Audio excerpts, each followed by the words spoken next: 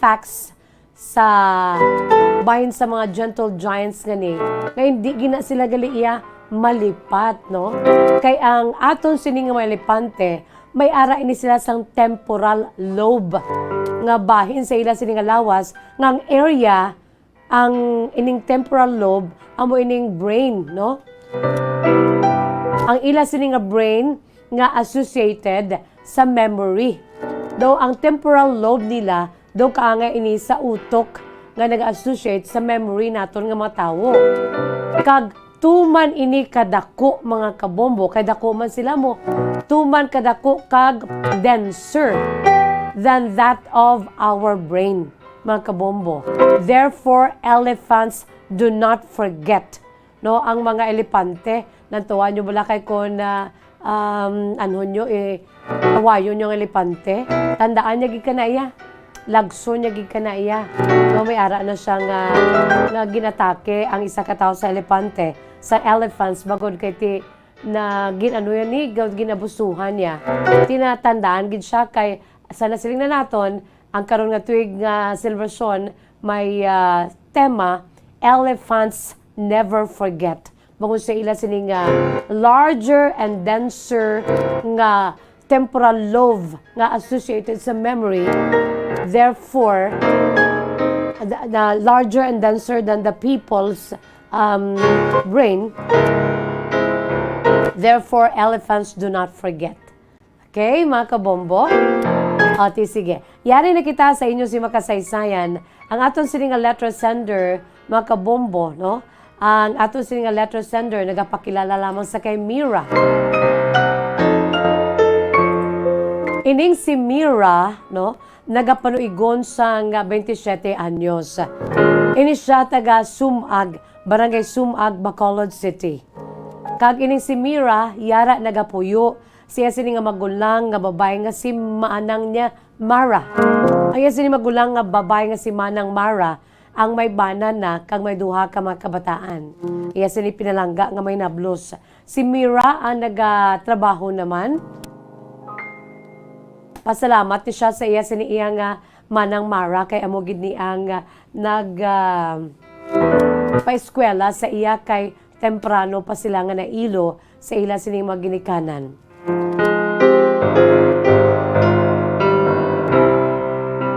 So ang kasaysay ni Mira, iya ginsuguran pinagi sa pagsiling Dear Miss Jazz.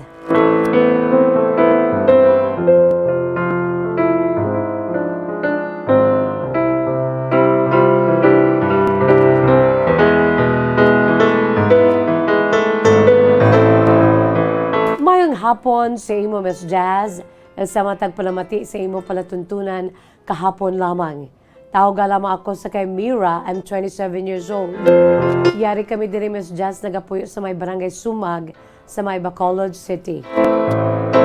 Sang time nga nailo kami sa akong sining magulang nga si Manang Mara. Duha man lang kami ka mag-ululutod Miss Jazz.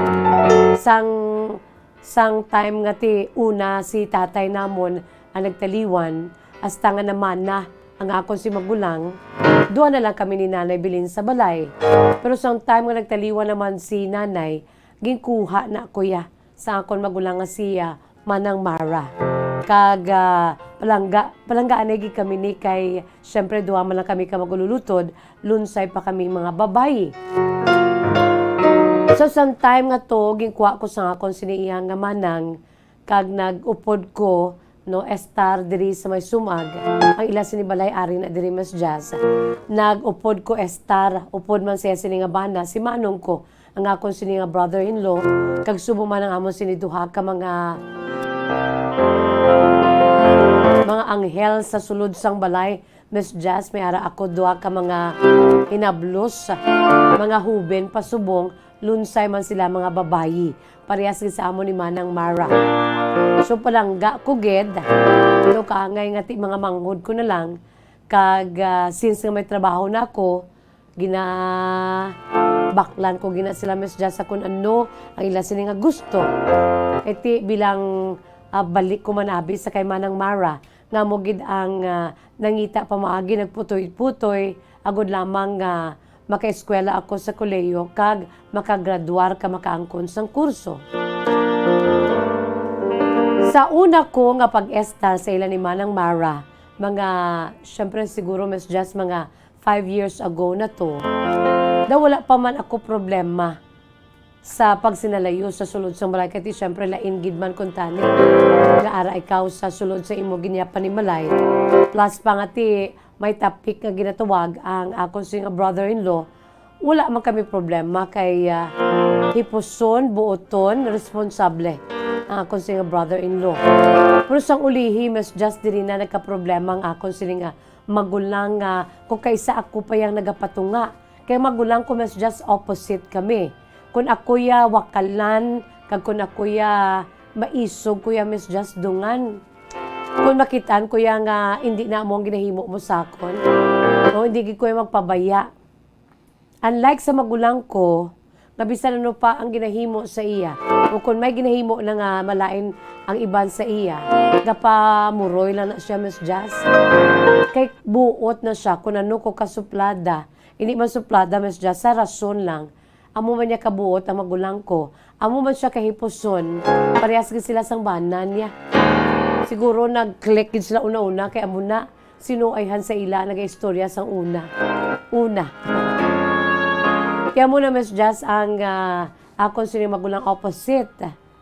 So, sometime nga nagka-problema na sila ni Manang. Kasi sila nga bana. Hindi ko lang pahingadlan niya sila nga bana. Mas just nagsugod malang sadtong naka-upod-upod siya sa iya siniyang bag-o nga mga barkada. Ang sadto ginaupod niya na mga barkada niya sang high school kag college. Kaya taga-dirigin niya sa may Bacolod ang pamilya sang akong sing brother-in-law. Kami na may Miss Jessie dito sa southern portion sa Negros. No, nagsaylo naman kami diri isang nakapamanang magulang ko kag nagtaliwan na ang akong si mga ginikanan, gikuha ko ni Manang. So, sometime nga to, ang akong siniyang brother-in-law, Miss Jazz, ang iya sinibarkada sang una at sang taga-dirigi bala sa college niya ang mga barkada. Daw okay, good influence gidya Miss Jazz. Kag laka lang na sila get together. Kung mag-get together sila kalabanan, dra pa na sa balay, nagainom-inom man eh. Pero, sang time nga nagtrabaho sa bag-o nga kompanya ang akong si brother-in-law, iti mapisan ng brother-in-law ko, Miss Jazz, in fairness, why giniset, wala agad sa maisaway sa iya kay ka-responsible, especially sa iya sila nga pagtrabaho. Pero sa uli, nagsaylo, ini siya company. Kaya may nag-offer sa iya, mas mayo, kay mas dako-dako ang sweldo. Kaya nagadako ng duwa namon, ang duwa nila ka makabataan, duwa ko ka mga inablos, mga babae pangadaan, idamo sang mga kinanglanon. So, ginduso siya or nag-desisyon siya nga magtrabaho sa iban na kompanya. Nami man mas just kati mas taas sa iya sinasweldo as sa gin-offer sa iya. Pero ang lain pa, kay may bag-o na siya subong mas just nga mabarkada nga upod niya sa iya sinibago nga kompanya. Ang iya sinimabarkada mas just mga palainom gid. Tiyang akon si brother-in-law, ang bayaw ko mas just or akon si brother-in-law, wala na siya naga-inom sang una. Wala man na nagalagaw. Wala man na nagakagabihan. Pero sa subong, mga lapit na guro mas just isa katuig. Kahit bago pa man lang siya sa iya sinitrabaho. Mga more or less 1 year na gidman. Ahay mas just. Dili nakatuon sa pag-inom sa mga hard drinks ng akong sininga magulang. Akong sininga brother-in-law.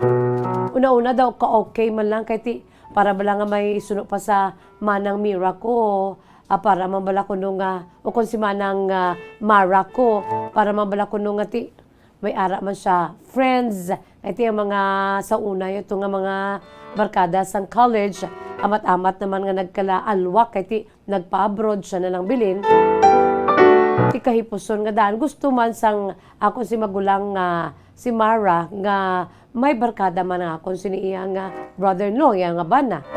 Ugaling unfortunately, kay ang iya sini nga bag-o nga mga nangin barkada upod niya sa trabaho, mga palainom gid Miss Jazz. Ti amo ni ginsuguran sang problema sang ako sini nga magulang nga bay. Nagaproblema siya bangod kay kon mag-abot nga hubog. Kaya hindi, una-una, hindi wala yaga inom mo. Pero sang ulihi, doon naanad na Miss Jazz. Kag pirmi na siya nagakagabihan. Nga before wala na nagakagabihan ng akong sini nga brother-in-law. Magabihan na siya kung makakadto sa mga parties, upod man na si Manang. Kadwa ka mga kabataan.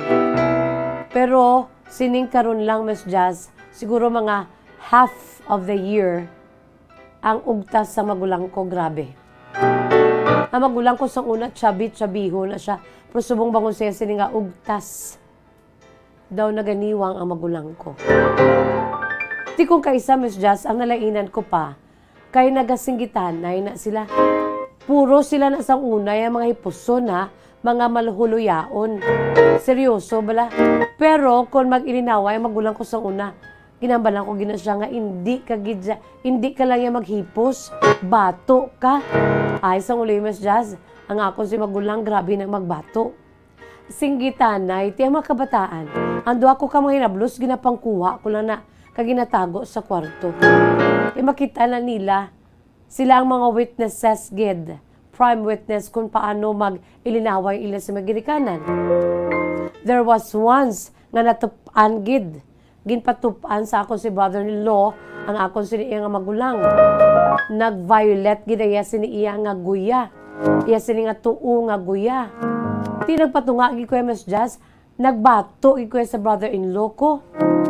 Singgitanay kami Jutayan niya malang ko kuntani nga patupan man, pero nagbato Kuya Miss Jazz. Dito kag daw naglain ang pagtata sa akon brother-in-law. Dugin dumta niya ko bala Miss Jazz, nga grabe ko gali magbato sa iya. Siyempre, tindugan ko yung pagkamangod ko, utod ko na iya, palangga ko na. In fairness sa iya, ano ko ni, tahado ko ni si Miss Jazz. Sa una, wala pa siya sang bisyo sa pag-inom na gatahagi ko ni sa brother-in-law ko. Kay tihipuson kag seryoso. Pero mabuot siya. Kag palangga niya ko sa una. Pero sang time nga nag-ilinaway kami, nakasabat ko sa iya, mabato gid ko, gimpunggan ko gid nga mapatupan niya liwat ang magulang ko. Dutayan niya man lang ko mapatupan, pero nagbato gid ko Miss Jazz. Siya pa ya ang nasakitan sa akon. Kaya siling ko hindi kuya.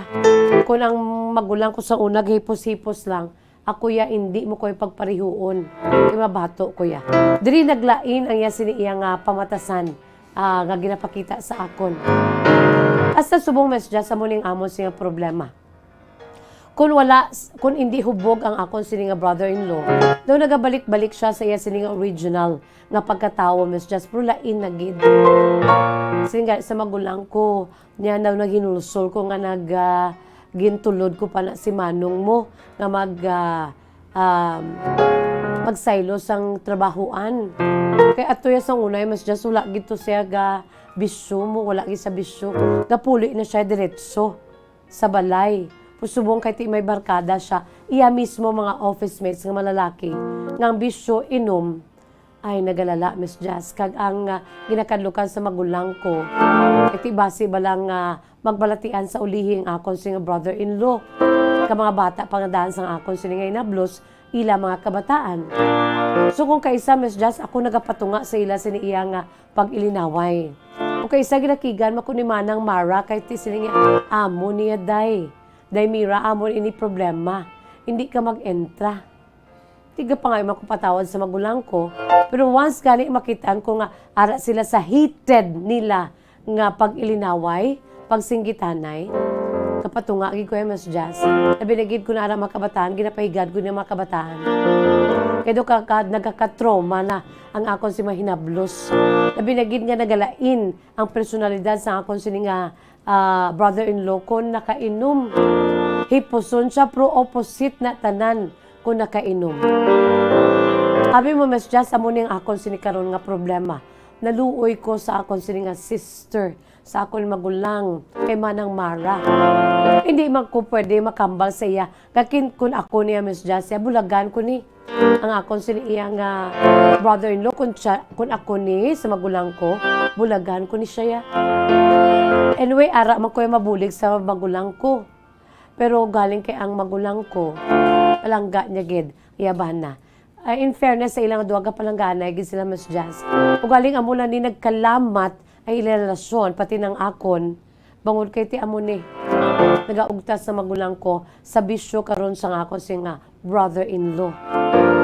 Miss Jazz, nagsulat ako, agod nga makapulo pa utwas, makapangayo man sa gamay nga laygay sa imo palatuntunan. Kabay pa, Miss Jazz, nga makatagmay ni sa leksyon kay inspirasyon ang akon sini kasaysayan. Although this is not mine, pero iya ini sang akon magulang nga babayi, ako si brother-in-law. Kabay pa, Miss Jazz, nga makuhaan man ini sa leksyon kay inspirasyon ang tagpadala si Mira, 27 years old, sang barangay Sumag, Bacolod City. Well, Mira, no, una sa tanan salamat gid sa imo sinimatahuman nga kasaysayan, no. Although nga ka sort of disappointing, no, kay unlike before, no, suno pa sa imo daw okay gid ang pagsinalayo. Ay mo si brother-in-law bisan hiposon, no, kay may kaugalingon nga kalibutan, but responsible and caring sa imo as his sister-in-law. So, ikaw da nga naglumon, why gigid problema. No? Kag, you have your own job also. No? Wala ka man problema. Hindi ka kung sa ano pa malipot nga pulong, hindi ka pa bigat sa ila. Pero ang subong, ang problema, kay ti amo ni. Tutuod ginabala, no? Bombo Michael, mga kabombo, makarelate kay kamo sini. Ang isa ka tawo, once nga makaupod, no, sang isa ka tao nga okay lang na kon good influence, but if it is BI or bad influence, that na magka-problema, no? Amo man abla sa mga grupuhay, no? Although nga ti kon grupo ya you accept, no? You accept the barkads of who they are, no? That is why grupuhay kamo, no? Wala kamo ya naga plastikan na kung sino ka amo gina. That is why may ara kita old adage, no? Nga birds of the same feathers flocked together, no? Kaya isa lang kamo mo. Isa lang kamo ya kataman nyo kung sa ano pa. Ti amo man niyang imo sini iya nga brother-in-law. Unfortunately, barkada siya, which is upod niya gid sa trabaho nga hindi maayo ang influensya sa imo si brother-in-law. You know what? Ang addiction sa ginatawag mga hard drinks so kung sa pag-inom sa makahulubong ilimnon, budlay. Samtang nga nagadugay ang panahon, nagalala kung hindi matapna. Kag ma-rehab ang drinker. No, mga kabombo. Kabay pa, no, si imo Mira, no, nga maistoryahan ninyo si imo sinimanang Mara. Kaya violent na siya gani. No? Physically, gina-abuse na akong kay isang imo si magulang. Kay ikaw man, jutayan lang. Good for you, kay ikaw ya mabato, no? Although gabato naman yaw yawanay, ang imo si magulang, pero hindi siya pareha sa imo, yung mabato gid siya, no? Manumbag gid siya bala. Why not mangayo ka mo sang, you seek help, no? Especially professional help. Nga basi bala nga ang imo siniya nga magulang or brother-in-law, no? Ano na, hook na sa ginatuwag bala nga mga makahulubong ilimnon. Kag it has taken its toll sa iya siniya nga health, sa iya siniya nga paminatasan. Kaya ang tao nga yara sa influensya sa makahulubong ilimnon, nagalain ang batasan. Hindi na makapanumdum. Although makapanumdum ma siya, pero ti daw halog. Gauya-uya na. No, madala na siya sa iya siniya nga feelings. Ti ka muna dang kaluluoy. Seek professional, no? Help. O pwede man nga ipa-rehab ninyo ang imo sini nga brother-in-law, no? Istoryahan nimo, no? Istoryahan ninyo sa imo sini nga magulang. Kag kung sino pa da ang makabulig sa inyo. Kaya I'm sure imo brother-in-law needs, no, some help, no? Especially sa iya siniya nga bisyo ang pag-inom. Kagkabay pa, istoryahan ninyo nga tatlo, no? Kaluluoy mga kabataan, kaluluoy ka mo. Kagatagan man, especially ang imo sini nga magulang. No, may kaya kagapatunga ka, yung magulang mo gani na ano ka pa, no? Na ginsaway ka pa, pero i-remind mo magulang mo nga yara sa iyang liyave, no? To help sa iya sini nga bana or kinahanglan istoryahan. Gaan man siya sa ultimatum, konsigihon mo pa ni manaog kami di sa mga kabataan mo sa balay. Kaya hindi na ginam mo ay mo siniya. Kung tadlong iya si panguna-una, hambalon ninyo siya. No, istoryahon sang magulang mo si manang mara mo, iya si nga bana. Para nga makalikaw, no? Although upod niya gina sa trabaho, pero kung pwede palang masugat ang bana niya, sugaton nga hindi na makaupod mag-inom. Ang problema na diri kung hook na, no? And it needs some professional help kag ma-rehab. Pero kung wala pagidman, no, bantayan samtang nga tarong ang yasin panguna-una, ay kung di siya hubog, okay man lang siya. No, Mira, istoryahan ninyo po sa imo sini nga magulang kung anong mahimo ninyo as early as this. And don't forget to pray, no? Agaron mo magulang mo, pangamuyuan nyo ang inyo sini nga little family, pangamuyuan nyo ang imo sini nga brother-in-law, no? Iya sini nga bana. Because there's always power in prayer. Wala kita sa panahon makabombo, but before that, ari-anay nga aton si Words of Wisdom mo, aton si Words of Wisdom from the Holy Bible, and this is taken from the book of Joshua, chapter 1, verse 9. Ihambalon, i-share mo gini sa magulang mo si manang Mara, no, Mira, no?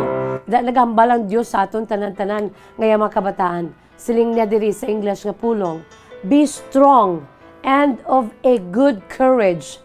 Be not afraid, neither be thou dismayed, for the Lord thy God is with thee, whithersoever thou goest. No? Be strong and take courage. Do not fear or be dismayed, for the Lord thy God, for the Lord thy God is with you, and his life and your life and his life will show the way, and his light will show the way, no? Magpakabakod kita.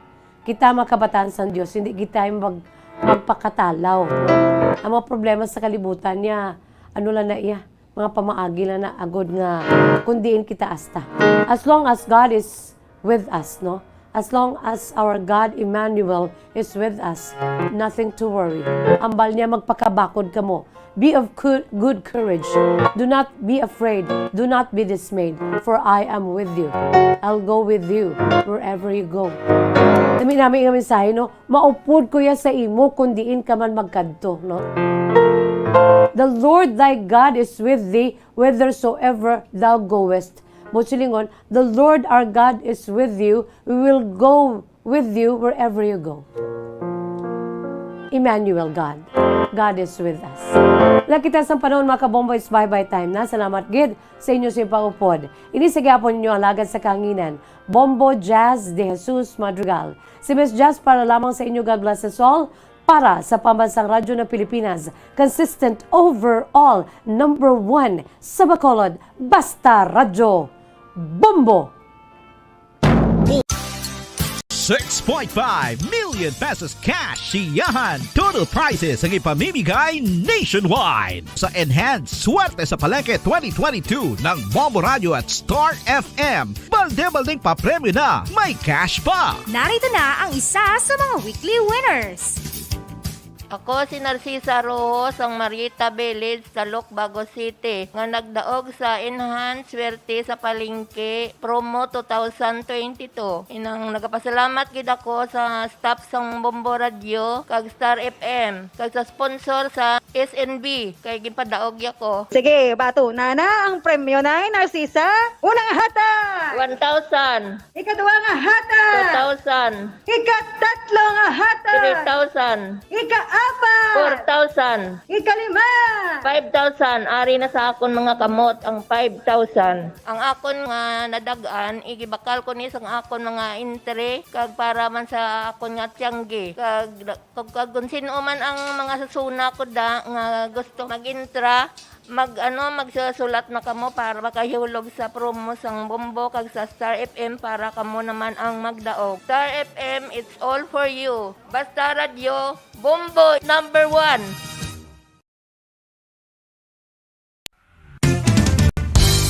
Kung ang ampang basketball amo ang mas ginakakunyagan naton nga mga Pilipino, apang salos tanan nga parte sa kalibutan, ang nagapanguna o kon most popular sports in the world, amo ang football, better known as soccer sa US kag Canada. Sunod sa latest world statistics sa sini nga tuig 2022, ang football amo ang nagapanguna ilabi na gid sa Europa nga nagadagat sa masubra 4 billion followers. May kantanan sa football, isa sa ginahulat sa mga football or soccer enthusiasts worldwide, amo ang FIFA World Cup. Sa ika-22 tuig sini nga paghiwat bilang Quadrennial International Men's Football. Ang pungsod Qatar sa Western Asia amo ang venue, the first World Cup ever to be held in the Arab world. Ang magpainit-init sa silaksang adlaw sa aga ang makadulot sa kaayuhan sang aton ikaayong lawas. Sunod sa madugay na nga pagtuon sa mga researchers worldwide, kalakip na diri ang American Academic Medical Center nga Mayo Clinic. Ilan na pamatudan nga ang sun o kung si Haring Adlaw amugid ang best source sang vitamin D. There's good reason why vitamin D is called the sunshine vitamin. Ang pamangkot, paano ang proseso sang pag-angkon sang aton lawas sang vitamin D? Well, ang process nagasugod sa tion nga exposed ang aton panit sa sunlight diri na kag mahimo ang vitamin D gikan sa cholesterol sa aton lawas. Ang ultraviolet o kon UVB rays nga yara sa silak sang adlaw magaigo ini sa cholesterol sa aton skin cells, providing the energy for vitamin D synthesis to occur. Magluwas sa baboy, baka kag manok, may isa ka karne nga sara nga mahimo alternatibo nga iserbe sa lamesa sa mga Pinoy kag ini ang rabbit meat o kon karne sang kuneho. Suno sa pagtuon, mas matinlo ini kag mas healthy kung ikumparar sa iban nga karne sang sapat. Ang rabbit meat ang sara nga lutuon sa pamaagi nga naanda na sang kadamaan, kaangay sang adobo, lumpia Shanghai kag lechon. Apang ano bala ang mga benepisyo sini sa ikaayong lawas? Ini ang mayara sang mataas nga porsyento sang easily digestible protein kag nagaunod sang jutay nga fat kung ikumparar sa iban nga sahi sang karne. Nagaunod man ini sang jutay nga calorie value sang sa iban kag almost cholesterol free ini. Gani makabig siya nga heart patient friendly. Mas jutay man ang sodium content sa rabbit meat, samtang mas madamo naman ang calcium kag phosphorus content sini.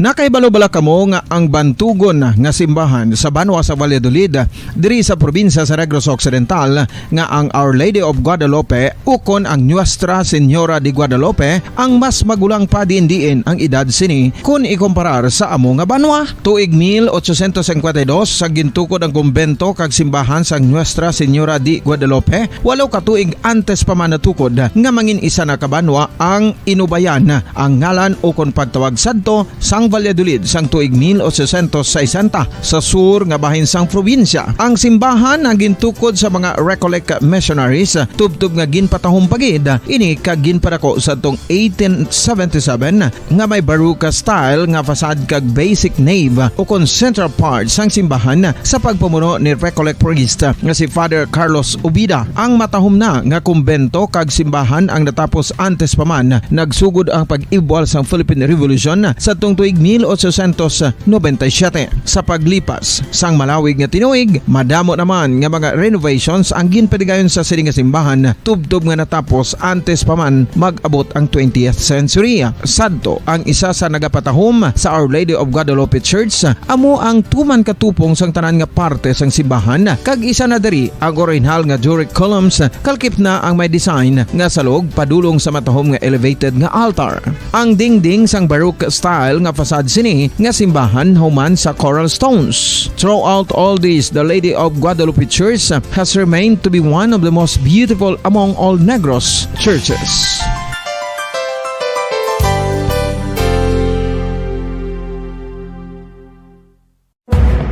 Madamos ang sahi sa pagpamasahe kag isa na diri ang foot massage. Magluwas sa relaxing feeling nga mahatag sini, nakaibalo-bala ka mo. Nga madamo man ini sa benepisyo sa lawas. Ang pagmasahe sang tiil ang maka-improve sang blood circulation. Bangod nagabulig ini sa pagtransport sang oxygen sa cells sang lawas. Nagapromote man ini sang mas maayo nga tulog, kag ginabulong ang sakit sa ulo, migraine, sakit sa liog kag likod. Nagapa-improve man ini sang modo kag nagabulig bato sa depresyon. Magluwas diri, ginapabilin sini nga healthy ang tiil kag malayo sa food problems. Bangod ginastimulate sini ang mga ugat diri kag ginabuhinan ang stiffness kag sakit sa dapa-dapa. Gani mga kabombo, maayo gid sa lawas ang foot massage.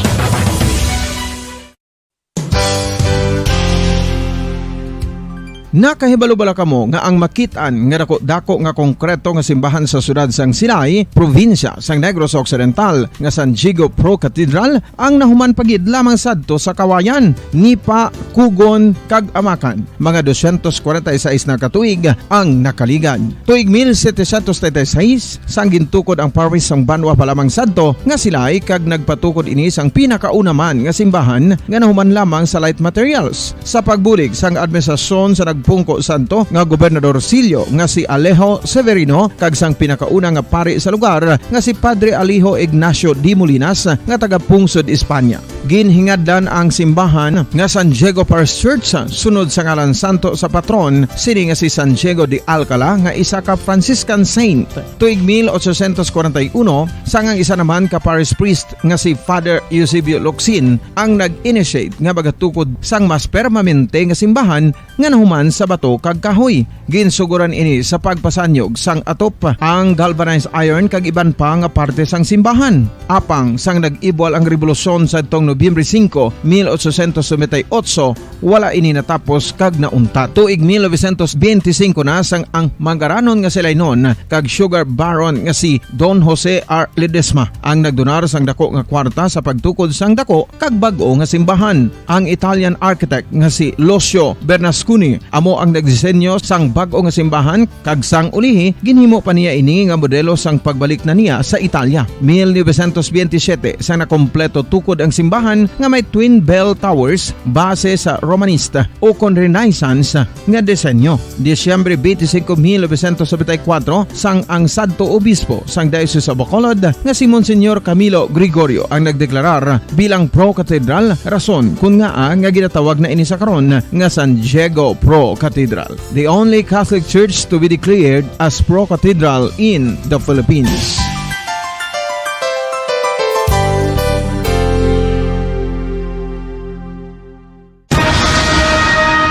Ang pagpanipilyo ang isa sa mga pinaka-importante nga tikang. Agod mamintinar ang matinlo nga hygiene sa isa ka persona. Apang makapilabala ka beses ini ginahimo sa isa ka adlaw.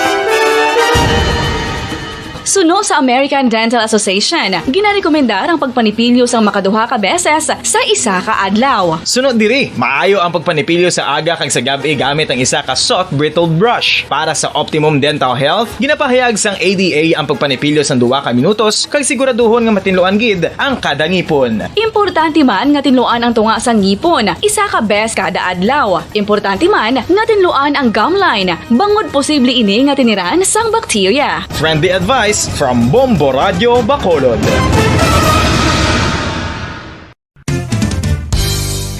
Ang 2022 FIFA World Cup natala na sa Nobyembre 21 tubtob Disyembre 18, 2022. 32 tanan ka mga teams gikan sa nakalinlain nga mga kapungsuran sa bugos nga kalibutan ang magapaindis-indis agud amo ang makakuha sang FIFA World Cup trophy nga nauman sa Bulawan kag ginakabig bilang one of the most expensive trophies in sporting history. Nga sa karon nagabalor sang 20 milyones dolyares. Sa baragtas ang sini nga hinampang, ang Brazil National Football Team amo ang may pinakadamo nga kampyonato nga nagdangat na karon sa 5. Samtang ang France amo ang most recent champion sa giniwat nga 2018 FIFA World Cup nga giniwat naman sa Russia.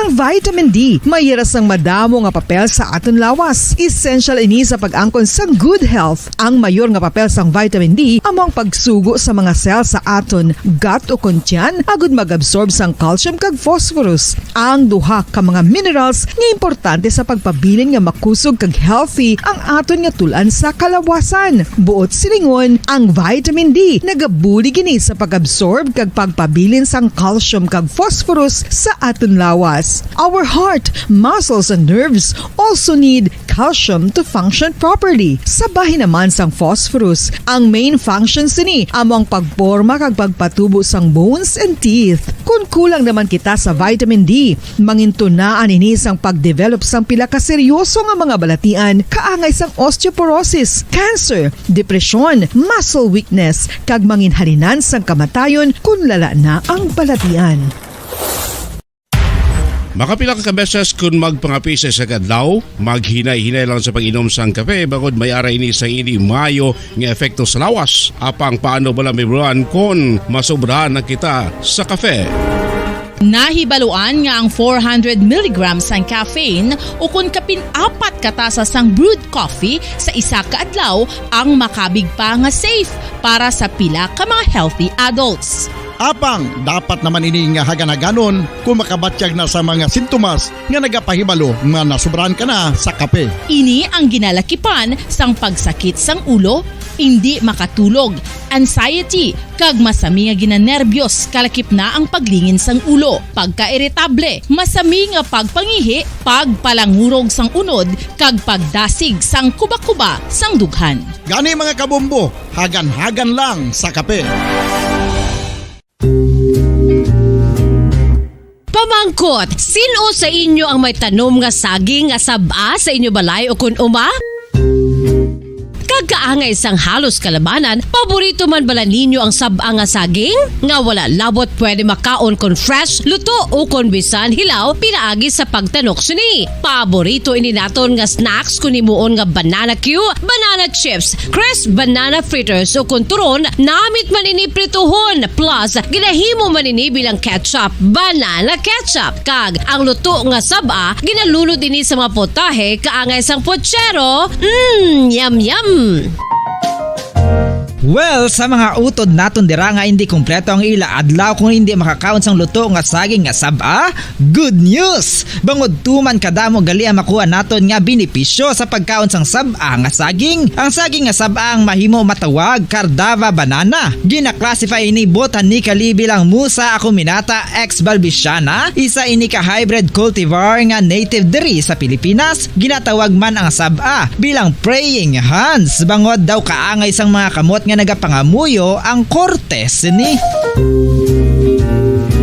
Iyari ang pila ka mga surprising health benefits nga mahatag sang saba nga saging. Number 1, manggaranon sa potassium ang saging nga saba nga kinahanglan sa aton lawas para sa pag-function sa mga nerve cells kag muscle cells. Kalakip na diri ang aton nga korason. Mas sa minaton mabatian nga kun daw malupog ang isa ka tawo, bangod nagapalang luya ang iyang nga mga tiil kag tuhod, ginapakaon ini sang saba nga luto, ang Cardava banana. Naghatag man ini sang mineral nga importante sa pag-regulate sa aton blood pressure, fluid balance kag makapaayo man sa aton nerve and muscle function. Uy, agud nga mapaiway ang pagbatsyag sang muscle cramps kada tapos exercise, magkaon sang saging nga saba to avoid cramps. Manggaranon man ang saging sang vitamin C kag B6. Kalakip na ang magnesium, potassium kag magnesium rich nga saba banana makabulig sa aton lawas to regulate healthy heart rate besides lowering blood pressure. Ang isa ka tawo nga palakaon sang sab-a nga saging nagalubo ang risgo nga magkabalatian sa korason. Sa karon nga may pandemic, mapuslanon gid ang pagkaon sang sab-a nga saging bangod napamatud-an nga makapaboost ini sang immunity bangod sang ginaangkon nga high concentration sang vitamin C sa pagpamahaw kun aga upod ang pagkaon sang saging makapa-kickstart ini sa aton nga immune system kag makaamlig sa aton nga lawas batok sa mga infections dala na ang pagpabakod sang antioxidant sa aton nga lawas gani wala labot sang apple mahimo man mahambal a banana a day keeps the doctor away and does your body a bunch of good.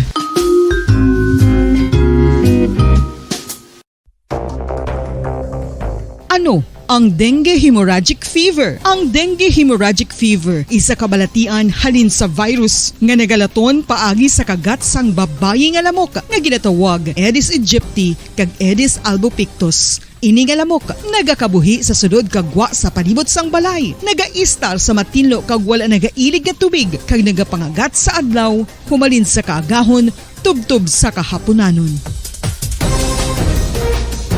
Paano makaangkon sang dengue ang isa ka tawo?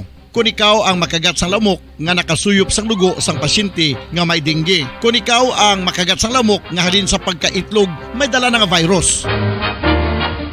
Ano ang mga palatandaan o kung sintomas sang dengue? Hinali nga hilanat nga nagadugay sang duha, tubtob 7 ka adlaw, bleeding o kung pagdugo sang ilong, panit o kung baba, kag pagsuka o kung paghigko nga may dugo, sakit sang ulo, pagpalangluya, pagdula sang gana sa pagkaon, sakit sa tiyan kag pagpalanakit sang tutunan, pagpalamula, rashes, syaka, pagpalangyami, pagpalamugnaw, pagpalanglapsi, pagpalangitom, pagdasig apang mahina nga pulso, pagkalipong, pagsalasala o kun delirium.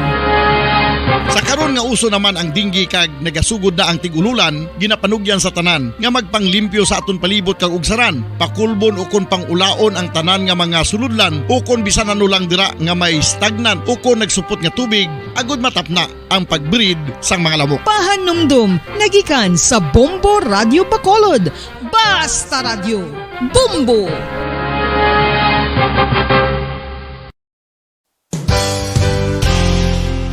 Isa sa mga makabig heritage churches diri sa probinsya sa Negros Occidental amo ang Our Lady of Peace Church o kun Nuestra Señora de la Paz nga yara makitaan sa Dalan La Paz, siyudad sang La Carlota. 1870 sang ang ini nga simbahan isa lamang sadto kakapilya nga nahuman sa Kugon kag Kawayan. 1873 sang si Father Eustaquio Casgaro amo ang nagpungko bilang pinakauna nga pari sa Banwa pa lamang sadto nga La Carlota, tubtob nga ringin parokya na gid ini sadtong 1876. Sang pagkasunod nga tuig 1877 sang nagpungko naman si Father Andres Torres bilang first Recollect Parish Priest sa amo nga simbahan. Si Father Torres amo gid ang nagsugod kag nagsupervise sang pagtukod sang dako na nga simbahan sa Romanesque architectural design nga nahuman sa red bricks gikan sa Banwa pa lamang sadto sang silay kag puti nga coral stones nga ginkuha naman sa isla sang Guimaras. Gintapik ini nga mga material pinagi sa lime nga ginmixklahan sang itlog sang pato. Apang bangod sa natabo nga Philippine Revolution sadtong 1898 wala gid lubos nga natapos ang ini nga simbahan. Apang sang Enero 23, 1936 sa pagpamuno sang nagpungko sadto nga duha ka Recollect priests nga sanday Father Abondio Frias kag Jose Cuesta ginpatigayon ang blessing sa human na nga simbahan sa idalom sang patronage sang Our Lady of Peace. A unique feature of the Our Lady of Peace Church are its massive arched windows that reveal the thick walls of the church.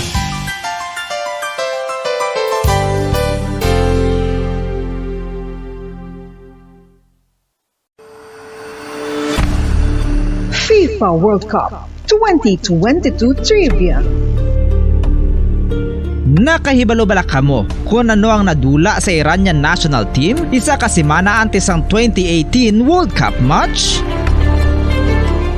Pagkatapos nga mag-withdraw ang US sa Iran nuclear deal, kag-restore ang mabugat nga economic sanctions sa pungsod Iran. Ang Nike nagpagwa sang pahayag nga bilang sanction ini nagakahulugan bilang isa ka US company hindi na sila makaprovide sa mga sapatos sa mga humalampang sang Iran national team sa among nga tion. Kung sila mag-violate sang sanction, ang Nike executives mahimo mapamatbatan sang criminal penalties tubtub sa $1 million ukon pagkapriso sa sulod sang 20 ka tuig. FIFA World Cup 2022 Trivia. Mga carcinogenic foods o kuntigi nga mga pagkaon mangintunaan sang cancer. Nakahibalo bala kamo nga ang mga tigi o konsunog nga parte sang pagkaon kaangay sang barbecue kag inasal makabig nga carcinogenic o kon mangintunaan sang pagtubo sang cancer sa aton lawas. Kung naghambal kita carcinogen o kung carcinogenic, amoy ni ang substance, radionuclide o kung radiation nga nagapapromote sang carcinogenesis o kung pagporma sang cancer. Madamo ang mga carcinogenic foods nga nangin paborito naton. Kaangay sa mga processed meat, overcooked foods, kag mga fried foods like french fries. Abaw! Ang paborito ta nga pork barbecue kag chicken inasal. Nga gina-request tagid nga well done ang pagluto o kung ginapatigi-tigi tagid. Makabig nga carcinogenic, processed meat, overcooked foods, and fried foods may increase risk of some types of cancer. Ang mga chemical nga ginausal sa processed kag cured meat, kaangay sang nitrates nga isa ka food preservatives para sa bacon, subong man sausages kag ham, mahimo makaproduce man sang carcinogens. Wala labot sa mga carcinogenic foods, mayara man nga ginatawag non-radioactive carcinogens nga mangintunaan man sang cancer. Kaangay sang paghaklo naton sang asbestos kag aso sang sigarilyo. Gani, likawan gid ang pagkaon sang batok o kon sunog nga pagkaon.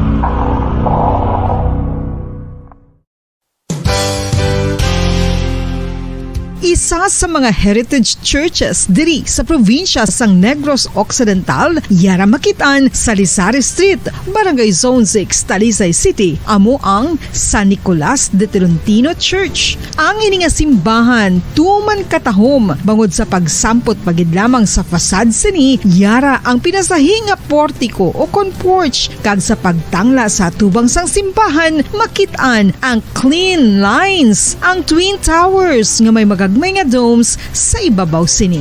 Sa pagsulod sa simbahan, mapawaw ka sa disenyo. Tastefully designed and preserved, the church's interiors have avoided the catastrophic fate of misguided renovations. Sa pagpadulong amat-amat pakadto sa altar, magatampad naman sa imo ang mahogany colored altar nga gindekorahan sang gilt curvings nga amo ang ginabutangan sa tunga sang santo patron sang simbahan nga amo si San Nicolas de Tolentino, isa ka Italian saint kag mystic. Sa wala kag tuo, yara ang imahe ni San Ezekiel Moreno kag San Rafael kag sa ibabaw yara si Hesu Kristo. Samtang makitaan ang kapinasahi sang pattern sang salog sang San Nicolas de Tolentino sa Talisay. Bangod sa design nga checkerboard nga itom kag puti nga kunlantawon may pleasing contrast sa dingding sang simbahan. Makitaan man ang rows of iron chandeliers nga madamo nga nagalinyada sa atop sang simbahan nga nagahatag sang kasanag sa palibot,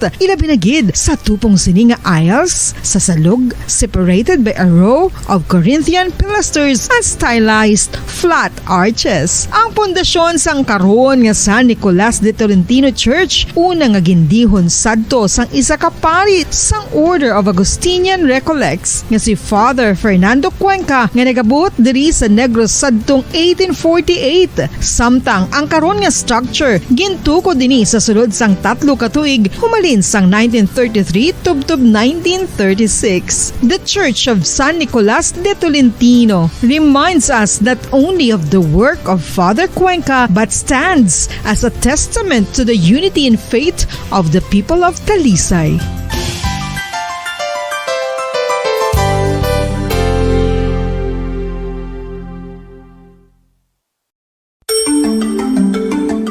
Matapos nga nagbalatian ang bugos sa kalibutan dulot sang coronavirus disease, isa naman sa karon kabalatian ang bulos sa ginakahadlukan worldwide, ang monkeypox.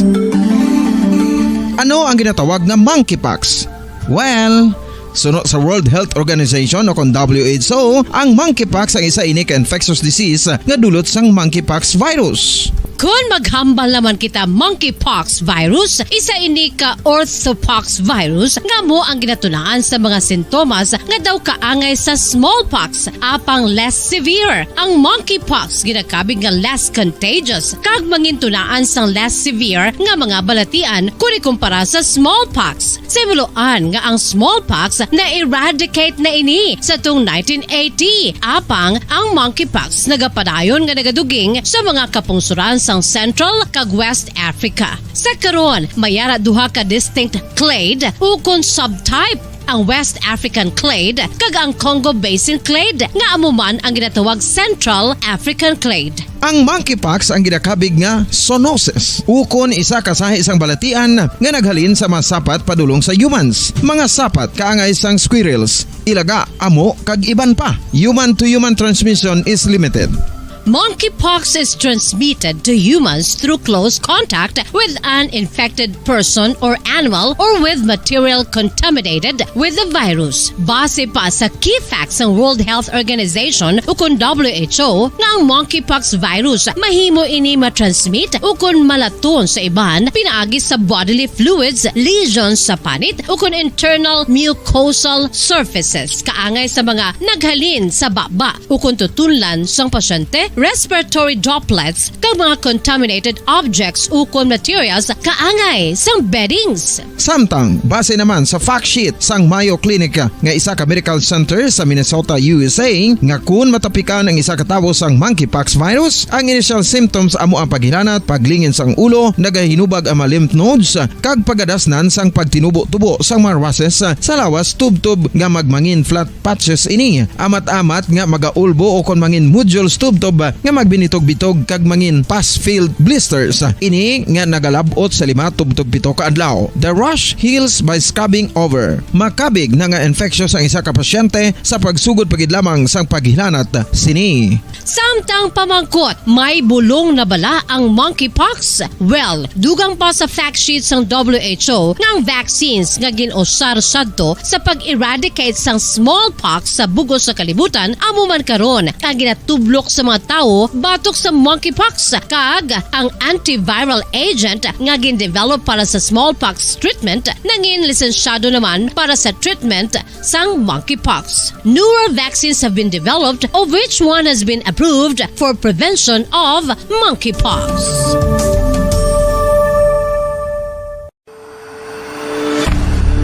FIFA World Cup 2022 Trivia. Sa din balalabing una nga ginpatigayon ng World Cup. Ang 11 nga FIFA World Cup ang ginpatigayon sa Uruguay sa Hulyo 13, 1930. Sa final round, ang host kag pre-tournament favorite nga Uruguay ang nagluto sa Argentina sa score na 4-2 sa atubang sa manuglantaw nga nagalapot sa 68,346. FIFA World Cup 2022 Trivia. Luyag mo bala mga kabumbo nga mapanubo ang imo nga bugat? Nakasiguro ka bala nga nagakaigo ang imo nga pamaagi? Isa sa masami nga ginahimo sang iban nga mga luyag pagpanubo sang bugat amo ang starvation diet ukon pagpagutom. Ini ang hinali nga pag-utod ukon pagpanubo sang intake sang calories sa ginakonsume sa kada adlaw. Ginapinsar sang iban nga epektibo ini nga strategy sa madasi nga pagpanubo sang bugat. Apang nakahibalo bala kamo nga ang hinali nga pagbaylo sang pinaagi sang pagkaon ang makatuga sang suli nga resulta? Naibaluan nga ang pagkaon sang tuman kadyutay o kon pagpagutom ang hindi maayo nga ideya kag ini ang makatuga agud nga magdako na gid ang bugat. Suno sa mga doktor, ang pagbalansi sang pagkaon sang manubo sa calories nga diet ang pinakaepektibo nga makabulig agud mapanubo ang bugat. Ano Ano-ano ang mga pagkaon nga makakuha kita sang vitamin D? Well, pila sa mga ini ang mayara sang significant amounts sang vitamin D nga mahatag sa aton lawas ginalakipan sang cod liver oil, swordfish, salmon, canned tuna, beef liver, egg yolks kag sardines. Uy, ang sardinas! Samtang gina-advise nga nagakadapat gali nga kauno naton ini o kung i-consume naton nga ini nga mga pagkaon sa halos matag-adlaw nga tanan agud nga makaangko na naton lawas sang enough vitamin D. Outdoor direct sunlight skin exposure of the face, arms and hands for 5 to 10 minutes 2 or 3 times a week combined with vitamin D supplements is required to ensure vitamin D sufficiency. Gani, ano pa ang ginahulat ninyo? Magwa na kun aga kang magpainit-init o kung magpabalhas samtang naga-ulo exercise bagod maayo ang dulot sini sa aton ikaayong lawas. Sa tuman ka kapoy, pag-abot sa balay, kung kaisa nagkakatulugan na lang ang isa ka persona. Apang sa babayi antes magdulog, may mga ritual pa nga dapat himuon ka nga isang paghukas sang makeup. Ano ini ka importante? Ang pagkakas sang makeup kag pagpanghilam o sang guya antes magtulog ang maayo para sa panit bangod ginakakas sini ang mga cosmetics, impurities kag higko sa surface sang skin nga makatugas sang iritasyon o kung pagpadasig sang pagtigulang sini kung hindi mahimo. Ginabuhinan man sini ang risgo sa pagdevelop sang pimples, pagpula sang guya, blackheads kay iban pa nga size sang blemishes. Naga-promote man ini sang cellular renewal paagi sa paghukas sang dead skin. Importante ang paghukas ang makeup bangod ginapahanugutan sini ang panit nga makaginhawa. Ano ang masami nga rason sang pagsakit sang aton tiyan? Ang pagsakit sang aton tiyan, ang bangod sa sahi sang pagkaon nga aton masami ginakaon. Suno sa oncologist nga si Dr. Isaac David Ampil II, ang masami nga pagsakit sang tiyan ang bangod sa hyperacidity. Suno diri, ang pagsaka sang acid ang nagatuga sang pagsakit sang tiyan. Ini ang ginatumod nga sinisikmura o kung stomach ache. Ang usual nga ginatunaan sini amo ang pagkaon sa mga pagkaon nga mataas sa acid content. Kaangay sang citrus fruits, kag labaw sa tanan, ang spicy food. Ang iban nga sources amo ang alcohol, coffee, kag masami ang pagpagutom. Ang stomach pain, ang bangod man kung kaisa sa ulcer kung sa diin ginadigest sang acids ang lining sang stomach. Apang agud masiguro ang gintunaan sang stomach pain, mas maayo nga magpakonsulta sa doktor. FIFA World Cup 2022 Trivia. Ano ang pinakadasig nga time o kon oras nga naka-goal sa World Cup history? Ang Turkish soccer legend nga si Hakan Şükür ang nakascore batok sa South Korea sa 2002 World Cup bronze medal match. 10.6 seconds pagkatapos sa opening whistle. Yes, 10.6 seconds. Amoy na kadasig mga kabombo. FIFA World Cup 2022 Trivia. Masami nga ginalakot sa madamo nga mga pagkaon o kon mismo ginasudaan sang madamo nga mga Pilipino ang salted egg. Ang salted egg ang nahibaluan nga masamihimo sa itlog sang bibe. Ang 50% nga mas madamo ang unod nga calories sang sa itlog sang manok. Kag ini ang nagaunod man sang pila ka mga essential nutrients. Ang calorific content sang itlog sang bibe ang nagikan sa protein, fat, kag carbohydrates. Ang protina nga makita sa itlog ang isa kasahi sang high quality protein kung sa diin ang kada isa nga itlog sang bibi ang makitaan sang 9 grams sang protein. Samtang ini ang nag-unod man sang 9.6 grams sang fat kag 1 gram sang carbohydrate. Ang nasambit nga mga nutrients ang makabulig agud nga ang lawas ang makaproduce sang energy. Mas mangin maunod kag masuportahan ang bilog nga ikaayong lawas kaangay sa muscle, panit, buhok kag iban pa. Mga Mga kabombo, ilabinagid sa mga kababainhan. Kung ikaw magtulog, nagasuksok ka bala sang bra o kung wala. Madamo ang mababayi ang wala nagasuksok sang bra kung sila ang magtulog. Magluwas nga ini ang komportable para sa ila, isa sa mga rason kung nga madamo ang wala nagasuksok sang bra kung magtulog, amo ang kahadlok nga makaangkon sang breast cancer. Kangawa nga hindi magdako kag mapunggan sini ang pagkupos sang dughan. Apang suli sa ginapatihan sang kadamaan, wala sang medical evidence nga nagapamatuod nga malain ang pagsuksok sang bra. Depende sa kadakuon sang dughan. Ang pagsuksok sang bra ang makalimit sang breast movement nga makabulig sa pagpamagaan sang breast pain kag nagatuga pa sang mas komportable nga pagtulog. Bangod wala sang major benefits ang pagsuksok sang bra samtang nagakatulog, wala man ini sang major negative nga konsekwensya. Ang importante, matinlo kag masami ini nga ginalabhan agon nga malikawan ang mga skin issue tugasang balhas kag bacteria.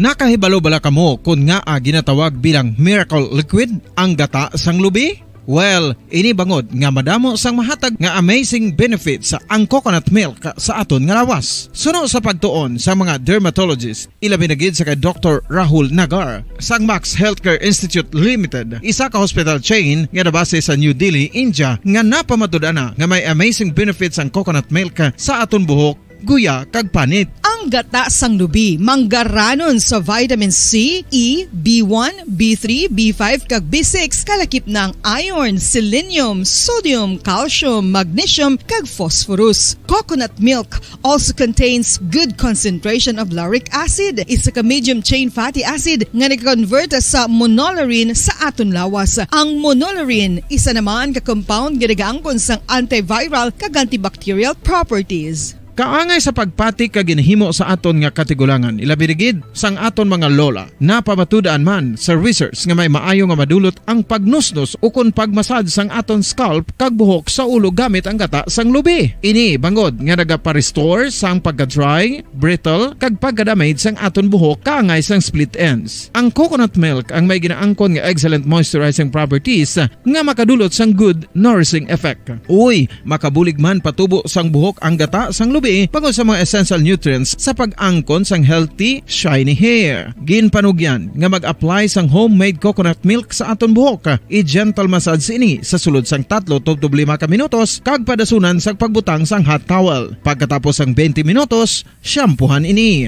Samtang maayuman nga makeup remover kag facial scrub ang coconut milk upod sa olive oil. Hindi lamang nga ginatinuan sini ang aton guya, ginanourish man sini ang aton skin deeply. Apang, importante nga pahanumdum. Rub it gently. Maayuman nga cleanser ang gata sang lubi, bangod may antibacterial properties ini, makabulig sa pagtapna sang pagtubo sang punggod kag acne sa aton guya. The fats in coconut milk do not clog pores, thereby preventing acne. Samtang ang gata sang lubi epektibo man sa paghatag sang alibyo sa sunburns bangod sang ginaangkon nga anti-inflammatory properties sini. Ang coconut milk napamatud-an nga makapaayo man sa mga skin ailments bangod sang excellent moisturizing effect sini sa dry skin conditions kaangay sang eczema, dermatitis kag psoriasis. Ang natural fatty acid sa gata sang lubi ang makabulig sa dry kag irritated skin, kalakip na nga ginakakas sini ang mga harmful bacteria sa aton panit. Ano pa ang ginahulat nyo? Maggamit na sang homemade nga coconut milk for it really works wonders. Ang alom ang normal nga makitaan sa panit sang isa ka tawo. Apang paano bala mabalaan ko ng isa ka alom cancerous? Ang normal nga alom ang nagaduag sang brown, tan o kon black spot sa panit. Posible ini nga flat kung nagabukol kag masami man ini nga bilog o kon oval. Mayara man sa mga alom nga yara na nga daan humalin sang ginbunag ng isa ka tawo, apang kalabanan sa mga ini ang nagatubo sa mga bata. Kalabanan sa mga ini ang harmless, apang importante nga mahibaluan ang pagbago sa mga alom kaangay sang kadakuon, shape, duag, kag texture bangod posible ini nga senyales nga nagadevelop ang melanoma. Isa sa mga senyales ang melanoma, ang bag-o nga spot sa panit o kun ang spot nga nagalain-lain ang size, shape kag duag. Importante man nga senyales kung ang spot ang mas lain sang sa iban nga alom sa panit. Kung may makitaan nga amo sini nga warning signs, dapat magpasikyar na sa doktor.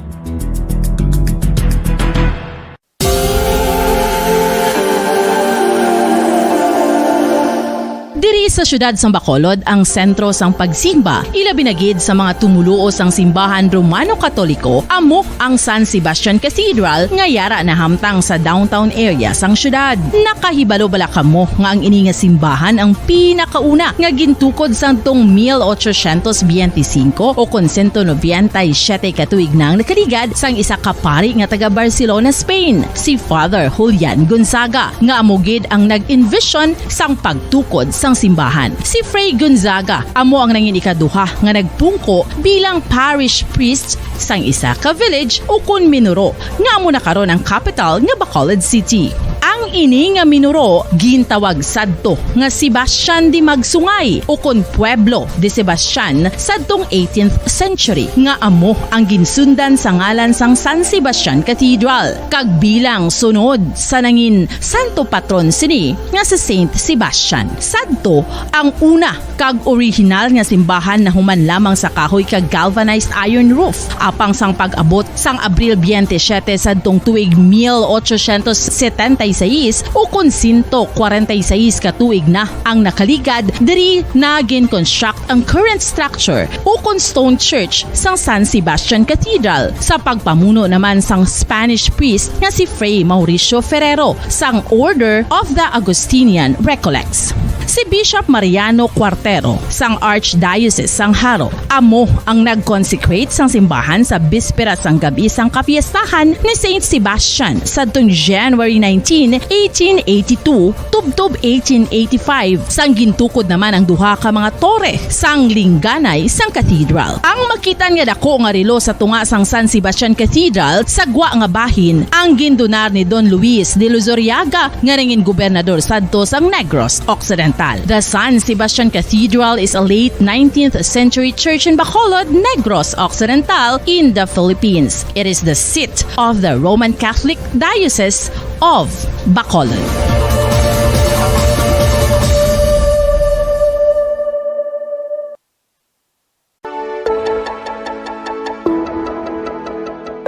Luyag mo bala nga mabuligan ang imuguya nga magmangin mahining ukon makaangkon sang top of the line highlighter nga pwede lamang maangkon na sa sulod sang balay. Huo mga kabombo! No fancy skincare products, no messy do-it-yourself masks, kag ini ang pinaagi lamang sa ice cubes nga madamo naman ang nagahimo sini kag nagahambal nga epektibo ang ini nga beauty regimen kag skincare tip. Suno sa mga dermatologist, makabuligid ang pagnusnos sang ice cube sa aton guya adlaw-adlaw. Ang ice makadulot sang pagpahugot sang aton panit sa guya bangod gina constrict sini ang mga blood vessels diri. Rason nga nagakipot man ang mga pores kag wrinkles sa aton guya. Nagapakupos pa ini sa mga inflammations kaangay sang eye bags kag pagpalangharok sang aton mga mata. Ang pag-rub sang ice cube sa aton guya makahatag sang soothing effect kung may nagatubo nga acne. Kag ang kabugnaw sang ice nagapapana sang pagpalamula sang panit dulo sang dalalagko nga mga punggod nga nagatubo kalakip na ang sunburns kag rashes. Makabulig man ang pagnusnos ng ice cube sa aton guya sa pag-reduce sa mga aging signs kaangay sang fine lines kag wrinkles ukon pagkurinot sang panit. Ini bangod nga ang coldness sang ice nagabulig sa pagpahugot sa mga pores sa aton panit, making your skin look firmer and younger. Apa ang importante nga pahanumdum, kung mag-rub o kung magnusnos ang ice cube sa guya, dapat inanay lang kag in circular motion for best results. Makaisa man lang ka best kada adlaw, dapat nga mag-apply sang ice cube sa guya. Gani, ano pa ang ginahulat mo? It's time for Ice Ice Baby! Kung ang ampang basketball amo ang mas ginakakunyagan naton nga mga Pilipino, apang salos tanan nga parte sang kalibutan, ang nagapanguna o kon most popular sports in the world, amo ang football better known as soccer sa US kag Canada. Sunod sa latest world statistics sa sini nga tuig 2022, ang football amo ang nagapanguna ilabi na gid sa Europa nga nagadangat sa masubra 4 billion followers. May kantanan sa football, isa sa ginahulat sa mga football or soccer enthusiasts worldwide, amo ang FIFA World Cup. Sa ika-22 ka tuig sini nga paghiwat bilang Quadrennial International Men's Football. Ang pungsod Qatar sa Western Asia amo ang venue, the first World Cup ever to be held in the Arab world. Ang magpainit-init sa silaksang adlaw sa aga ang makadulot sa kayuhan sang aton ikaayong lawas. Sunod sa madugay na nga pagtuon sa mga researchers worldwide, kalakip na diri ang American Academic Medical Center nga Mayo Clinic. Ila na pamatudan nga ang sun o kung si Haring Adlaw amugid ang best source sang vitamin D. There's good reason why vitamin D is called the sunshine vitamin. Ang pamangkot, paano ang proseso sa pag-angkon sang aton lawas sang vitamin D? Well, ang process nagasugod sa tion nga exposed ang aton panit sa sunlight dili na kag mahimo ang vitamin D gikan sa cholesterol sa aton lawas. Ang ultraviolet o kon UVB rays nga yara sa silak sang adlaw magaigo ini sa cholesterol sa aton skin cells, providing the energy for vitamin D synthesis to occur.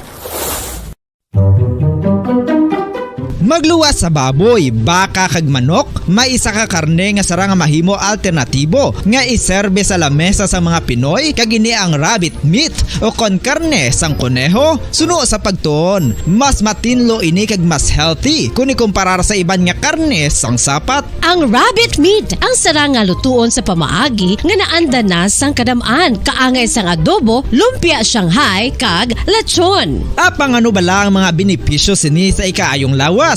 Ini ang mayara sang mataas nga porsyento sang easily digestible protein kag nagaunod sang jutay nga fat kung ikumparar sa iban nga sahi sang karne. Nagaunod man ini sang jutay nga calorie value sang sa iban kag almost cholesterol free ini. Gani makabig siya nga heart patient friendly. Mas jutay man ang sodium content sa rabbit meat, samtang mas madamo naman ang calcium kag phosphorus content sini.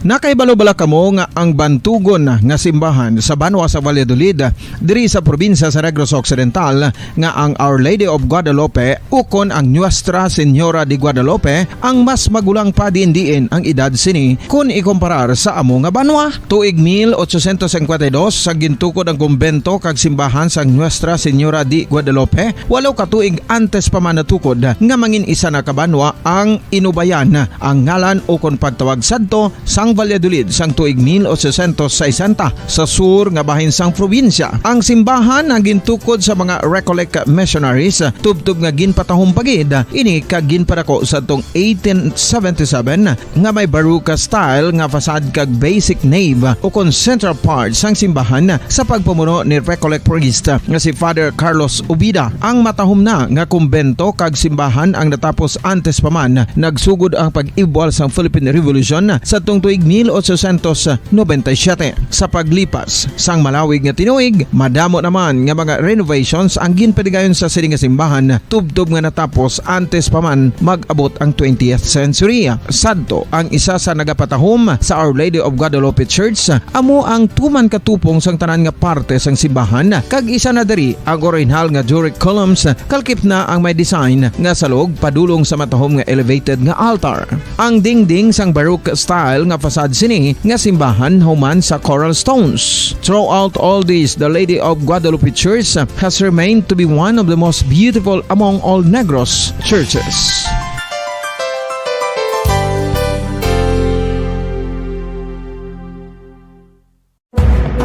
Madamos ang sahi sa pagpamasahe kag isa na diri ang foot massage. Magluwas sa relaxing feeling nga mahatag sini, nakaibalo-bala kamo. Nga madamo man ini sa benepisyo sa lawas. Ang pagmasahe sang tiil ang maka-improve sang blood circulation. Bangod nagabulig ini sa pagtransport sang oxygen sa cells sang lawas. Nagapromote man ini sang mas maayo nga tulog, kag ginabulong ang sakit sa ulo, migraine, sakit sa liog kag likod. Nagapa-improve man ini sang modo kag nagabulig bato sa depresyon. Magluwas diri, ginapabilin sini nga healthy ang tiil kag malayo sa food problems. Bangod gina-stimulate sini ang mga ugat diri kag ginabuhinan ang stiffness kag sakit sa dapa-dapa. Gani mga kabombo, maayo gid sa lawas ang foot massage.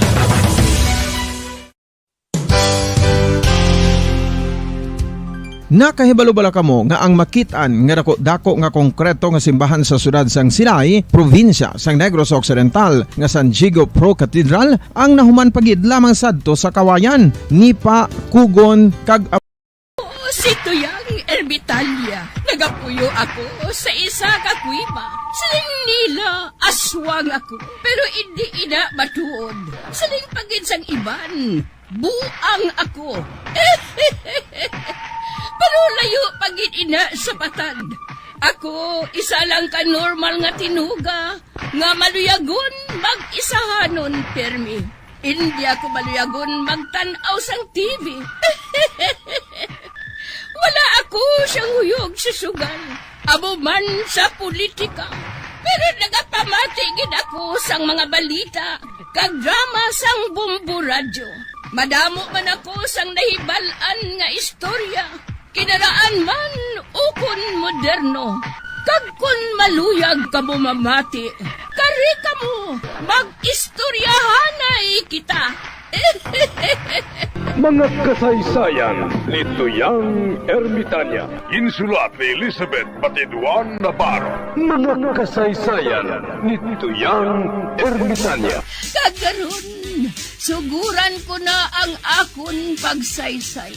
One day, isasadto ka adlaw sa pagsugod gid sang akon kasaysayan.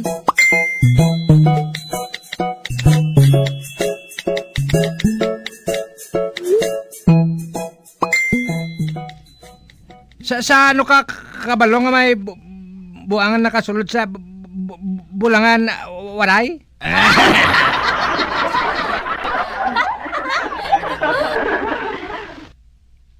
Oh, sabta. Daw sa kapila ka naman sila makapamangkot? Sabta lang hindi ka kabalo how? Hindi. Ako kabalo ko.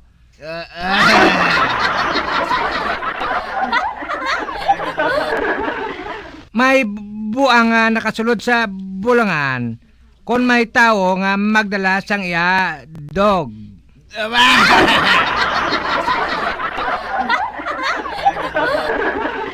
Dog? Ano niya ang dog? Bulang.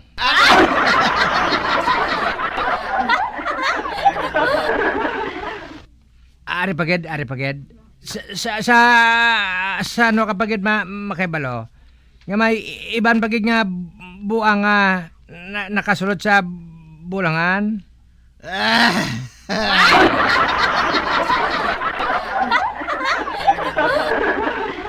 Sabat ari-aryo. Kung magpusta sila sa ido.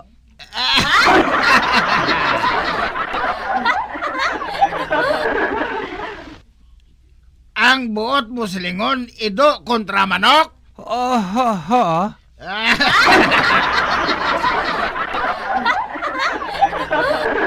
Ari pagid. Sa ano kapagid makaibalo? Nga may sindikato nga nakasulod sa bulangan? Ambot. Kung magdaog ang ido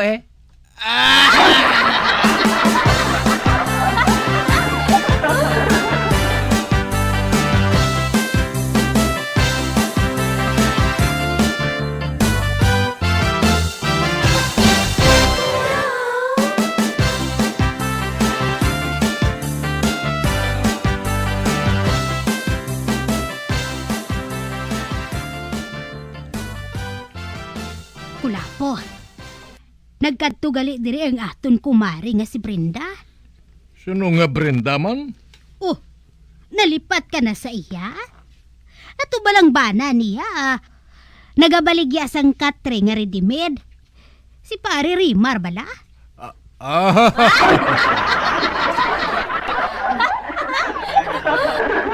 Husto na. Nadumduman ko na. May anak sila nga si Luningning? Oo, amo na.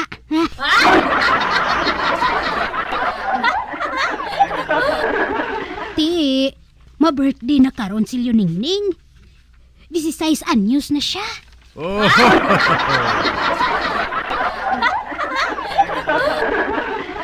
Amo gali? Oo, Kulapo. Dalaga ng aton ihada. Baw, daw sang kasano lang no. Ngaginbunyagan siya, karon niya dalaga na siya.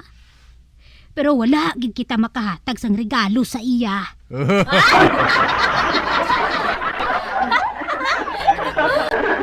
Ay, wala ko gana, ikaw lang. Ay, magupod kaya sa akon kulapo, kay mamutos kita. Ikaw ang akon padalon.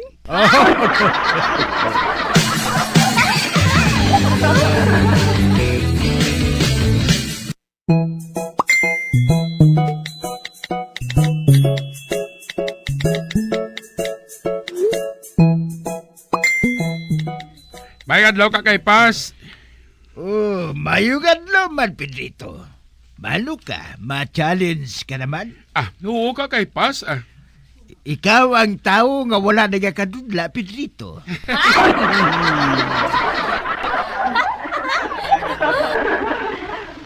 Bueno, hatagan ko ikaw sang kahigayunan nga makabalo sa akon, Pedrito. Mapus lang ang ako ni pamangkot sa imo. Ati, pamangkot lang ka kay Pas kay sabton ko. Una nga pamangkot, Pedrito. Nagainom ka bala sang vino? Ati, oo eh. Mayo. Ano ang katumbas ang isa ka babae nga nagapanuigon sang 16 anyos kun sa alak pa, Pedrito?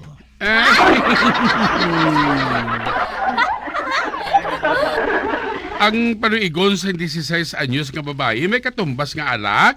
Correct.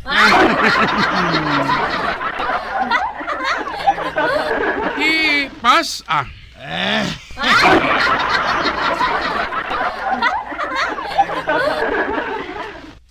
Bueno, pamati sang sabat, Pedrito. Ang babae nga nagapanuigon sang 16 anyos kun sa alak pa, alak nga brandy.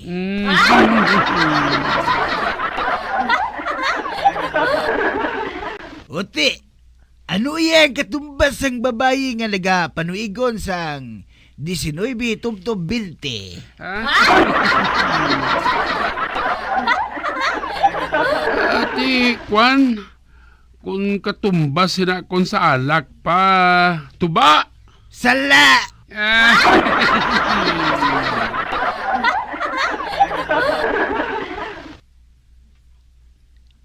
Ang katumbas ng babae nga nagapanuigon sang 19 hasta sa 20. Champagne.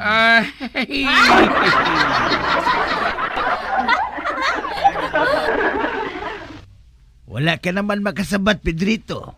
Mayo pa, maghalin ka na lang. Da ka na lang gani. Animal. Damo gibla sa nahibala na makiro nga ato mo. Samtang ako maalam ko isa sa iya. Kaya ti, abogado na kuya mo. Pero sige lang.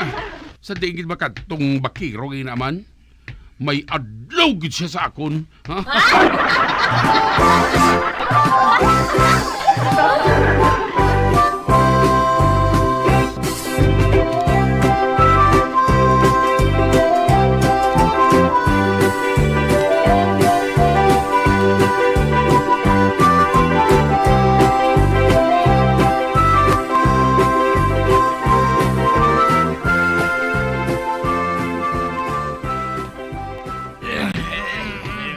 Sa ubo ka na tanaw? Ako pa. Hindi pa kuya hubog.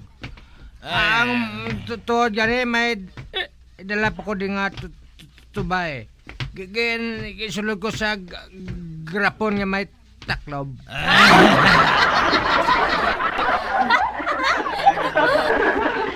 Pagabot ko karon sa balay, imnon ko na para tulog ko dayon.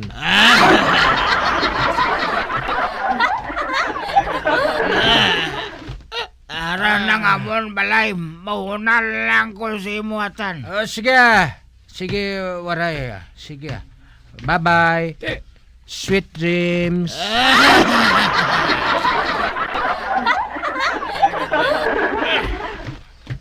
Ato na si Waray, ato na siya.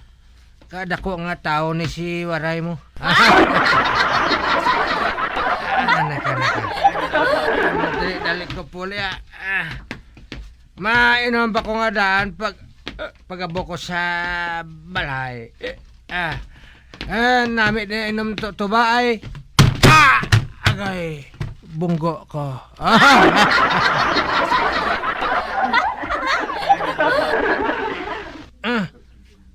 Bunggo ko poste ba? Nimal nga poste ni ay. Nga kada ko sang dalan arigin ni sa tunga man. Hobogoro tontonga poste ni ay.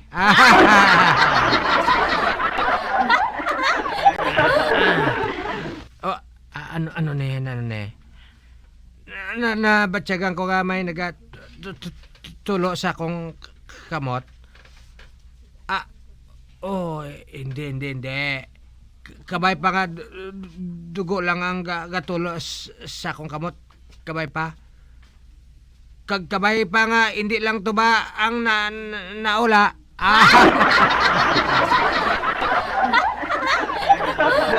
May pa nga mobos ang dugo ko.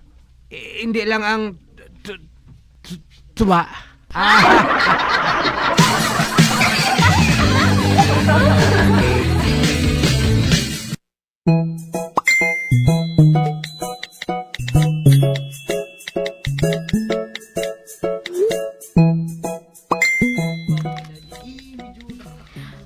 Aba, nga nagakusmod ining si Milaneho. Ay, Milane, naano ka? Naghalin ako sa doktor. Kag suno sa iya, kapid ko nung akon ginadala. Ano? Kapid ang ginabusong mo? Oo. Amo gani nangakig ako. Hindi ko na iya magpati nga kapid yung akon ginadala ya. Ay nga hindi ka magpati. Ti wala mo kuya naghulid sang dungan sa lalaki. Nagkaisa-isa lang kuya.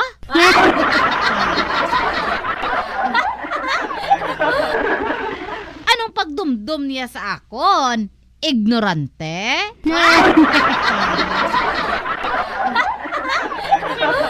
Ra, ano gani ka?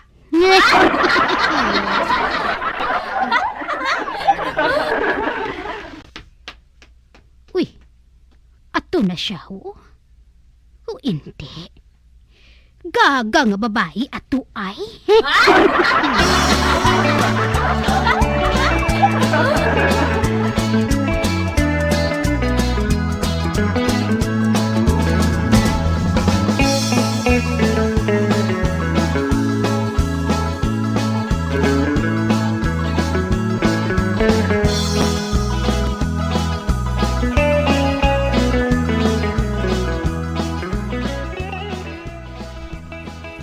Tagoy, ang aton gintanom nga liso sang kalabasa, gintuka sa mga manok ni Chalbina.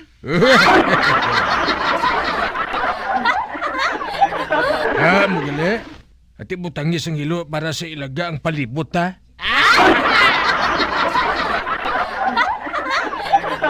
Base kung tukon sang manok ni Chalbina. Mayo gani.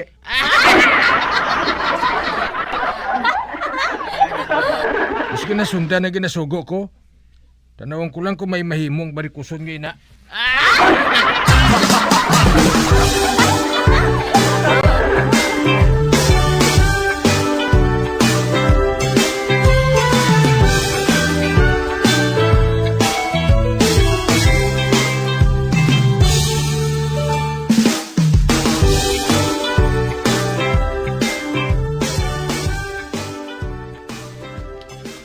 Huling ang manok ni Albina nga bangkres nagatiskog ho.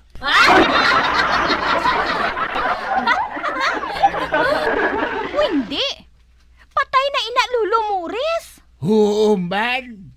Nakita ko ina nga patay na sa may lagwirta. Hindi. Sino nagpatay sa manok ni Alvina? Sino? Si Tagoy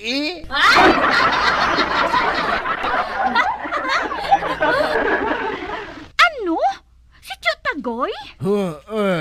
Siling ni Matan. Nagapanghilo sila kuno.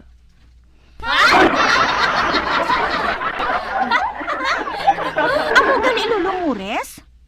Lo, ikaw lang to akig kay Etyo Tagoy. Kay kung si Alvina karon, mainaway gina sila nga duha mo. Timing man kay naglakat si Albina. Anay kagani. Hoy! Buklan! Mataksanay ka mo karon ni Albina nga duha!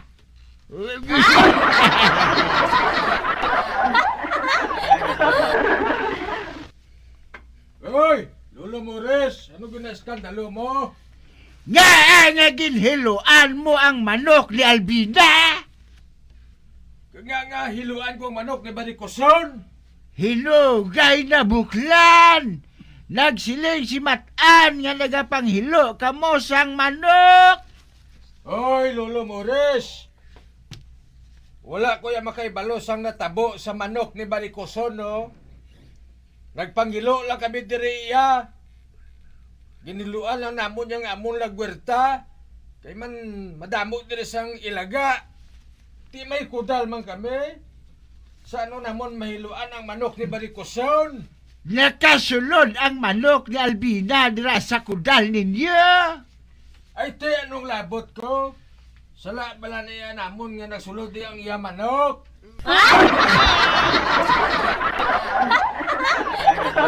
Bayari na lang ang manok ni Albina, Tagoy. Bayari na lang para nga maiway na kabuga duha. Hambalon mo si Barikoson. Wala ko yung nagpatay sa iya manok. Sala na sang manok ya kay nagsulod diri sa kudal ko. Nga asukton niya ako. Ha? Tinunto na iya. Kung sa iban na siya gali, nailuan, ako magligyapon ang pabayaron niya. Ay te, nano na iya gali, komunista?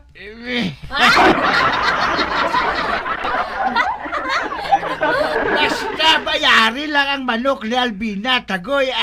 Kay kung hindi, maakusar gina siya kay Kap. Hambalon mo siya nga makusar lang to siya. Kay apasong ko to siya hasta sa libuton sa bugas.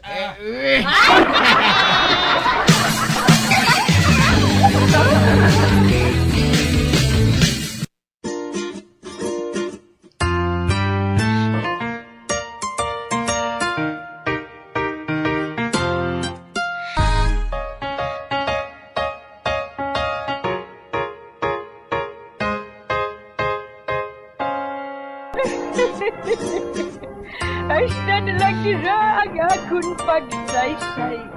Pagkabuan, makitaan naman kita. Mabuhay kita tanan. Mga kasaysayan ni Tuyang Ermitanya. Mga kasaysayan nga makalingaw sa inyo tanan, bata o kuntigulang. Mga kasaysayan ni Tuyang Ermitanya. Insulat ni Elizabeth Batiduan Navarro. Mga kasaysayan ni Tuyang Ermitanya. Bombo Radio Philippines. Patuloy na #1 sa drama. Fast sa radyo! Bombo! Isa sa mga heritage churches diri sa probinsya sang Negros Occidental, yara makitaan sa Lizares Street, Barangay Zone 6, Talisay City, amo ang San Nicolas de Tolentino Church. Ang ini nga simbahan tuman katahom bangod sa pagsampot pagid lamang sa fasad sini, yara ang pinasahi nga portiko o kon porch, kag sa pagtangla sa tubang sang simbahan makitaan ang clean lines, ang twin towers nga may magagmay nga domes sa ibabaw sini. Sa pagsulod sa simbahan, mapawaw ka sa disenyo. Tastefully designed and preserved, the church's interiors have avoided the catastrophic fate of misguided renovations. Sa pagpadulong amat-amat pakadto sa altar, magatampad naman sa imo ang mahogany colored altar nga gindekorahan sang gilt curvings nga amo ang ginabutangan sa tunga sang santo patron sang simbahan nga amo si San Nicolas de Tolentino. isa ka Italian saint kag mystic. Sa wala kag tuo, yara ang imahe ni San Ezekiel Moreno kag San Rafael, kag sa ibabaw yara si Hesu Kristo. Samtang makitaan ang kapinasahisang pattern sang salog sang San Nicolas de Tolentino sa Talisay. Bangod sa design nga checkerboard nga itom kag puti nga kunlantawon may pleasing contrast sa dingding sang simbahan. Makitan man ang rows of iron chandeliers nga madamo nga nagalinyada sa atop sang simbahan nga nagahatag sang kasanag sa palibot. Ilabi na gid sa tupong sini nga aisles sa salog separated by a row of Corinthian pilasters and stylized flat arches. Ang pundasyon sang karon nga San Nicolas de Tolentino Church una nga gindihon sadto sang isa ka pari sang Order of Augustinian Recollects nga si Father Fernando Cuenca nga nagabot diri sa Negros sadtong 1848. Samtang ang karon nga structure gintuko dinhi sa sulod sang 3 ka tuig humalin sang 1933 tubtob 1936. The Church of San Nicolas de Tolentino reminds us not only of the work of Father Cuenca but stands as a testament to the unity and faith of the people of Talisay.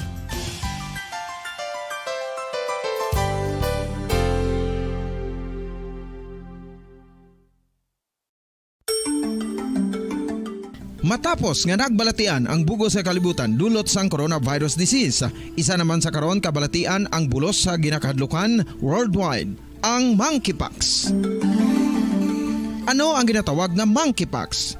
Well, sunod sa World Health Organization o kon WHO, ang monkeypox ang isa ini ka infectious disease nga dulot sang monkeypox virus. Kung maghambal naman kita monkeypox virus, isa ini ka orthopox virus nga mo ang ginatunaan sa mga sintomas nga daw kaangay sa smallpox apang less severe. Ang monkeypox ginakabig nga less contagious kag mangintunaan sang less severe nga mga balatian kung ikumpara sa smallpox. Simuloan nga ang smallpox na eradicate na ini sa tung 1980 apang ang monkeypox nagapadayon nga nagaduging sa mga kapungsuran sa Central kag West Africa. Sa karon, mayara duha ka distinct clade ukon subtype, ang West African clade kag ang Congo Basin clade nga amuman ang ginatawag Central African clade. Ang monkeypox ang ginakabig nga zoonosis. Ukon isa ka sa isang balatian nga naghalin sa mga sapat padulong sa humans. Mga sapat kaangay sang squirrels, ilaga, amo kag iban pa. Human to human transmission is limited.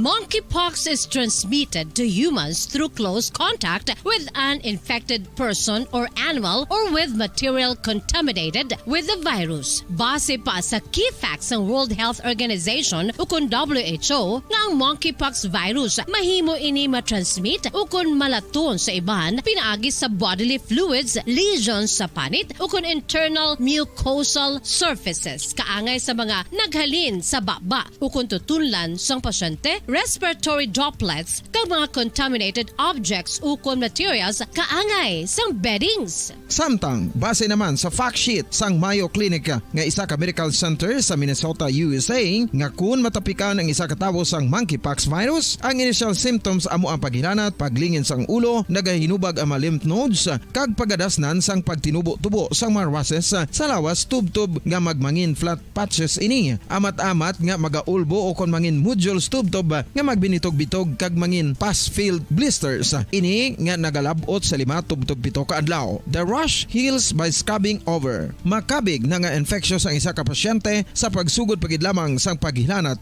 sini. Samtang pamangkot, may bulong na bala ang monkeypox? Well, dugang pa sa fact sheets ng WHO ng vaccines nga ginusar sadto sa pag-eradicate sang smallpox sa bugos sa kalibutan amuman karon ang ginatublok sa mga tao batok sa monkeypox kag ang antiviral agent nga gin-develop para sa smallpox treatment nangin lisensyado naman para sa treatment sang monkeypox. Newer vaccines have been developed of which one has been approved for prevention of monkeypox.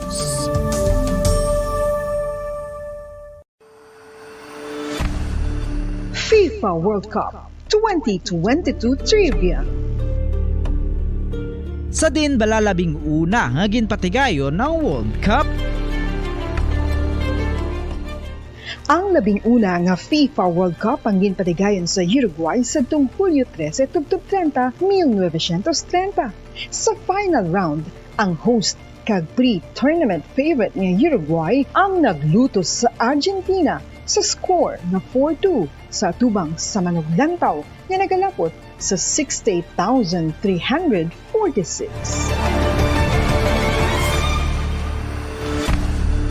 FIFA World Cup 2022 Trivia. Luyag mo bala mga kabumbo nga mapanubo ang imo nga bugat? Nakasiguro ka bala nga nagakaigo ang imo nga pamaagi? Isa sa masami nga ginahimo sang iban nga mga luyag magpanubo sang bugat amo ang starvation diet ukon pagpagutom. Ini ang hinali nga pag-utod ukon pagpanubo sang intake sang calories sa ginakonsume sa kada adlaw. Ginapinsar sang iban nga epektibo ini nga strategy sa madasi nga pagpanubo sang bugat. Apang nakahibalo bala kamo nga ang hinali nga pagbaylo sang pinaagi sang pagkaon ang makatuga sang suli nga resulta? Naibaluan nga ang pagkaon sang tuman kadyutay o kon pagpagutom ang hindi maayo nga ideya kag ini ang makatuga agud nga magdako na gid ang bugat. Suno sa mga doktor, ang pagbalansi sang pagkaon sang manubo sa calories nga diet ang pinakaepektibo nga makabulig agud mapanubo ang bugat. Ano-ano ang mga pagkaon nga makakuha kita sang vitamin D? Well, pila sa mga ini ang mayara sang significant amount sang vitamin D nga mahatag sa aton lawas ginalakipan sang cod liver oil, swordfish, salmon, canned tuna, beef liver, egg yolks kag sardines. Uy, ang sardinas! Samtang gina-advise nga nagakadapat gali nga kauno naton ini o kung i-consume naton nga ini nga mga pagkaon sa halos matag adlaw nga tanan agud nga makaangko na aton lawas sang enough vitamin D. Outdoor direct sunlight skin exposure of the face. Bilang ko sa dagat na apoy, di makahinga sa init na dumadaloy. Ialay mo ang bagong pag-asa sa tulad kong nasadlak sa pagkakasala. Provincial Jail. Kasaysayan sa mga tinuga ngang ilakabuhi naging bahin sang Provincial Jail. Sa diin ang apat kapamusod sang pader naging lulubngan sang ilang mga handom kag mga kalipay nga naging saksi man sang ilang mga pag-antos kag kabudlay kag paghinulsol. Ingay, di makatawid sa malawak na lakusan. Ialay mo ang bagong pag-asa sa tulad kong nasadlak sa pagkakasala. Provincial Jail. Makig-upod kita sa ila pagpanalambiton, kag makigbahin kita sa ila kalipay, kag pag-antos, nga ilaman na agong sa Provincial Jail.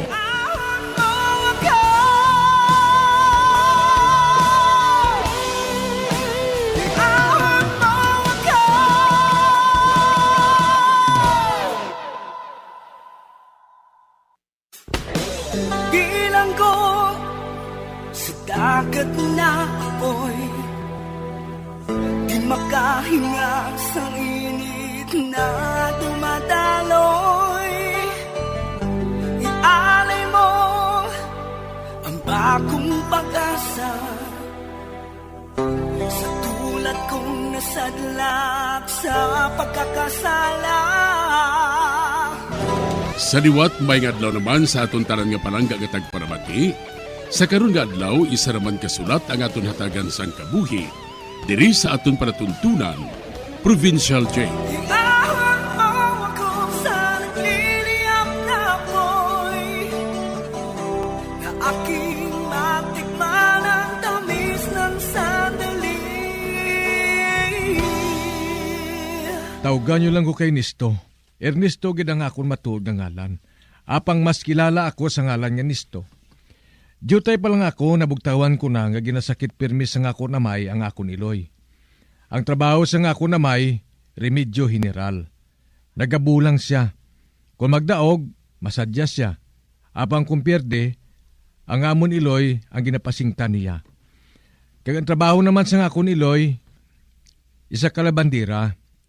Nagapanglabas siya sa kaingod namon. Gani pigadugi kami. Sa edad ko nga 14 anyos sadto, nasaksiyan ko ng pag-antos ang ako niloy. Kagamuman ang kapintas ang ako namay. Agod lubos ninyo nga maang panangtanan, diri nga bahin suguran ko nga akong pagsaysay diri sa Provincial Jail. Isyag! Sa din ka! Oh, aki nga gamay mo. Patob na pierde naman siya sa bulang. Oo, manay. Lakat sa sulod. Para nga hindi ka niya makita. Kamapasingtan. Oo na ya. Sa gagob lang ng amay ko mo. Kung pwede sa bulang niya, si nanay ang iakigan.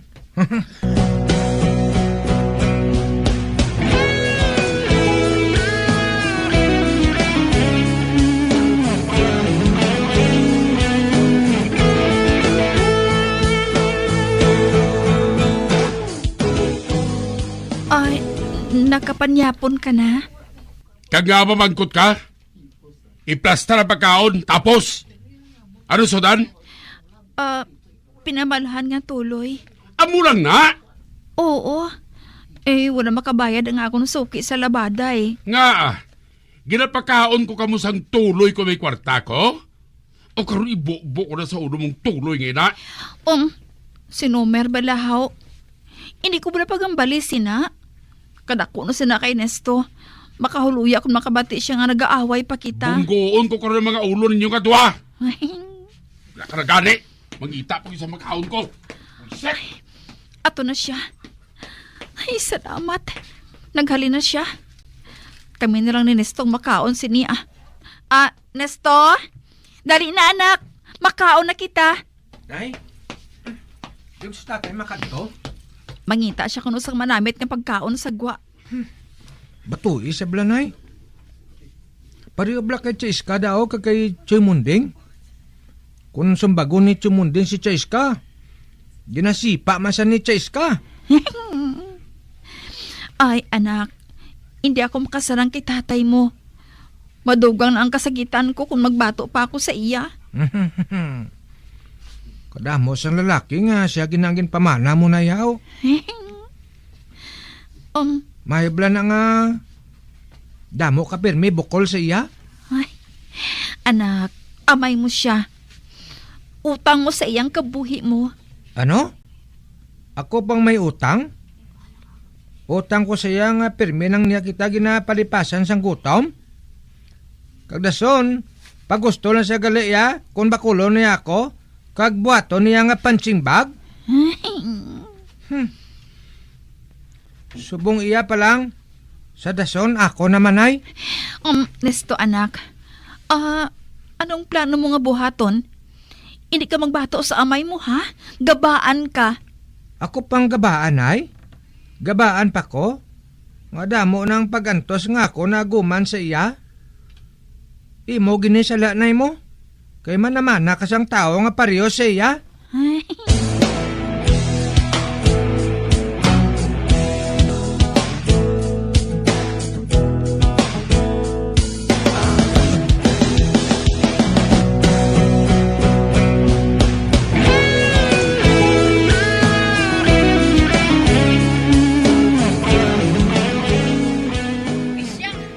Isyang!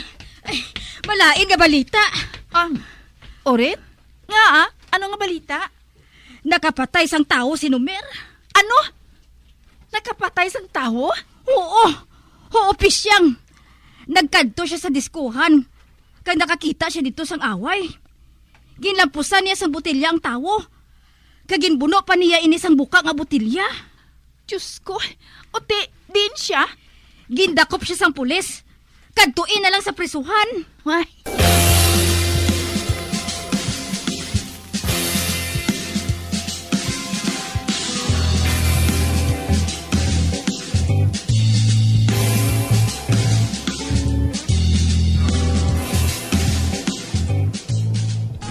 Napulo gid katuig ang pagkapriso ni tatay, nay? Oo, anak. Napulo ka tuig ang presyon niya. Mapriso siya sa sulod sang napulo ka tuig. Mayo gani nanay para makapaway makita sang kastigo sa iya. Nagluto ko to pansit Ha? Pansit gid nay? Oo, Pansit as in pansit gid? Oo, gani. Sa ulugo na to ng presyon ni tatay mo ang pagkapriso niya. Dali na! Makaon ta pa ayaw-ayaw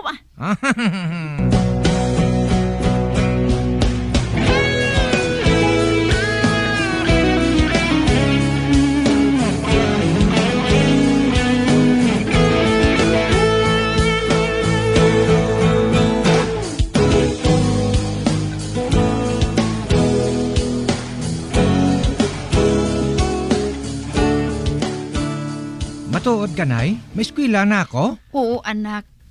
Grade 6 lang natapos mo Kay ti, hindi maluyag si tatay mo nga mag-eskwela ka. Kay usik lang ako na isang kwarta. Kagkaroon nga wala na siya, maka-eskwela ka na. Ate ho, nay, may eskwela ko. Gusto ko nga may eskwela man mo.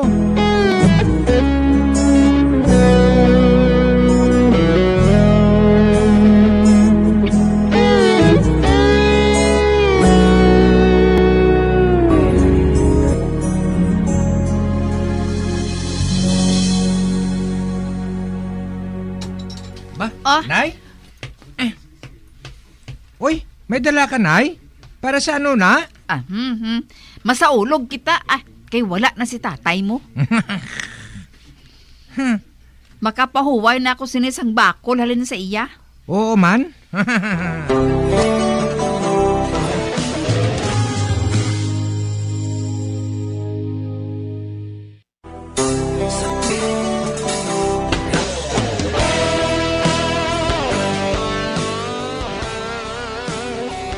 Tumanggid ang kalipay sa nga kuniloy, kagamo man ako, sang mapriso si tatay tungod nakabuno ini.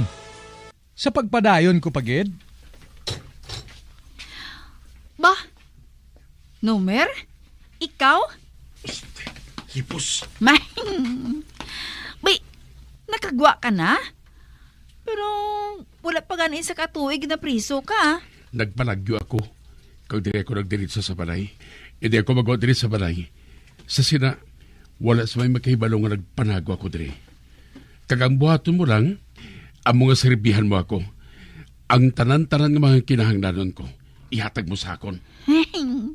Ate, oo. Sa nila si Nestor, sugiri sa kadaan ha, sugiri sa parte sa akon, parang makapangaman man siya.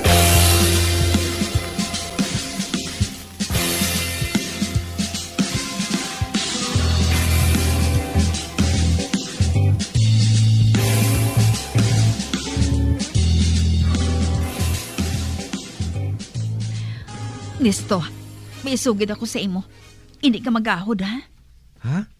Nga, nay? Ano Hindi ina? ka magahod. Apang, ari diri sa balay si tatay mo. Ha? Ari si tatay?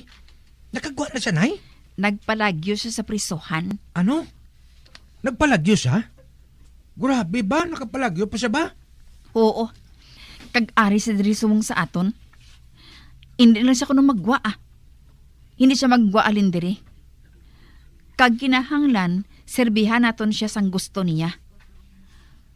Kag siling niya, sugiran ko kuno ikaw. Para makahanda ka nga ari sa diri. Kag makahimo ka sang paagi nga hindi siya madakpan sa mga pulis. Mabuligay kita nga matago siya sa mga pulis. Agud hindi siya makabalik sa prisohan.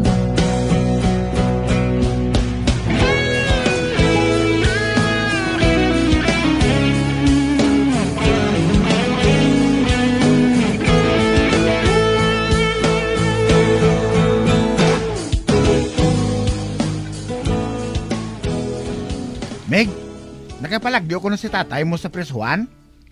Amo man ang siling ni nanay sa akon. Te, wala pa magpakita ang imo amay sa iloy mo? Wala pa. Nadlok siguro nga presuhon liwat Amo na siya nga, wala na siya nga puli sa balay. Kaya nadlok siya nga makita sa mga tao. Suno sa nabatian ko, Meg. Kung sino ko na makatudlo sa imo amay, may premyo nga 500,000. Ha? Matuod, Meg? Oo. Kadako, no? Amo gani. Kagabi mo, kadamo na sang tao nga nagapangita sa iya, kay ti may kwarta mo.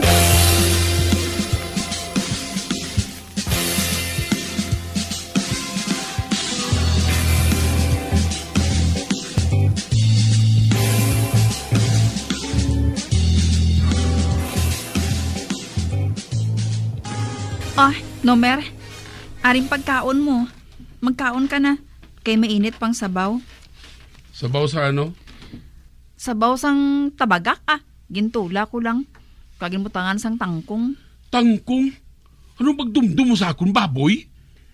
Ay sus, ano pagdumdum mo sa akon do priso dire? Nga pagkaunom na ako sa musna? Apang wala ko sang kwarta. Wala pa makabayad sa akon na akon suki sa labada. Isa pa, nag-eskwela si Nisto. Kag kinahanglan niya ang kwarta permi. Paunta ta. Ano? Eh, nga ahaw. Nag-eskwela siya ya. Para nga sa pila ka adlaw, makakita siya sang obra. Kag hindi siya magpareho sa imo. Nga hukas-hukas, ulo. Te, tanawa na. Kundi na priso ka. Gali. Aray, ibukbuk ko na sa bato mo. Naman, ay! Ay! Na. Oh my! Te? Hindi. Kinbubo mo sa ako ng sabaw sa tabagak. Amo ng bagay sa imo. Hoy, hindi ka magpakita sa akon kung hindi ka makakita sa manamit kapag kaon, ha? Ha? Nagasobra ka na, ha? Nabudlayan na kami ng Nisto sa magtago sa imo. Mabusar ka pa? Pagita to sa manamit kapag kaon. Pagita to! Nestor! Tay? May kay ari ka. Hoy, pagitay ko to sa sudan nga manamit, ha? Wala man ko kwarta para ibakal sang manamit nga sudan, tay. Kung bukon ko abing yaho nga ini sa ulo mo, ha? Makakita ka sang sudan nga manamit, ha? Ako na lang malakat Nomer, Mangita ako sang itlog kag chorizo para sa imo. Uti man gali. Makahibalo ka man gali magpangita. Sige. Amo na ako. Tay? De? Anong ginatulog mo sa ako niyan, Nestor? Ha? Ginit ulo mo? Wala Matulog na lang gani ko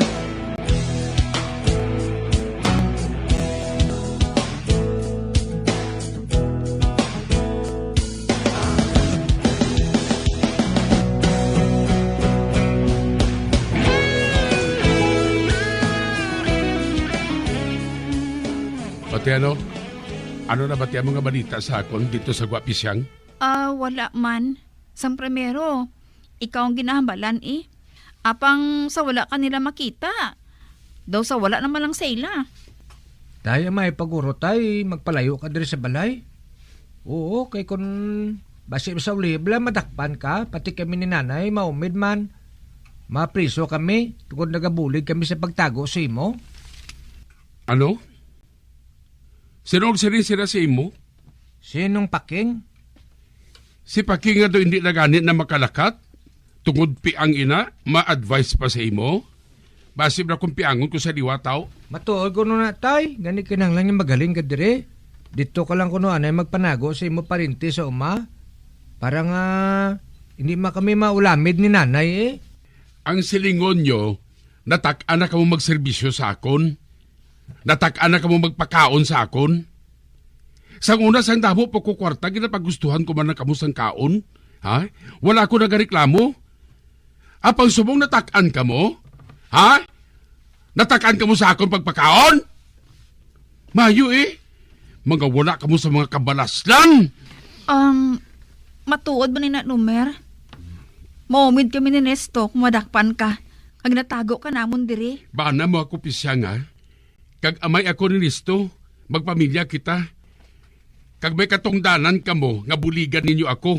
Ha? Amoy na ang matuod. Apang napriso ka. Kag kinahanglan makahibalo ang mga pulis nga ari ka diri. Gali. Gusto ka rin ninyo nga prisohon ako liwat? Ha?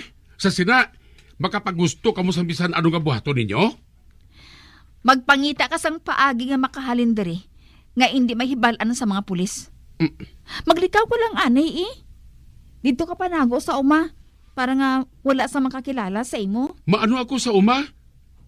Sino masagot sa akon dito? Ha?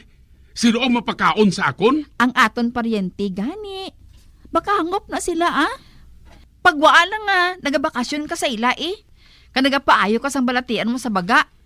Inang kambyo klima balahaw. Dito ka dangop sa kay Iska. Pakaisa ko siya. Kag kilala ka man niya. Duawon ka lang namon dito ni Nesto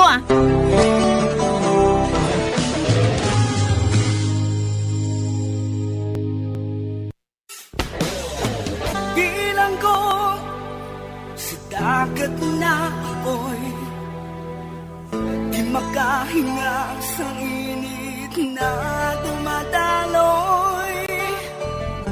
Ialay mo ang bagong pag-asa sa tulad kong nasadlak sa pagkakasala. Magabiyan sundagin ninyo sa pagpamati ang mga kasugpon sang sulat nga aton man ginatagan sang kabuhi diri sa aton patuntunan, Provincial J. Kag kami diri sa gihapon wala gid nakakalipat sa pagpangagda sa inyo.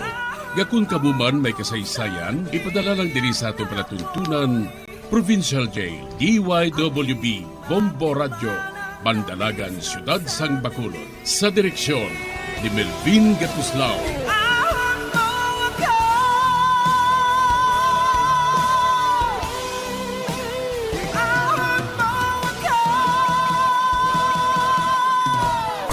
Bombo Radio Philippines.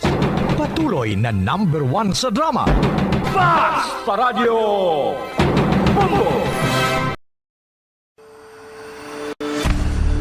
FIFA World Cup 2022 Trivia. Ano ang pinakadasig nga time o kon oras nga nakagol sa World Cup history? Ang Turkish soccer legend nga si Hakan Şükür ang nakascore batok sa South Korea sa 2002 World Cup bronze medal match. 10.6 seconds pagkatapos sa opening whistle. Yes, 10.6 seconds. Amoy na kadasig mga kabombo. FIFA World Cup 2022 Trivia. Masami nga ginalakot sa madamo nga mga pagkaon o kon mismo ginasudaan sang madamo nga mga Pilipino ang salted egg. Ang salted egg ang nahibaluan nga masamihimo sa itlog sang bibe. Ang 50% nga mas madamo ang unod nga calories sang sa itlog sang manok. Kag ini ang nagaunod man sang pila ka mga essential nutrients. Ang calorific content sang itlog sang bibe ang nagikan sa protein, fat, kag carbohydrates. Ang protina nga makita sa itlog ang isa kasahi sang high quality protein kung sa diin ang kada isa nga itlog sang bibi ang makitaan sang 9 grams sang protein. Samtang ini ang nag-unod man sang 9.6 grams sang fat kag 1 grams sang carbohydrate. Ang nasambit nga mga nutrients ang makabulig agud nga ang lawas ang makaproduce sang energy. Mas mangin maunod kag masuportahan ang bilog nga ikaayong lawas kaangay sa muscle, panit, buhok kag iban pa.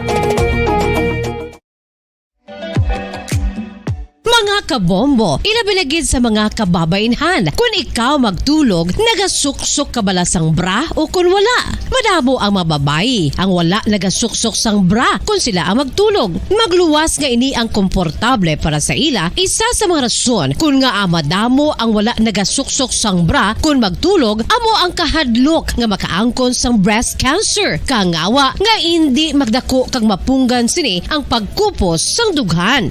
Apang suli sa ginapatihan sang kadamaan, wala sang medical evidence nga nagapamatuod nga malain ang pagsuksok sang bra. Depende sa kadakuon sang dughan. Ang pagsuksok sang bra ang makalimit sang breast movement nga makabulig sa pagpamagaan sang breast pain kag nagatuga pa sang mas komportable nga pagtulog. Bangod wala sang major benefits ang pagsuksok sang bra samtang nagakatulog, wala man ini sang major negative nga konsekwensya. Ang importante, matinlo kag masami ini nga ginalabhan agon nga malikawan ang mga skin issue tugas ang balhas kag bacteria.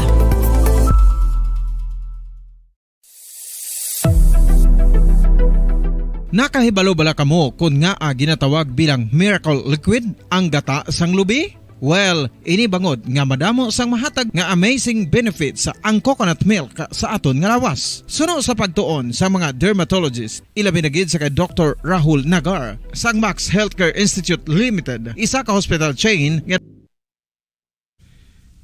Sang una ko ikaw nga nakita, naglaom ako nga nagtalang ako, kag nakasulod sa isa ka matahom nga dalamguhanon.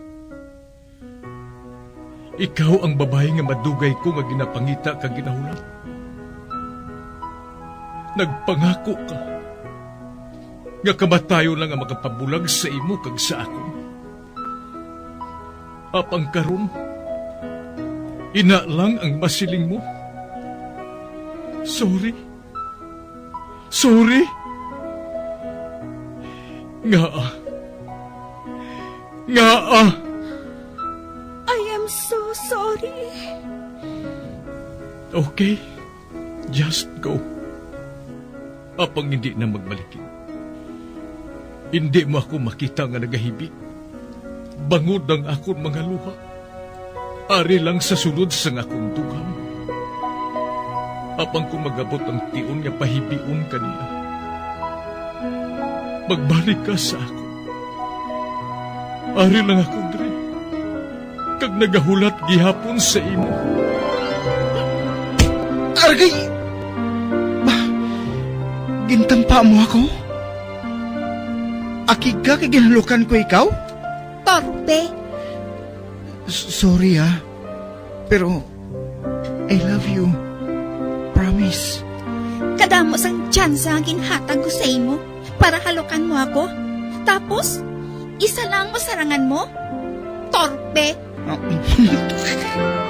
Mga tinaga nga masakit, masubo, masadya, nga halin sa mga lamharon nga kasing-kasing nga nagahigugma. Initanan makita naton sa mga pinanidlang sang isa ka diary. Kagini, hatagan naton sang kabuhi diri sa aton palatuntunan, Dear Diary. Dulot sa inyo sang Bumbo Radio. Basta Radio Bumbo.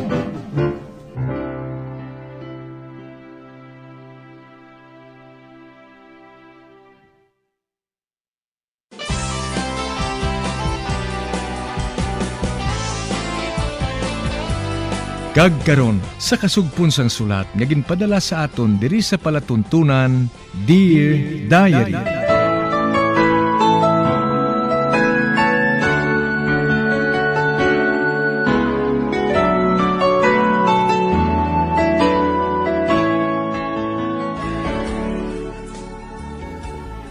Dear Diary, bahin sa nagligad, sang magpadayon sa pagtuon si Darcy sa college sa syudad, wala na niya matuman ang pangako niya sa akon nga mabakasyon siya kada tapos ng klase.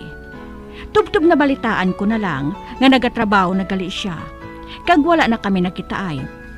Gani nagbato na lang ako sang tagpangaluyag para nga malimtan ko siya. Sa pagpadayon ko pagid.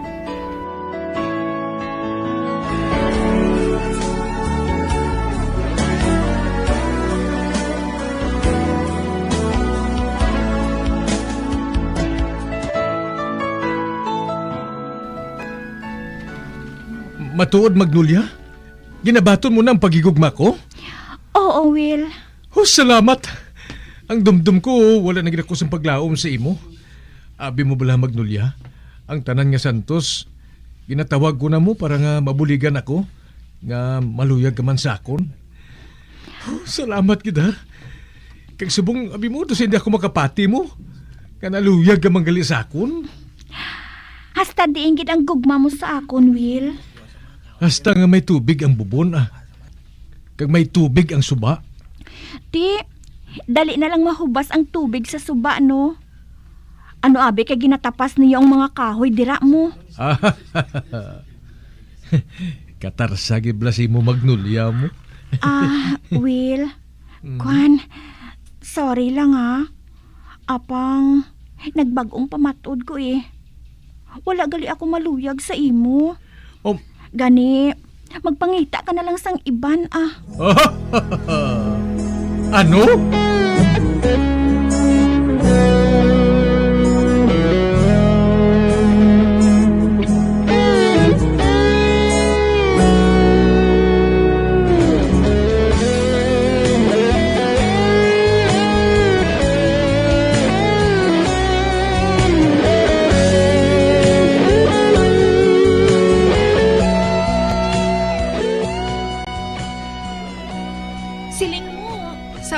na si Willie?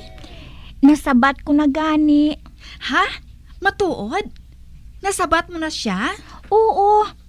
Ginsabat ko siya nga wala gali ako sang paghigugma sa iya. Ano? Ay di nga saling mo. Siyang napilian mo. Oo man. Pero nag-back out ko Rose, hindi ko gali mapilit ang kaugalingon ko nga batunon siya. Bangod kay Darcy? Ay, hindi na lang natin paghambalan si Darcy Ay ang botse mo Magnolia Nagahulat kaya sa wala? Anon ko abi man. Gintry ko man Pero ambot Si Darcy dayo nang madumduman kuya. Gani, nagakadulaan ako sang gana sa iba niya lalaki. Rose, useless ang akong pagtinguha nga malimtan siya. Maano ko man? Ambot si mo?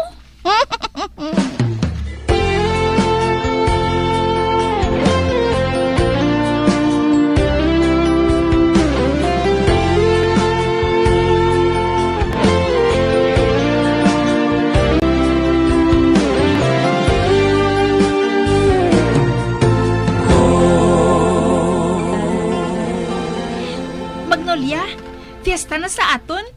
Sadya naman Uy, mabayli ta ha? Oo Naghahagaray na gani kami sa mga utod ko nga mabayli mo. Piho, madamo sang pangayaw diri sa aton.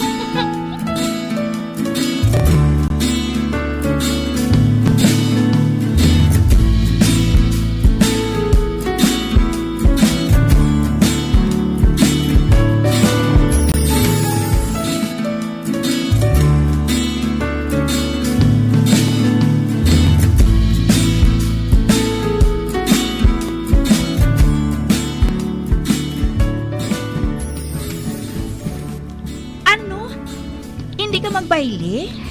Kamu lang to Dire lang ko. Matanaw lang ko sa inyo kag mamati ako sang sunata. Sige. Dire ka na lang. Pamatay ka na lang dayon lamok.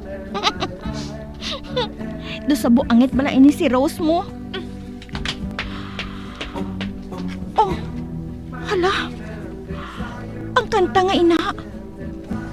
Amoy na permi masami nga ginakanta ni Darcy. Kung magitara kami sabto. Ay, Darcy, diin ka naman. Wala. Dumatulo ang luha ko ba? Maduko ko Para nga, hindi nila makita nga naghibi ko. Miss, pwede makabayli? Wala ako nagabayli. Miss, pwede makabayli? Kita mo lagi ka nagapungko ko. Wala ko nagabayli, no? Hoy, baylihan na siya. Nayawa na sa tindog sa tupad mo, ho? Uy, hindi ko pag-uyati, Nano kay mo yaman? Miss, pwede makabayli? Darcy? Ikaw? Oo, ako. Pwede makabayli? Ate, kuan. Oo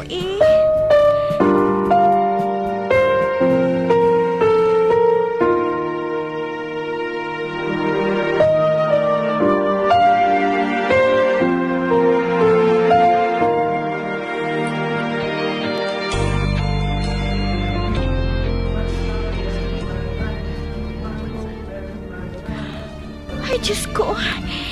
Hindi ako makahibalo kung maano ako. Pamatiyag ko. Tumalipong ko. Doon sa nagalutaw ako sa panganod. Ay, napatyagan ko nga naghugot ang iyapag ako sa akon. Ay, ala. Ay, heaven. Mas mahiyo, Guro, kung diri mo ibutang sa akon liog ang imo kamot, ho? Pero siniyo. Wala. Kinkuha niya akong duha ka kamot. Kaginsabot sa liog niya. Ay, ala. Ito sa mabuang ko, Ay, tani. Hindi na matapos ang gabi nga ini.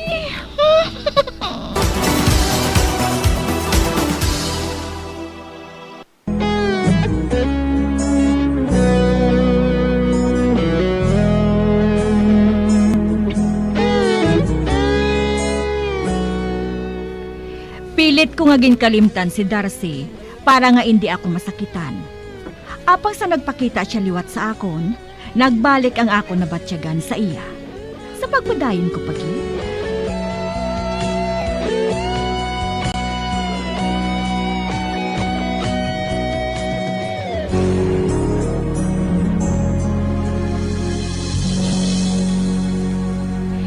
Puti, anong natabo? Okay na ka mo ni Darcy? Wala, sang natabo, Rose. Ano nga wala? Amo na to nga kasweet sa inyo. Wala gani. Nagpauli na to siya sa ila. Ano? Oo, Rose. Balik naman sa dati eh. Daw sa wala lang. Wala ako makahibalo kung sa diin ako mapahamtang. Kung bala, ano gid kami nga duha? Pamatsyag ko. Daw sa nagakabit-kabit ako sa balagon. Prangkaha siya bala? Ano ka, hilo? Girl ako, no?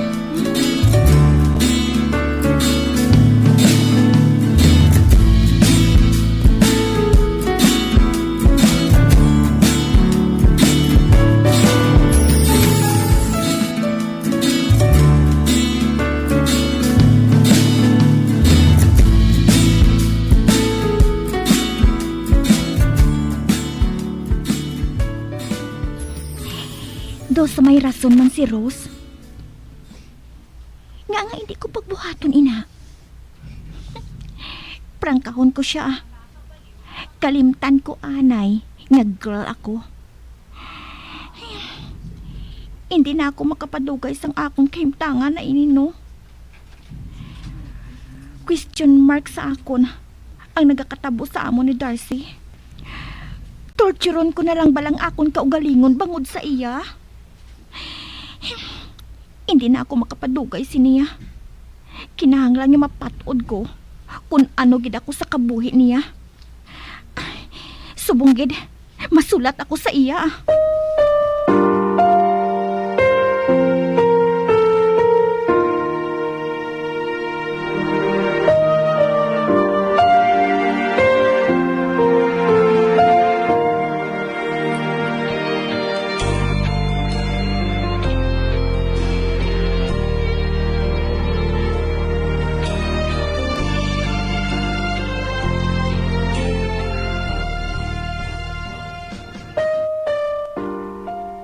Nakabaton ako sang sulat halin kay Magnolia. Basahon ko ini. Oh. Dearest Darcy, makibot ka sa pagbasa mo sining akong sulat. Kag basi magsiling ka pa nga nagbuang na ako. Apang Darcy, wala ako magbuang. Maathagang ako nga pensar. Nagsulat ako sa imo. Bangod gusto ko nga makahibalo ka sang akon madugay nga ginahuptan nga balatyagon sa imo. Darcy, I love you. Amo inang akon na batyagan. Sang una ko ikaw nga makita. Sa tanan nga oras, ikaw ang akon ginapamensar. Kag bisan sa akon pagtulog, ikaw ang akon kinadamgo. Kag nabudlayan na ako. Luyag ko nga matapos ng akon nga pag-antos. Luyag ko nga magtawhay ng akon balatyagon. Hindi husto ining ginabuhat ko, Darcy. Bangod isa ako kababayi. Apang luyag ko lang nga makahibalo ka. Nga hindi na kinahanglan nga balusan mong akong sulat. Don't bother. Makahangop na ako sina. I love you. Magnolia. Nabuhat ini ni Magnolia. Nabuhat niya ini?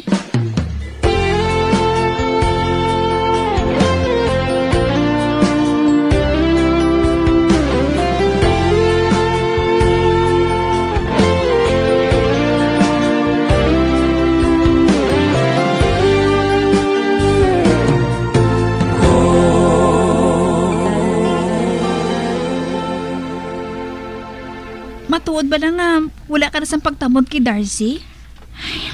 Rose, hindi ko malimtan si Darcy. Apang subong, matawhay ng akon buot. Mahimo na ako nga makamove on, no? Kag mahimo ko na nga isaylo sa iban ang akon paghigog mga ginabatsyag tuhoy sa iya. Hindi na ako ya magbulubalikid pa ya. Bangod nga nakahibalo na siya sang tanan. Husto ang ilagi na siling, Rose. That truth shall set you free.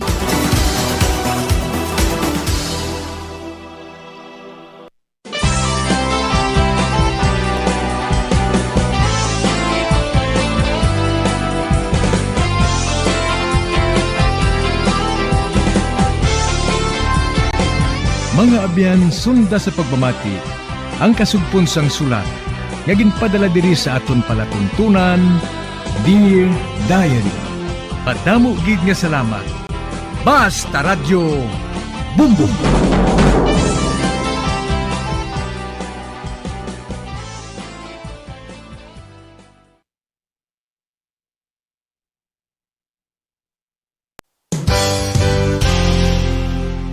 Isa sa mga heritage churches diri sa probinsya sang Negros Occidental, yara makitaan sa Lizares Street, Barangay Zone 6, Talisay City, amo ang San Nicolas de Tolentino Church. Ang ini nga simbahan tuman katahom bangod sa pagsampot pagid lamang sa fasad sini, yara ang pinasahi nga portiko o kon porch, kag sa pagtangla sa tubang sang simbahan makitaan ang clean lines, ang twin towers nga may magagmay nga domes sa ibabaw sini.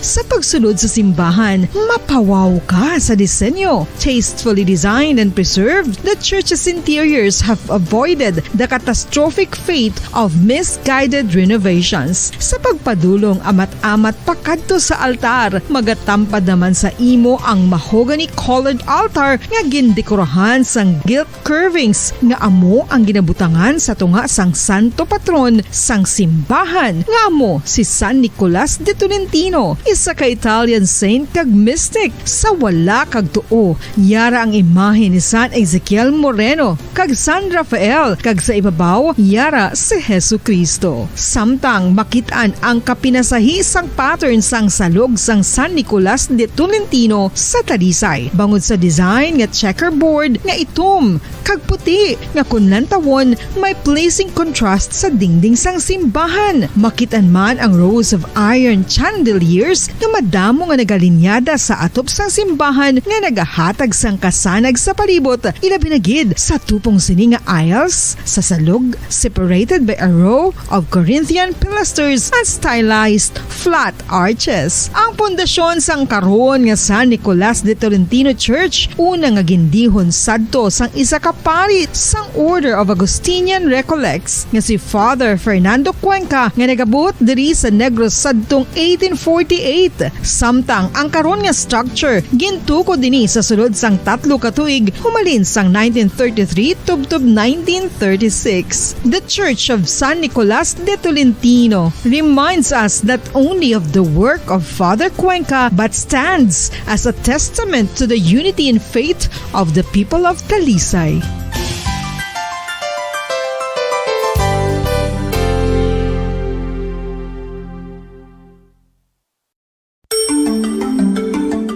Matapos nga nagbalatian ang bugos sa kalibutan dulot sang coronavirus disease, isa naman sa karon kabalatian ang bulos sa ginakahadlukan worldwide, ang monkeypox. Ano ang ginatawag na monkeypox? Well, sunod sa World Health Organization o kung WHO, ang monkeypox ang isa ini ka infectious disease nga dulot sang monkeypox virus. Kung maghambal naman kita monkeypox virus, isa ini ka orthopox virus nga mo ang ginatunaan sa mga sintomas nga daw kaangay sa smallpox, apang less severe. Ang monkeypox ginakabig nga less contagious kag mangintunaan sang less severe nga mga balatian kung ikumpara sa smallpox. Simuloan nga ang smallpox na-eradicate na ini sa tung 1980, apang ang monkeypox nagapadayon nga nagaduging sa mga kapungsuran sang Central kag West Africa. Sa karon, mayara duha ka distinct clade o kon subtype ang West African clade kag ang Congo Basin clade nga amo man ang ginatawag Central African clade. Ang monkeypox ang ginakabig nga zoonosis. Ukon isa ka sa isang balatian nga naghalin sa mga sapat padulong sa humans. Mga sapat kaangay sang squirrels, ilaga, amo kag iban pa. Human to human transmission is limited.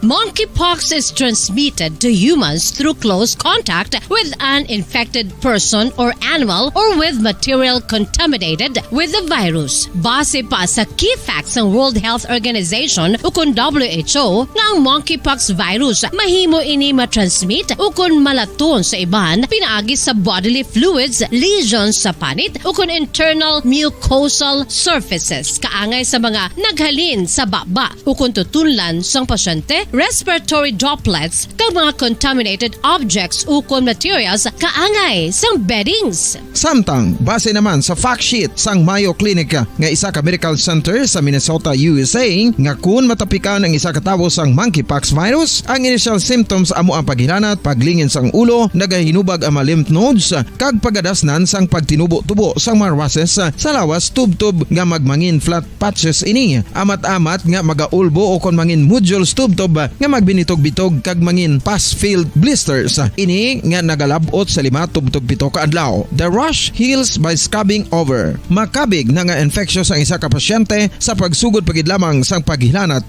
sini. Samtang pamangkot, may bulong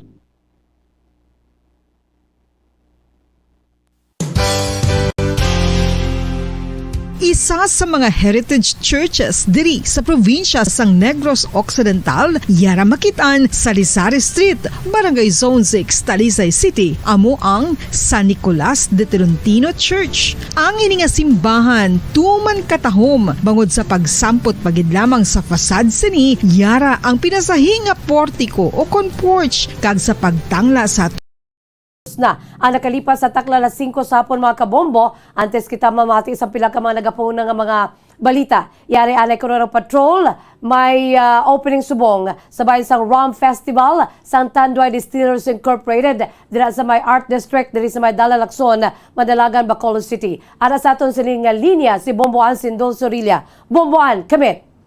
Bombo dyan, pariwat mayang hapon, kay sa aton iya nga mga tauturan kung diri sa Art District, sa syudad sa Bacolod, ang pagpatigayon sa Rum Festival. Amo ning pinakauna nga adlaw, again, sa Rum Festival, kag magatapos ini sa August 20, no, na narisari nga mga events. And again, manging kaupod naton subong, no less than ang Regional Marketing Supervisor sa Tanduay, Sister Francis Lorenzo. Sir, maayong hapon again, live ka sa Bombo Radio Bacolod. Ngayong hapon sa tanan nga taga Bacolod. Yes, sir, no? Exciting ini nga event, malawig-lawig nga event, no, sir? So, para sa mga Bacolod nun, sa mga nagpamati sa aton subong sa radyo sa 630 kHz, kaya nga-monitor sa aton sa Facebook Live, sang Bombo Radio Bacolod. Sir, anong mahambal mo sa subong tuig nga festival after ambal mo gani kaina 2 years man nga nagtulo pa huwag because of the pandemic, Sir Francis? Una sa tanan, no, liwaton ko, no, nagpasalamat kami sa Bacolod City, kay Mayor Alfie Benitez, at tanan niya mga konsehalis. Yes. Sini nga. Sige, go ahead, sir. Sige, go ahead, sir. Diba, pagkaupot na subong adlaw, August 12, at sa August 20, then ginaimbitar ko ang tanan nga magkanto sa new government center sa NGC. May mga food, mga pagkaon kita nga paliga dito po stall din Tanduay Ram syempre. Oo. Then sa August 20 ang aton free concert na aton artist si Magnus Heaven, si Arthur Neri, kagang amon nga brand ambassador na si Mr. Derek Ramsey. Wow. So, makaabot si Derek Ramsey on August 20. August 20. Yes. No? So, ang ina nga concert, sir, bali, anong mga performance ang ma-expect sa mga Bacolod nun? Siyempre, ang mga nahit nga kanta ni Arthur Neri, Okay. Pagsamo. Oo. Si Magnus Heaven, nga kanta nga gani na. Oo, kada mo sa mga kanta. Oo. Hit nga. So makadogin sila dapat sa concert. Oo, para masaksihan nila ina sir, no? And of course, ikapila na nato ni nga tuig since nga nahimo na ni nga ordinansa diri sir, no, sa syudad sa Bacolod. Anong makambal niyo sir? Kay ginhimo gid ni nga ordinance nga gin-author ni Bacolod City Councilor Emma Ang. Oo. Ini nga festival, ang Ram Festival, no. Sa subong nga tuig din ini sige-sige na niya. Oo, sige-sige na gid. Like every year. Like every year na maging sana sa mga event sa Bacolod. Okay. Ang si Tandua is world's number one RAM na siya sa sulod ng 5 ka tuig. Then si Negros Occidental ang nag-produce ng finest sugar cane nga ginauga RAM sa Tanduay.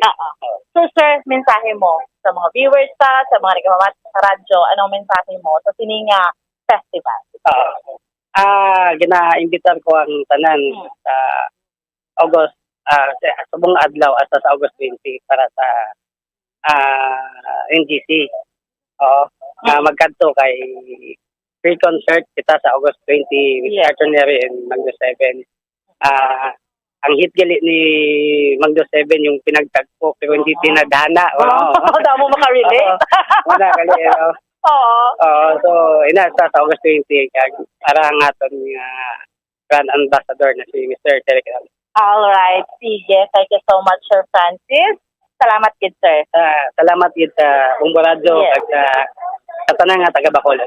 Salamat. There you have it. Sa aton yung mga kabombo, ang Regional Marketing Supervisor sang Tanduay, Sir Francis Lorenzo. Sa gihapon live diri sa Art District sa may syudad sa Bacolod. Kini si Bombo Ansindol Surilia para sa Pambansang Radyo ng Pilipinas, consistent overall, number 1 sa Bacolod, basta radyo. Bombo! Maraming salamat sa kay Bombo Ansindol Surilia, live and directed sa my Art District diri sa syudad sang Bacolod. Kag standby na kamo sa masunod nga programa ang pagpamati naton kag paglantaw sa pila ka mga nalalagko nga mga balita sa Bombo News and Views Afternoon Edition.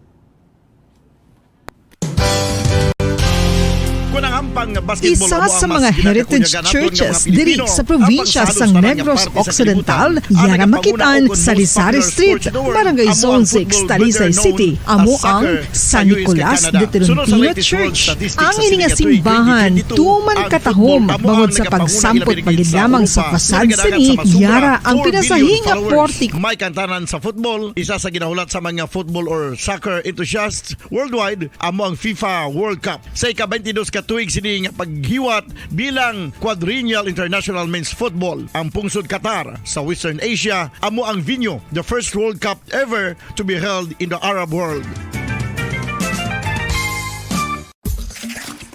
Ang magpainit-init sa silaksang adlaw sa aga ang makadulot sa kayuhan sang aton ikaayong lawas. Suno sa madugay na nga pagtuon sa mga researchers worldwide, kalakip na diri ang American Academic Medical Center nga Mayo Clinic. Ila na pamatudan nga ang sun o kung si Haring Adlaw amugid ang best source sang vitamin D. There's good reason why vitamin D is called the sunshine vitamin. Ang pamangkot, paano ang proseso sang pag-angkon sang aton lawas sang vitamin D? Well, ang process nagasugod sa tion nga exposed ang aton panit sa sunlight dili na kag mahimo ang vitamin D gikan sa cholesterol sa aton lawas. Ang ultraviolet o kun UVB rays nga yara sa silak sang adlaw magaigo ini sa cholesterol sa aton skin cells, providing the energy for vitamin D synthesis to occur.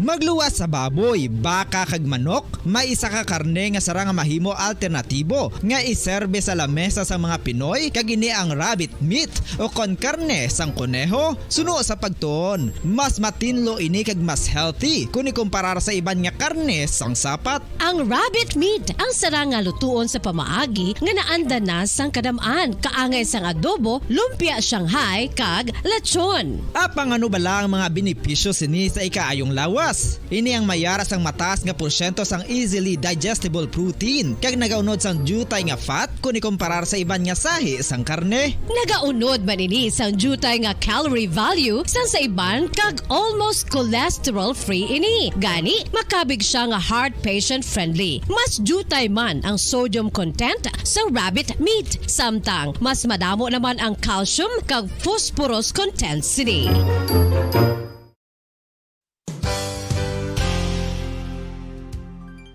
Nakaibalo-bala kamo nga ang bantugon nga simbahan sa Banwa sa Valladolid diri sa probinsya sa Negros Occidental nga ang Our Lady of Guadalupe ukon ang Nuestra Señora de Guadalupe ang mas magulang pa diin ang edad sini kung ikumparar sa amo nga banwa. Tuig 1852 sa gintukod ang kumbento kag simbahan sa Nuestra Señora de Guadalupe, walo ka tuig antes pa man natukod nga mangin isa na kabanwa ang inubayan ang ngalan ukon pagtawag sadto sang Valladolid sang tuig 1860 sa sur nga bahin sang probinsya. Ang simbahan ang gintukod sa mga Recollect missionaries tubtub nga ginpatahong pagid ini kag ginpadako sa tong 1877 nga may baroque style nga fasad kag basic nave ukon central part sang simbahan sa pagpamuno ni Recollect priest nga si Father Carlos Ubida. Ang matahom na nga kumbento kag simbahan ang natapos antes pa man nagsugod ang pag-ibwal sang Philippine Revolution sa tong tuig 1897. Sa paglipas sang malawig nga tinuig, madamo naman nga mga renovations ang ginpadigayon sa sining nga simbahan tubtob nga natapos antes pa man mag-abot ang 20th century. Sadto ang isa sa nagapatahom sa Our Lady of Guadalupe Church, amo ang tuman katupong sang tanan nga parte sang simbahan kag isa na diri ang original nga Doric columns kalkip na ang may design nga salog padulong sa matahom nga elevated nga altar. Ang dingding sang baroque style nga fasad sini nga simbahan human sa coral stones. Throughout all this, the Lady of Guadalupe Church has remained to be one of the most beautiful among all Negros churches.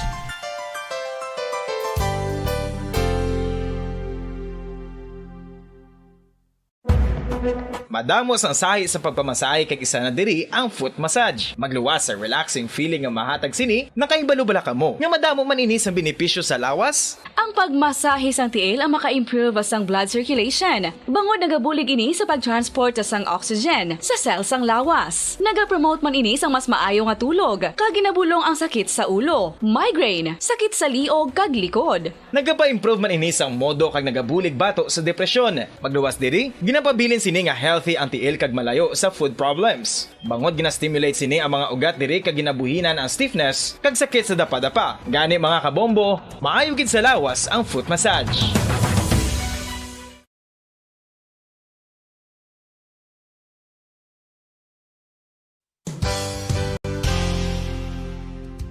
Nakahibalo-bala kamo nga ang makitaan nga dako nga konkreto nga simbahan sa siyudad sang Sinay, probinsya sang Negros Occidental nga San Diego Pro Cathedral ang nahuman pagid lamang sadto sa Kawayan, Nipa, Kugon kag Amakan. Mga 246 na katuig ang nakaligan. Tuig 1736 sang gintukod ang parish sang Banwa pa lamang sadto nga Silay kag nagpatukod ini sang pinakauna man nga simbahan nga nahuman lamang sa light materials. Sa pagbulig sang administrasyon sa Pungko Santo nga Gobernador Silio nga si Alejo Severino kag sang pinakauna nga pari sa lugar nga si Padre Alijo Ignacio de Molinas nga taga Pungsod, Espanya. Ginhingadlan ang simbahan nga San Diego Parish Church sunod sa ngalan santo sa patron sini nga si San Diego de Alcala nga isa ka Franciscan saint. Tuig 1841 sangang isa naman ka parish priest nga si Father Eusebio Locsin ang nag-initiate nga bagatukod sang mas permanente nga simbahan nga nahuman sa bato kag kahoy. Ginsuguran ini sa pagpasanyog sang atop ang galvanized iron kag iban pa nga parte sang simbahan. Apang sang nag-ibwal ang revolusyon sa tong Nobyembre 5, 1898, wala ini natapos kag nauntat. Tuig 1925 na sang ang mangaranon nga silay noon kag sugar baron nga si Don Jose R. Ledesma ang nagdonar sang dako nga kwarta sa pagtukod sang dako kag bag-o nga simbahan. Ang Italian architect nga si Lucio Bernasconi amo ang nagdisenyo sang bag-o nga simbahan kag sang ulihi ginhimo pa niya ini nga modelo sang pagbalik na niya sa Italia. 1927 sang nakompleto tukod ang simbahan nga may twin bell towers base sa romanista o kon Renaissance nga disenyo. Disyembre 25, 1974 sang ang sadto obispo sang Diocese sa Bacolod nga si Monsignor Camilo Gregorio ang nagdeklarar bilang pro-cathedral, rason kung nga ginatawag na ini sa karon nga San Diego Pro-Cathedral, the only Catholic church to be declared as pro-cathedral in the Philippines.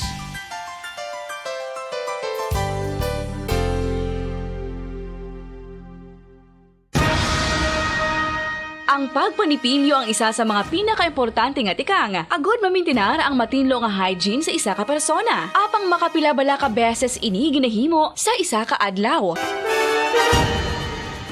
Suno sa American Dental Association, ginarekomendar ang pagpanipilyo sang makaduha ka beses sa isa ka adlaw. Sunod diri, maayo ang pagpanipilyo sa aga kag sa gabi gamit ang isa ka soft brittled brush. Para sa optimum dental health, ginapahayag sang ADA ang pagpanipilyo sang 2 ka minutos kag siguraduhon nga matinluan gid ang kada ngipon. Importante man nga tinluan ang tunga sang ngipon, isa ka bes kada adlaw. Importante man nga tinluan ang gum line, bangod posible ini nga tiniran sang bakterya. Friendly advice from Bombo Radio Bacolod.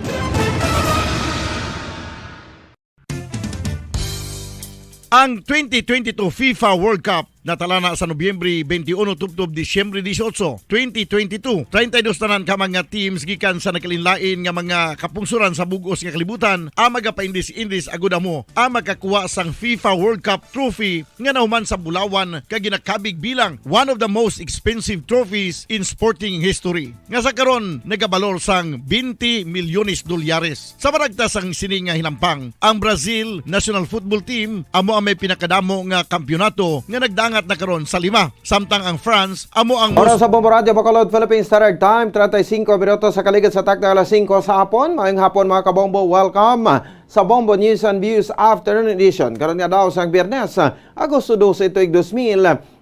Sa kakaroon dito kita sa ato sa mga headlines. Presyo sang kalamay sa mga merkado sa Bacolod.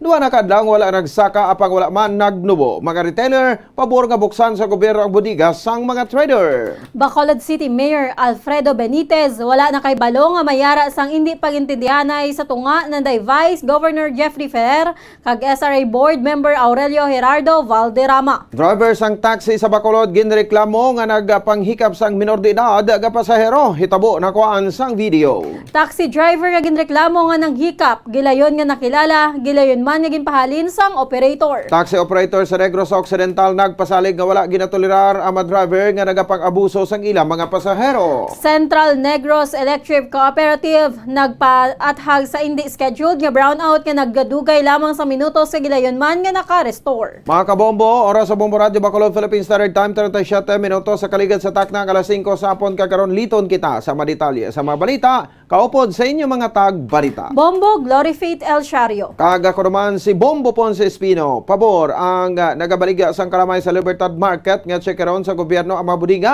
sa mga traders sa gudmabulaan kung mayara pa sang stock o kung manog ubos na gani. Tuman na kung manog ubos na gani tuman kadako ang ginsaka sang presyo halin sa nagligad nga bulan.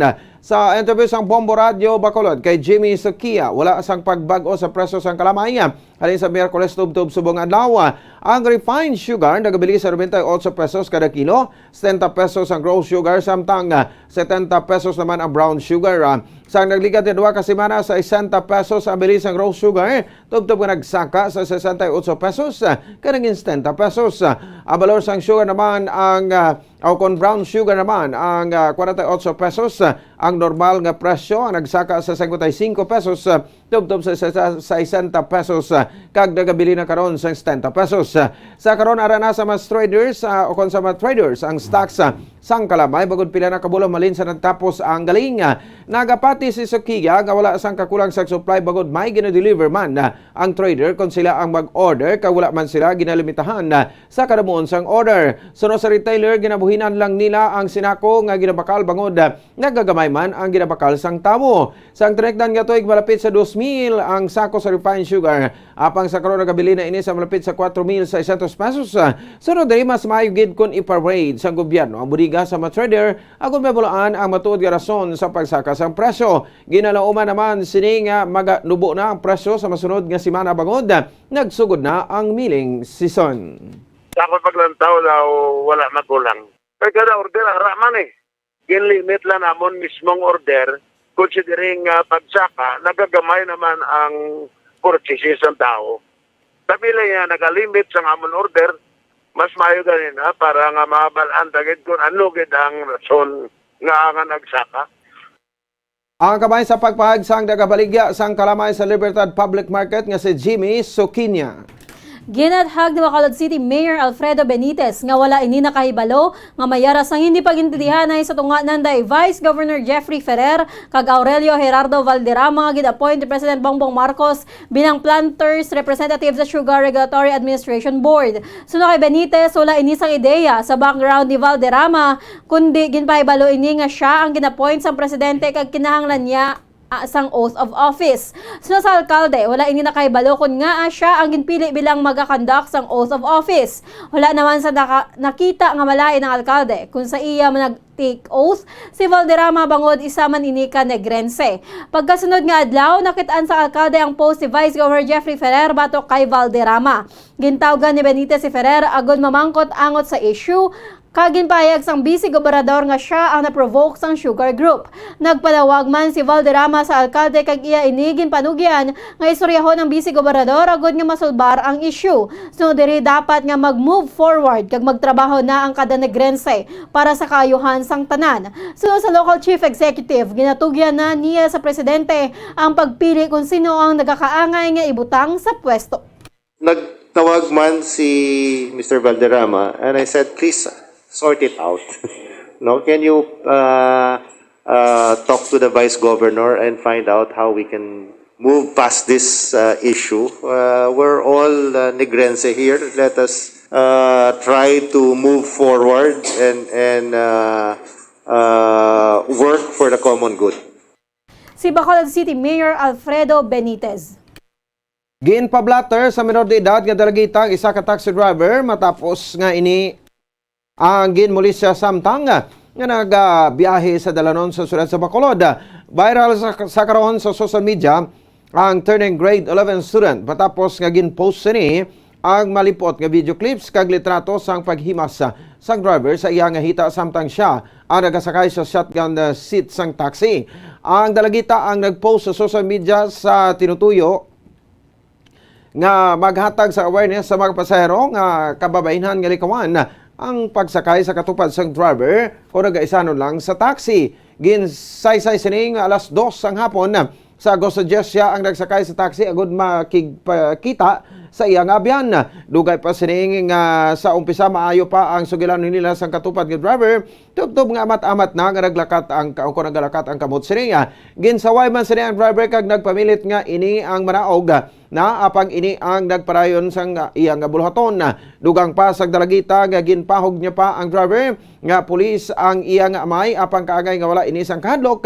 Gani naghipos na lang ini kag nagtinghwa nga makapalayo. Sa video kag ginpost sa biktima, makita man nga samtang ginahambalan sini ang driver nga siya ang tumboy agud nga maguntat ini. Wala sa gyapon sini napunggan ang paghihimas sang suspetsado sa iyang hita. Dugang pa sa dalagita nga sang siya ang nakapanaog na, wala na sini nakuha pa ang plate number sang taxi bagod siya ang nagapangurog sa itabo kag yara lamang sa pinsar siri amo ang makapadulong sa abyan.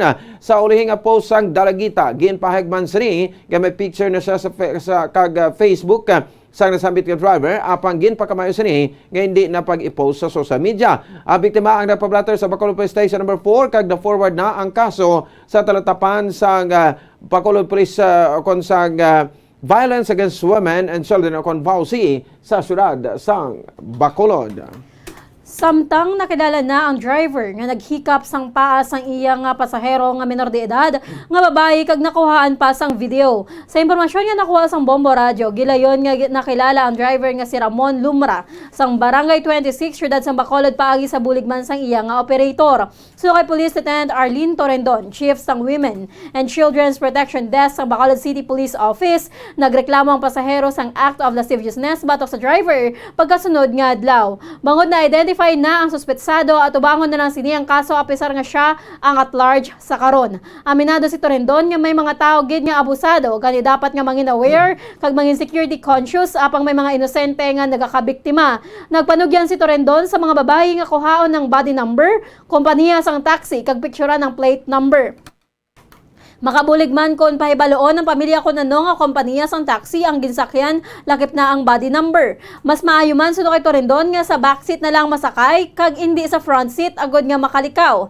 Nagpanawagan man ini sa mga taxi operator nga pahanumdumon ang mga driver nga likawan ang paghiwo sa hindi maayo sa babae nga pasahero bangod paglapas ini sa layi. Naghingyo man ang WCPD head sa publiko nga likawan ang victim shaming bangod wala asang kahilabtanan ang pamayo sa kaangay nga pag-abuso. So ang complainant na nag-file sang kaso against sa suspect for the act of lasciviousness in relation to Republic Act 7610. And the following day, napahater ang aton nga biktima, allegedly nga gina-abuse sang ining taxi driver. May upod nga family since nga minor ni siya. Ang suspect na to, since nga na-identify na ni siya, so she will be facing charges against iya sa kaso nga iga-file sa aton nga biktima. Si Police Lieutenant Arlene Torendon ang head sang Women and Children's Protection Desk sang BCPO. Kasunod sa pag-viral sang video nga ginpost ng dalagita nga ginamulisya sang taxi driver sa siyudad sa Bacolod, naghingyo pila ka mga taxi drivers nga hindi sila pagdalahigon. Suno kay Marvin Belandres, dapat nga sang umpisa pa lang nga ginima sang driver dalagita nagreklamo na ini kag ginpunggan ang pagpang-abuso. Payag sini nga sila ang nagakadalahig kag ini man dapat nga ipanawagan nga hindi magsakay sa taxi. Panumdom ni Belandres nga madamo sang kaangay nila nga taxi drivers nga mga maayo. Samtang panawagan man sini sa driver nga nagbuhat sang pagpangmolesta nga magpakita agud nga makapahig man sang iya nga bahin. Ang reaksyon ko lang hindi pagdalego ng mga taxi, hindi na kamo magsakay. Kala mo na nga wala mo yagin nga ara nagid kada nga kon ginimas ka way kagid na ganon Kung nagbato, sige lang imas sa imo sige way kagid nagreact kun hindi mo magdalego ng mga drivers taxi. Kay kada mo sang taxi nga maayo. Ang kamay sa pagpahig ni Marvin Belandres, ang taxi driver sa siyudad sa Bacolod. Samtang panugyan naman ni alias Junjun, isa man ka taxi driver, nga kung nagasok-sok sa malipot nga shorts, mas maayo nga sa likod nila magsakay ang pasahero. Dugang pa sila nga dapat sa umpisa pa lang, nagpalag na ang biktima agod nga nauntat ang pagpag-abuso sa driver. Apang ginanang tao sila nga mahimo ginpamayan lang ini sa biktima bagod nahimo pa sila nga makakuha sa video kag ang tinutuyo sini amo ang mapost sa social media. Dugang pa sila nga may gunahan nga nagalapaw ang kamot sa mga taxi drivers sa kambyada kada kaigo sa pasahero. Gani ginalantaw man sini ang posibilidad nga amo ang una nga natabo. Apang bagod wala nagreklamo ang dalagita, mahibo nga wala nakapugong ang taxi driver sa iya kaugalingon kag ginparayon ang hindi husto nga bulaton. Dugang pa sining apisar hindi normal, tawo lang ang nasabit nga driver. Si alias Junjun ang may 5 ka mga kabataan kag 2 diri ang kababainhan. Ginapakamaayo man sini kung nakita ang plate number agud nga matumod kung sino ang driver nga may kamuan sa pagpang-molestya. Sa babae man to nga nagpungko sa front nubos ang short siya, sa likod sa nagpungko. Kag tiyan nung lakat siya papansin gidya Guba kami ito nga driver magamuna. Kani sa una bis pa lang ang paghikap siya, nagpalagyo na sa, nagpalag na sa. Hindi nga hulaton niya pangahimas-himason sa. Ang nasa mo, videohon mo pa. Kagano tuyo mo, ipa-social media gidya tanan nagpabaya ka. O, tinti ko ba kami dalahi ng mga taxi driver. Ang kabay naman sa pahig ni alias Junjun, isa man sa mga taxi driver gadagabiyay sa siyudad sa Bacolod. Santo sa post ang pasahero ang dalagita ang wala nagpanugyan na nga likawan ang pagsakay sa taxi. Panawagan naman sa biktima galikawan sa mga kababainhan nga magsakay sa front seat kag kung nagaisanon agud nga makalikaw sa kangay nga sitwasyon. Ginpasalig sa presidente sang taxi operator si Negros Occidental nga wala nila ginatolerar ang mga driver nga nagapang-abuso sa babae nga pasahero kundi gilayon ini nga ginahatagan sa nagkakaigo nga silot. So kay Mario Eusebio, nag-imbestigar sila gilayon sa nahibaluan. Ang balita ang nakumpirmar nga taxi ang ginsakyan sang menor de edad kag ini ang Grab unit.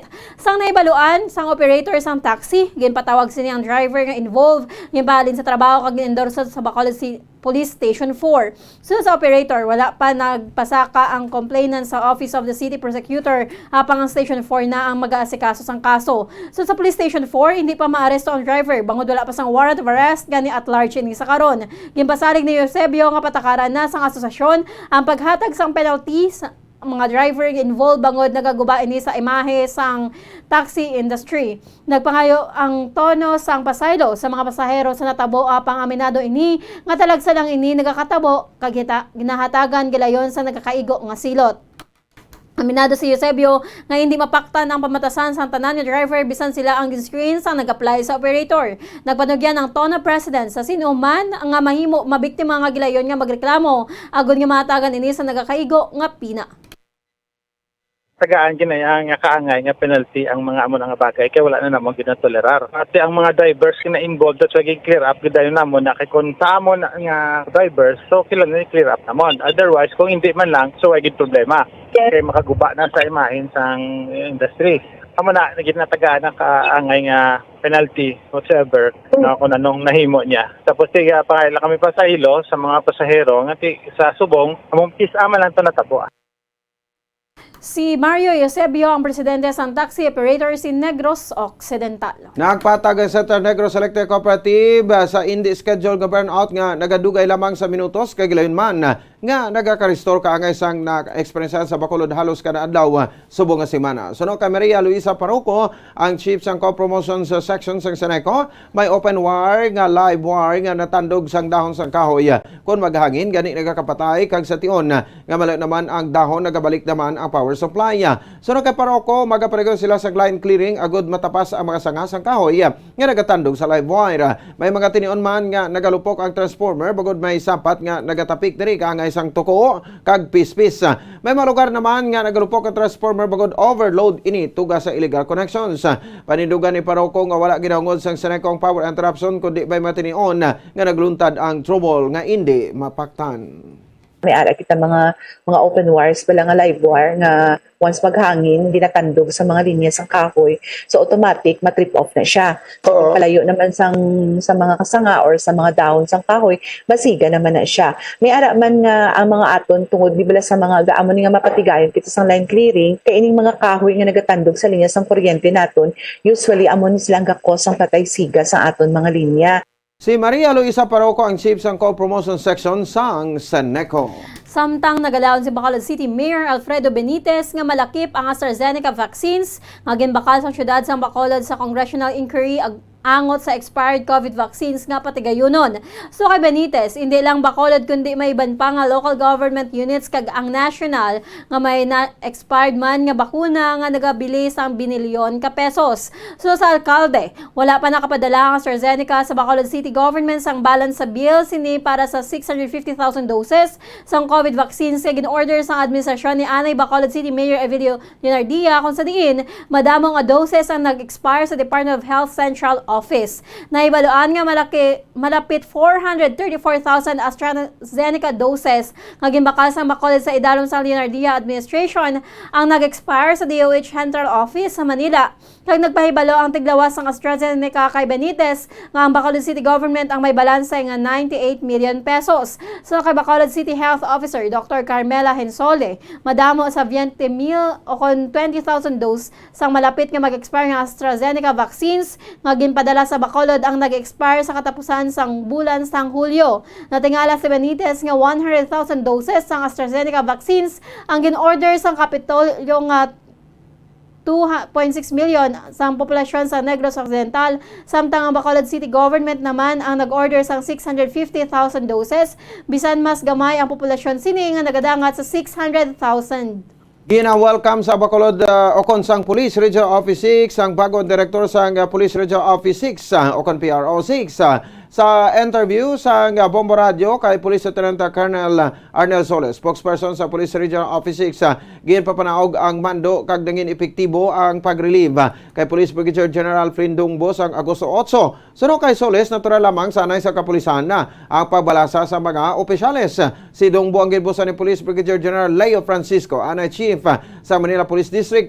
Samtang si Dongbo ang gin-assign naman o kung gin-assign naman ng PNP Directorate for Logistics sa Kamkrami antes pa man ang pinuno sang MPD si Francisco. Siya ang member sang Pimi Tanglaw Diwa Class of 1992 kag makaduha nga nakakuha sang Cavalier Award para sa police operations.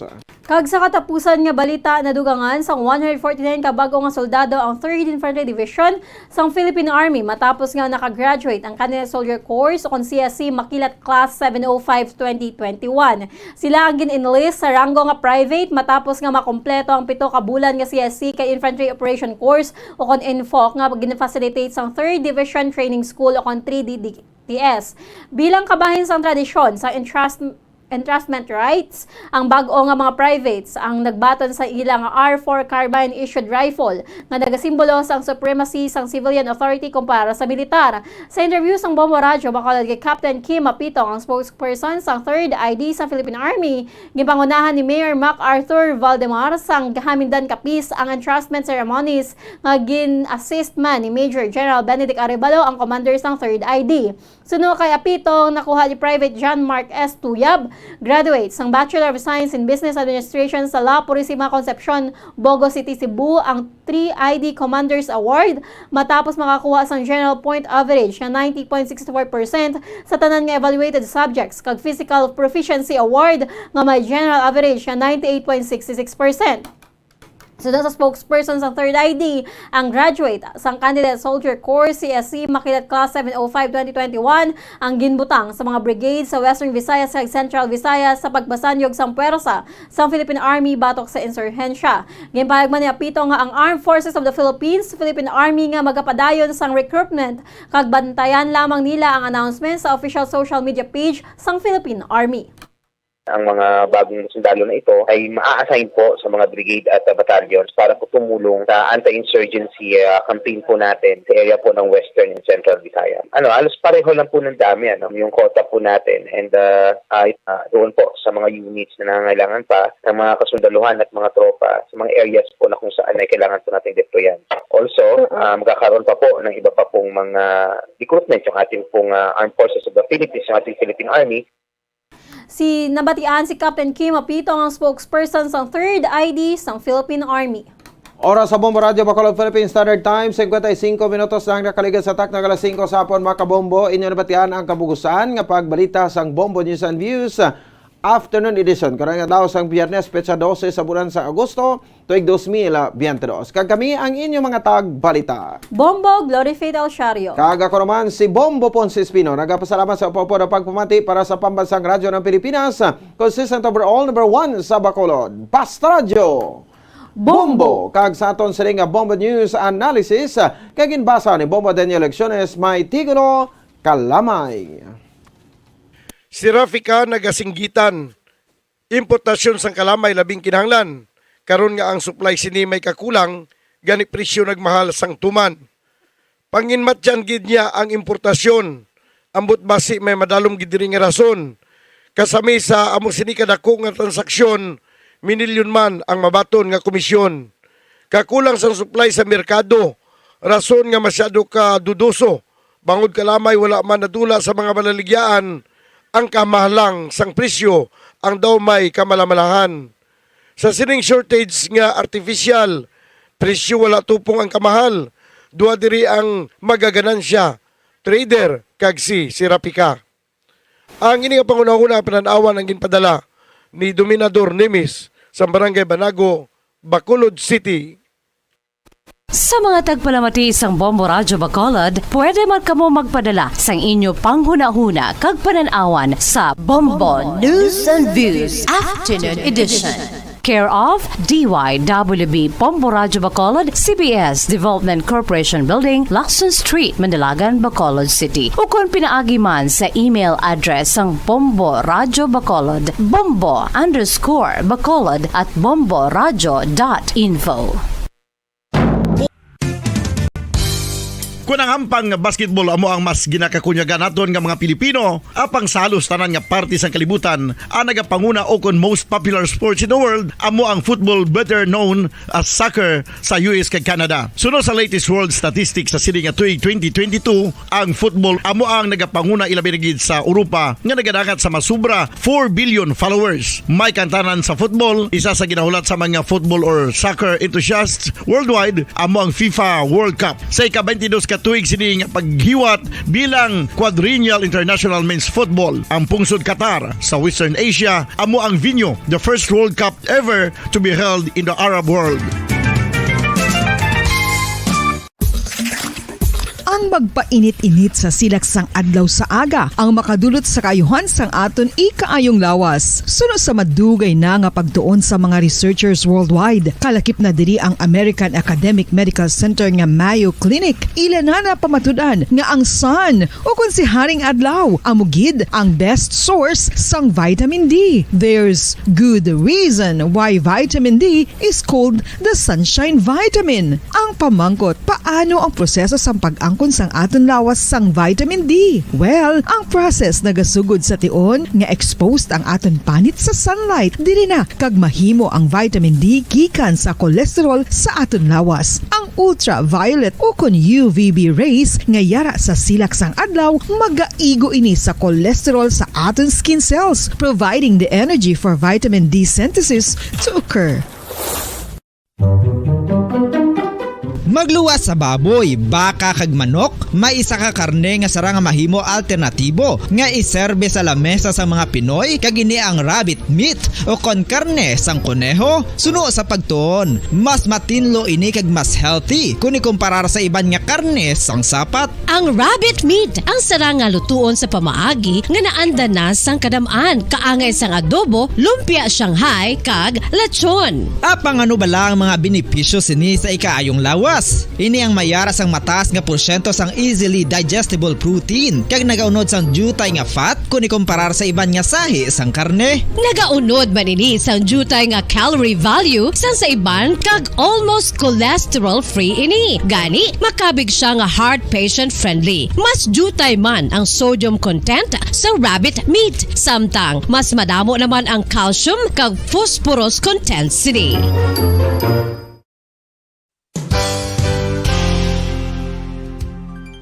Nakaibalo-bala kamo nga ang bantugon nga simbahan sa Banwa sa Valladolid diri sa probinsya sa Negros Occidental nga ang Our Lady of Guadalupe ukon ang Nuestra Señora de Guadalupe ang mas magulang pa diin ang edad sini kung ikumparar sa amo nga banwa. Tuig 1852 sa gintukod ang kumbento kag simbahan sa Nuestra Señora de Guadalupe, walo ka tuig antes pa man natukod nga mangin isa na kabanwa ang inubayan ang ngalan ukon pagtawag sadto sang Valladolid sang tuig 1860 sa sur nga bahin sang probinsya. Ang simbahan ang gintukod sa mga Recollect missionaries tubtub nga ginpatahong pagid ini kag ginpadako sa tong 1877 nga may baroque style nga fasad kag basic nave o kon central part sang simbahan sa pagpamuno ni Recollect priest nga si Father Carlos Ubida. Ang matahom na nga kumbento kag simbahan Adlok nga makaang Magandang gabi Pilipinas! Sa anumang oras sa buong mundo, narito na ang Bombo Network News Evening Edition, ika-12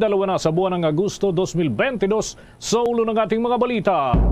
Iba pang mga sumbong ng pagkakasangkot ng ilang opisyal ng Department of Agriculture sa smuggling, pasok na rin daw sa ginagawang investigasyon ngayon ng Malacanang. Pagbuo naman ng Virology at CDC ng Pilipinas, may pundasyon na kahit noong pre-pandemic time pa, ayon yan sa DOST. Public viewing sa labi ng dating tinaguriang fastest woman in Asia na si Lydia De Vega bubuksan bukas. Ang libing naman maaaring sa Miyerkules sa susunod na linggo. Ang Pilipinas naman nananatili sa low-risk classification para sa COVID-19 sa kabila ng bagyang pagtaas ng ICU admissions ayon yan sa Department of Health. Ang militar at pulisya pumagitna na sa away ng dalawang grupo ng MILF sa Pikit North, Cotabato. 5 ang naitala ng patay, 2 naman ang sugatan. Mamaya sa ating international news, ang United Nations na alarma matapos muling inatake ang Zaporizhia Nuclear Power Plant. Sa ating balitang palakasan, NBA superstar na si LeBron James masinagahan ng training camp kasama ang iba pang Lakers player. Bago sa detalye, kami ang inyong mga tagapagbalita. Ako si Bombo Jane Buda. Ako naman si Bombo Dennis Hamito at ngayon sa ating mga detalye. Malawak na ngayon ang itinatakbo ng imbestigasyon ng Palasyo Malacanang sa nangyaring irregularidad sa inilabas na resolusyon ng Sugar Regulatory Administration Board.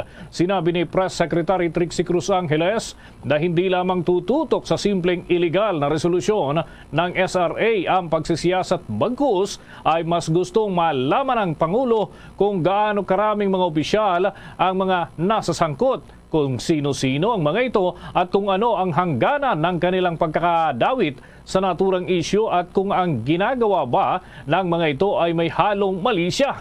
At ganun din yung kapabayaan o simpleng maling desisyon lamang. Maliban dito, sinabi ni Angeles na nakakasiguro anya siya na sinisilip na rin ni Pangulong Ferdinand Bongbong Marcos Jr. ang mga sumbong ng mga di umano'y nauugnay sa smuggling ng ilang opisyal dun ho sa Department of Agriculture, lalo't ang Pangulo ang tumatayong kalihim nito. Aminado si Angeles na hindi nila pwedeng pakialaman ang ginagawang investigasyon, pero naghihintay niya sila kung may makukuhang impormasyon hinggil pa dito at kung may sapat na dahilan ay siguradoan niya na may gugulong ng mga ulo o mapaparusahan. Sa ngayon ay kailangan muna anyang maghintay at malaman ang bandang kalaunan kung ano talaga ang tunay na nangyari para mabatid ang gagawing hakbang naman ng pamahalaan upang hindi na maulit pang insidente. Tiniyak ni Angeles na kapag may resulta na ang naturang investigasyon ay agad naman nila itong isa sa publiko ng Palasyo Malacanang. Narito pa ang bahagi ng pahayag ni Secretary Trixie Cruz Angeles. It has already begun. The moment na nalaman ng Presidente na may maling nangyari dito, nag-order kaagad ng investigasyon. Sino-sino ang involved dito? Ano yung extent ng kanilang involvement? Was it attended with malice? Or was it negligence? Was it simply just bad judgment? Kailangan malaman po natin itong mga to. At kung sino po ang involved dito. So that's how things stand right now. Continuing po yung ating investigasyon. Ito na po yung response. We laud, of course, Senator Amy, her concern over this. Tama naman po siya. But we'll probably go beyond that. Probably if there are sufficient findings, then heads will roll. Tinighuyan ni Secretary Trixie Cruz Angeles ng Office of the Press Secretary. Samantala, nilinaw naman ng Philippine Postal Office o PhilPost na hindi namimigay ng financial aid ang kagawaran.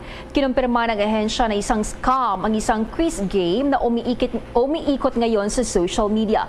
Nagbabalang PhilPost na huwag i-click ang link na maaaring magkaroon ng access ang mga scammers sa mga personal na impormasyon na hihingi ng website.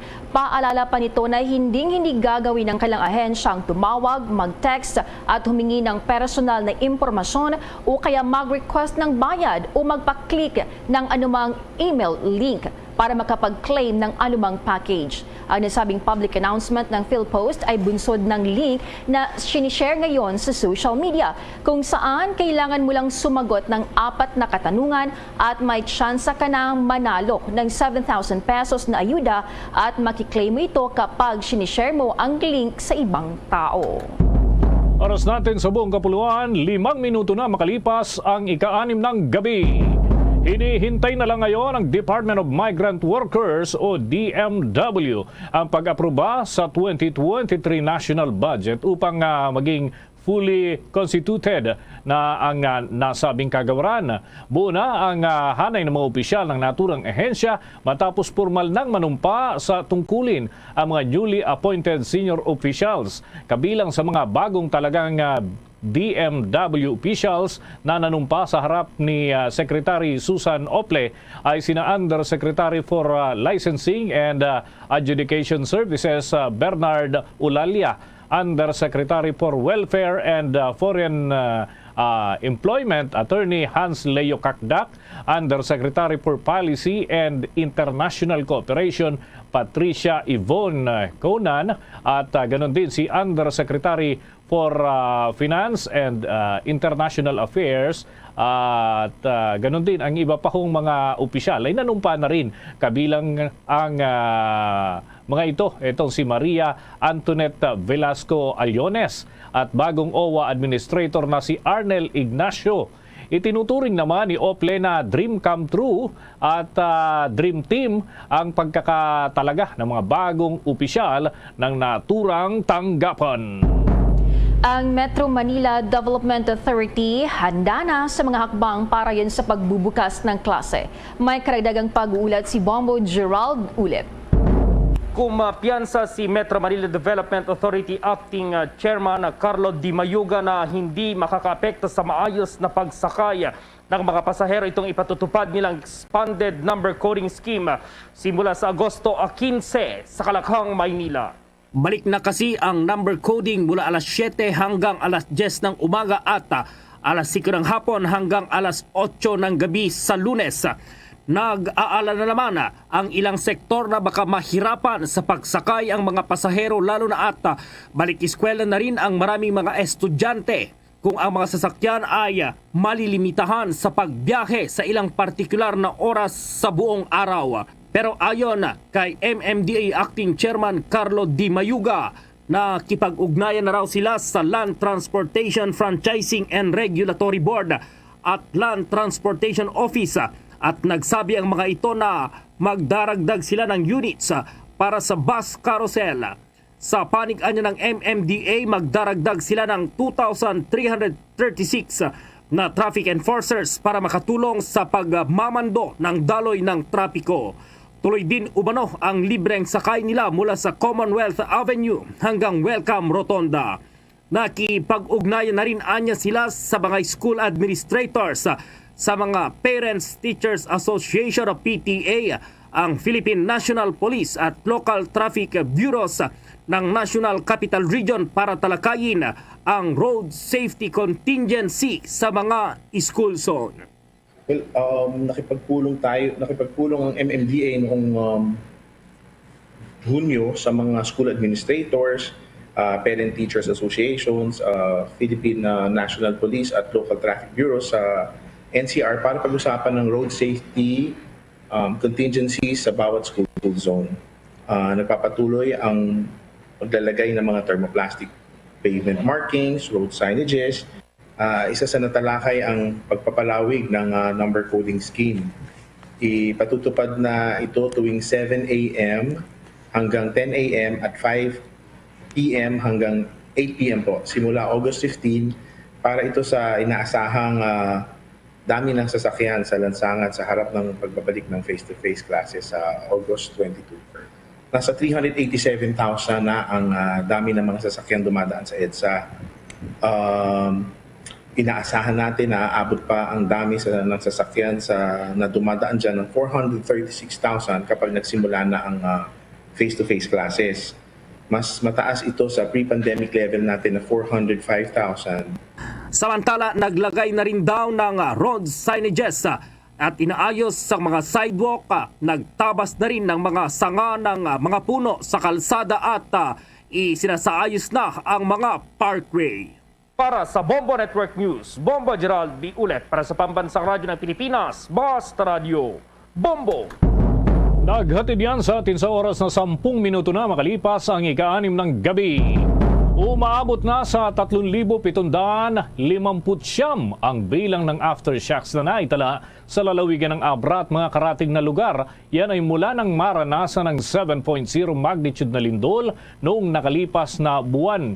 Ayon nga sa Philippine Institute of Volcanology and Seismology, 1,060 sa mga ito ang platted o natukoy ng kanilang mga instrumento sa kanilang ahensya, habang 65 naman ang may kalakasan at talagang naramdaman ng mga residente sa naturang lugar. Ang lakas kasi ng aftershocks na ito ay mula 1.4 hanggang 5.1 magnitude. Hindi naman inaalis ng PBOX ang posibilidad na makaapekto pa rin ang ganitong tremors kahit may dahil nga maraming pundasyon ng mga kabahayan ang nakitaan na raw ng pinsala nung tumama ang main quake. Samantala, matapos naman ang pagbuga ng usok ng Taal Volcano, mahigpit na ngayon ang ginagawang monitoring ng PBOX para sa iba pang development ng naturang bulkan. Kasabay kasi ng pagbuga ng abo, nagkaroon din ng pagyanig sa paligid ng bulkan na naghatid naman ng pagkaalarma sa ilan hong mga residente sa naturang lalawigan, partikular na ho dyan sa Batangas at pati na doon sa karatig na probinsya ng Cavite. Sa iba pang balita, binago na ng Department of Social Welfare and Development ang porma ng mga sinusulatang form ng mga beneficiaries ng ayuda ng gobyerno. Sinabi ni Social o DSWD Secretary Erwin Tulfo na pinaikli na nila ang mga tinatanong na impormasyon. Ang kailangan na lamang ilagay, isulat dito ay ang pangalan, edad, address at contact number. Nagbigay na rin anya siya ng guidelines o panuntunan sa mga tauhan na agad ibigay sa parehong araw ang hiling na pinansyal na tulong at huwag nang pabalik-balikin pa ang mga nangangailangan. Kailangan na anyang makatugon ang ahensya sa urgency ng pangailangan ng mga tao. Matatandaan na sa pagbisita kamakailan sa Abra ni Pangulong Ferdinand Marcos Jr., sinita nito ang napakaraming impormasyong hinihingi pa sa mga beneficiaries. At tuloy-tuloy pa tayo sa ating mga balita. Kinilala ni Pangulong Bongbong Marcos Jr. ang naging papel na ginampanan ni Norwegian Ambassador to the Philippines, Jor Jansen, sa pananatili nito sa ating bansa. Sa farewell call ng ambassador sa Palasyo Malacanang, pinapurihan rin ng Pangulo ang effort nito bilang envoy ng Norway dito sa ating bansa.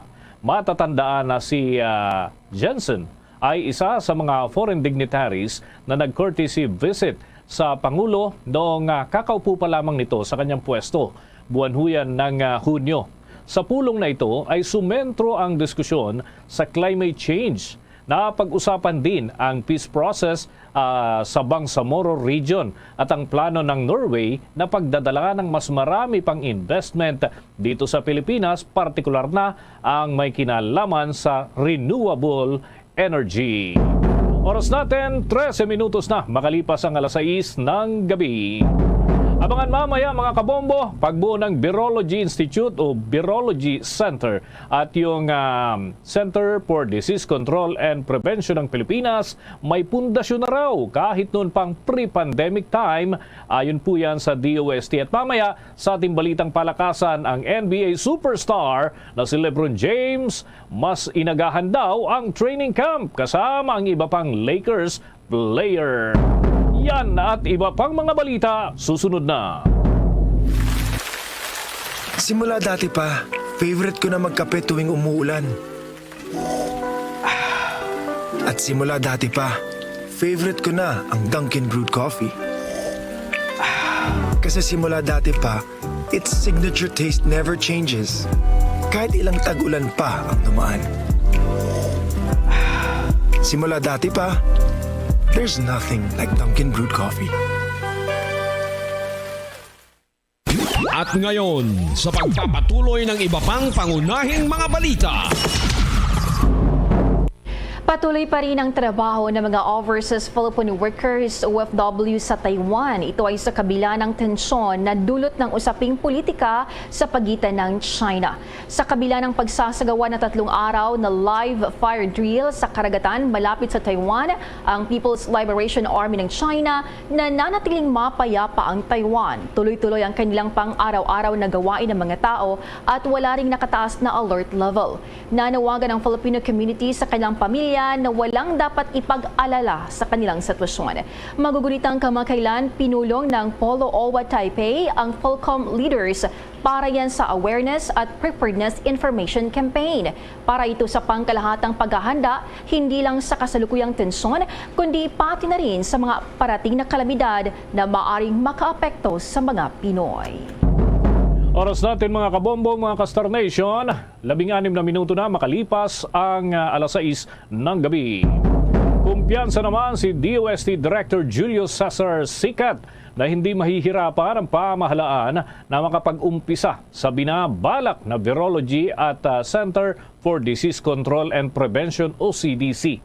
Ayon kay Sicat, bago pa man ang pandemya ng COVID-19 sa Pilipinas ay kinilala na ng World Health Organization o WHO ang ating bansa. Yan ay sa mahalagang health research at iba pang mga development. Sa ginanap na 15th Philippine National Health Research System na week celebration, yan ho ay idinaos doon sa Clark Freeport Zone sa lalawigan ng Pampanga. Inisa-isa ng opisyal ang malaking nagawa ng mga mananaliksik ng bansa, lalo na sa usaping kalusugan, maging ang mga ginamit na sariling testing kit ng Department of Health noong nagkakaubusan ng supply ay naungkat din sa naturang event. Nangako naman ang DOST ng buhos ng suporta sa Department of Health para mabuo ang epektibong tanggapan na hahanap ng lunas sa mga dumarating na sakit sa ating komunidad. Narito ang bahagi ng pahayag ni Director Julio Cesar Sicat ng DOST. I would like to start with a significant milestone in 2020 wherein the Philippines was cited by the World Health Organization as among the countries which made significant progress in health research. Based on the WHO's 2020 Health Evidence Network report, the PNHRS was cited as a model for low to middle income countries with a comprehensive national strategy for health research. As the national framework for health research in the country, the PNHRS led the formulation of the National Unified Health Research Agenda, a document which serves as the country's template for health research and development efforts in a 6-year period. Bahagi yan ng pahayag ni Director Julio Cesar Sicat ng Department of Science and Technology. Inamin naman ni Social Welfare Secretary Erwin Tulfo na pahirap sa kanilang tambak na proseso na itinatakda ng gobyerno para ganap na nilang may patupad sana ang digitalization sa pamamahagi ng ayuda at iba pang benepisyo para sa ating mga kababayan. Inayag ni Tulfo na sa dami ng requirements na hinihingi ay hindi tuloy sila makaporma upang masimulan na ang digital distribution. Kabilang na anya dito ang bidding na ayon pa sa kalihim ay hindi naman kailangan dahil wala namang gagastusin dito ang ahensya. Lalo't maraming kumpanya ang nagbubuluntaryo ng tumulong sa digitalization effort ng DSWD. Bukod na niya sa bidding ay kailangan ding dumaan sa Bids and Awards Committee ang sistema at required din ang publication. Sana lang ayon kay Tulfo ay mapalitan na ang batas tungkol dito dahil nasasakripisyo ang mga nangangailangang mahihirap na Pilipino. Mga kabombo, mga ka-Star Nation, oras natin sa buong kapuluan, 20 minuto na ho, makalipas ang ika-6 ng gabi. At kumustahin natin mga kabombo yung public viewing sa labi ng dating tinagurian ho na fastest woman in Asia. Ito ho si Lydia De Vega Mercado. Dahil bubuksan na pala bukas yung naturang public viewing. At yung libing, kailan kaya ito? Alamin ho natin yan sa kabuuan ng pag-uulat ni Bombo Elmar Acol. Yes, Bombo Dennis, Bombo Jen, dito tayo ngayon sa Heritage Park sa Taguig City. Nasa likod ko itong maraming mga bulaklak at nasa loob naman ang labi ni Miss Lydia De Vega.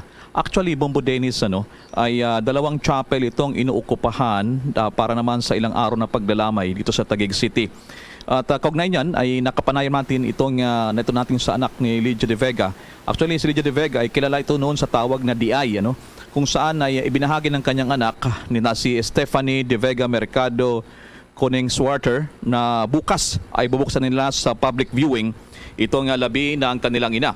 Dahil sa next week ay dadalhin na ito doon sa kanilang bayan sa Mikawayan, Bulacan upang bigyan naman ng pagkakataon na makiramay din yung kanilang mga kababayan.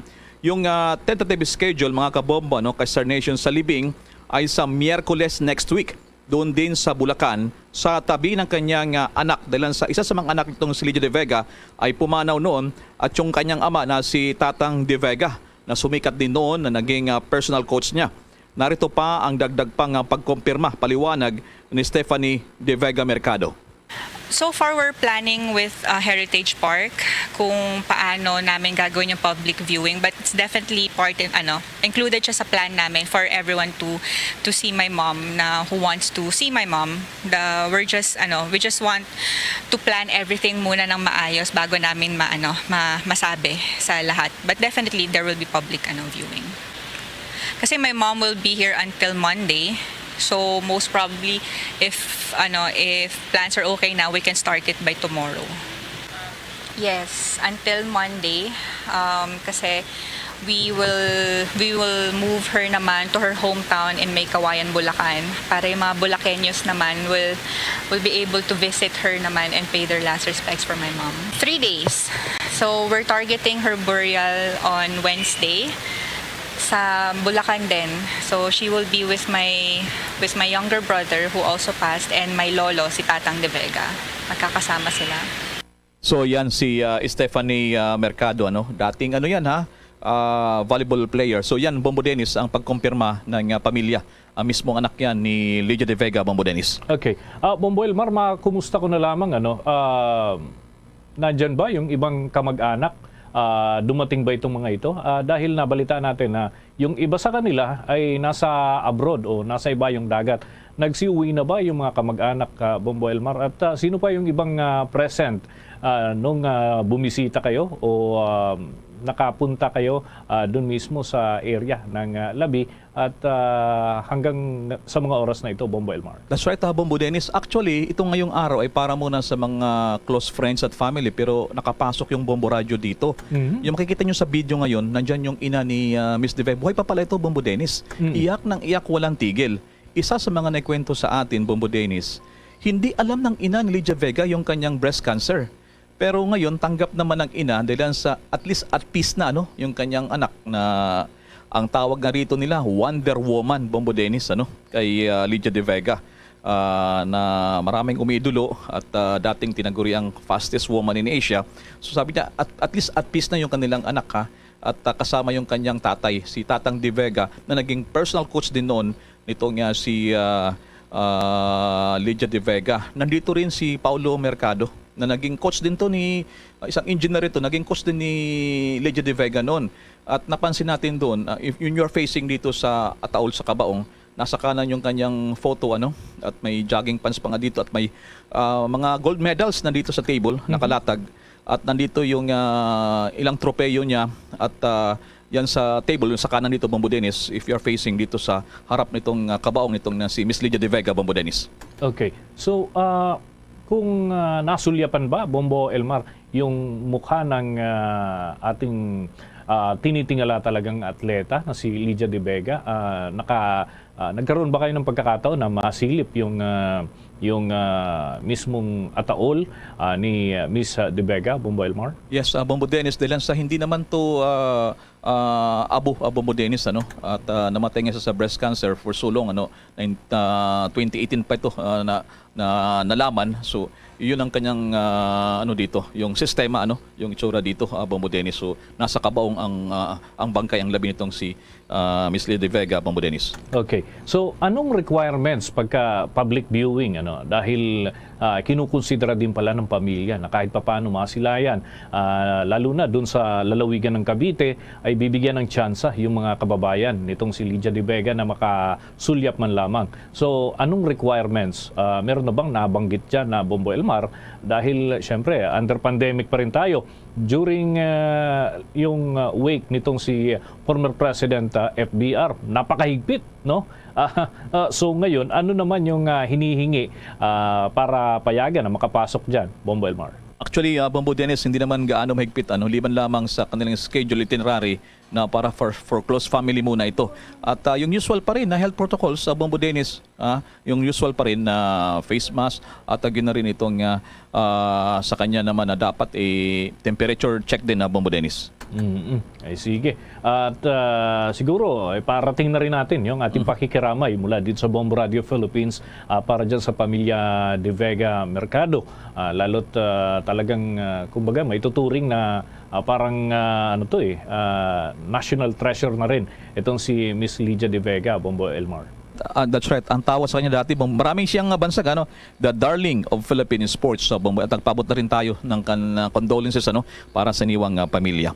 So mula rito sa Heritage Park, Taguig City, ito si Bombil Maracol nagulat para sa Pambansang Radyo ng Pilipinas, Basta Radyo, Bombo. Oras natin sa buong kapuluan, 26 na minuto na ho, mga kabombo, mga Kastar Nation, makalipas ang ika-6 ng gabi.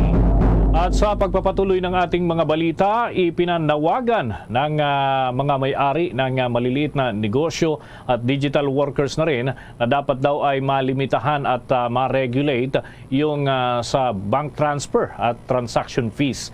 Ito mga kabombo ay dahil ang financial charges daw ay nagkakaroon ng epekto doon sa kanilang kita. Nauna nang naghain ng panukala si House Ways and Means Committee Chairman at Albay Congressman Joey Sarte Salceda na yung pagpapatupad ng higit na mga regulasyon at maging ang limitasyon sa naturang mga bayarin para sa mga transaksyon at pati na yung mga particular ho na payment scheme, no? Napag-alaman ng mga bangko at e-wallet ay naunang nag-waive na ng kanilang bayarin sa panahon ng pandemya, ngunit karamihan ay naibalik na ngayon na unti-unti nang bumabalik nga yung mga negosyo, bumabalik na rin ho yung paniningil ng mga ito. Wala pang nagiging tugon ho dito ang Bangko Sentral ng Pilipinas sa naging panukala ni Congressman Salceda. Samantala, sinabi naman ng Bankers Association of the Philippines na ang mga bayarin na ito ay regulated at properly disclosed naman at pinapahintulutan din ng Bangko Sentral ng Pilipinas at sila naman ay tumatalima dun sa mga patakarang umiiral. Sa mga karagdagan pang balita, hinimok ng mga state auditors ang Department of Information and Communications Technology o DICT na makipag-ugnayan sa Department of Education. Yan mga kabombo ay may kaugnayan doon sa sinasabi sa pagitan ng mga estudyante at mga guro na kung maaari ay mga ngailangan ng mga gadgets at ginawa ng Commission on Audit ang naturang rekomendasyon matapos ngang malaman na nasa 92.967 million pesos ang halaga ng mga device na naipamahagi sa ilalim ng Cyber Safe Learning for Education project. Kabilang ho dito mga kabombo ang nasa 866 na mga laptops na nagkakahalaga ho yan ng 32,000 mahigit bawat isa. At nasa 12,000 mahigit naman para sa yung mga tablets ho ito sa halagang 4,950 kada isang piraso. Ang 2021 audit report ng DICT ay nagsabi na ang mga device ay walang eksaktong aktwal na benepisaryo na matutukoy nung nagsimula po ang naturang procurement process. Sinabi pa ng mga state auditors na ang pamamahagi ng mga device na ito ay dapat na mabilis na masubaybayan upang maiwasan ho yung pagkaluma at maiwasan din yung pagkakalantad sa mga mag-aaral at guro dun sa mapanganib na dulot ng nauugnay nga sa impeksyon ng COVID-19. May mga konsiderasyong nakapaloob dito ho sa naturang mga transaksyon at kinakailangan na masunod ang naturang mga proseso. Nabanggit din mga kabombo na sa ulat ho ng DICT ay hindi pa nagsusumiti ng kanilang mismong report para sa monitoring at katunayan yung mga nakadeploy na kagamitan na kinakailangan ho para sa post-evaluation ng CLE program ay wala pa ring report. As of May 16, 2022, may kabuang 9,384 na mga laptops at 29,018 na tablets naman ang naipamahagi na ng naturang tanggapan. Lahat ng mahigit 1,000 packet Wi-Fi ay nakuha ay ipinamahagi din mga kabombo dun sa mga benepisaryo na pasok sa naturang programa. Sumang-ayon ang pamunuan ng DICT sa naging rekomendasyon na palakasin pa ang information drive nito at sa pagkakaroon ng gadgets at makipag-ugnayan na rin sa tanggapan ng Department of Education. Sa dagdag pang balita sa oras na ito, ang Pilipinas na nanatili sa low-risk classification para sa COVID-19 sa kabila ng bahagyang pagtaas ng ICU admissions ayon yan sa Department of Health. May pag-ulat si Bombo Everly Rico. Nananatiling nasa low-risk classification para sa COVID-19 ang Pilipinas sa kabila ng nakitang bahagyang pagtaas sa intensive care unit admissions ng severe at critical cases.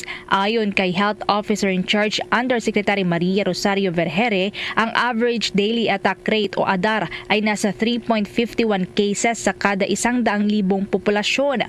Para kasi may uri ang isang lugar na nasa moderate risk, ito ay dapat na mayroong ADAR na nasa 6 average cases sa kada 100,000 populasyon. Iniulat naman ni Vergere na ang itinuturing na plus areas na tumutukoy sa Luzon provinces kabilang na ang Cavite, Rizal, Laguna at Bulacan. Maging sa ilang bahagi ng Mindanao ay nagpapakita ng bahagyang pagtaas si COVID-19 cases, habang ang nalalabing parte naman ng Luzon at Visayas ay nakitaan ng sinyales ng pagplato. Nationally, nananatili pa rin tayong nasa low-risk case classification na may average daily attack rate na 3.51 cases per 100,000 population, with national and most regions showing case increases in the recent 1 to 2 weeks. Nananatiling nasa moderate risk case classification ng NCR at CAR na may average daily attack rates ng 9.17 at 7.96 cases per 100,000 population.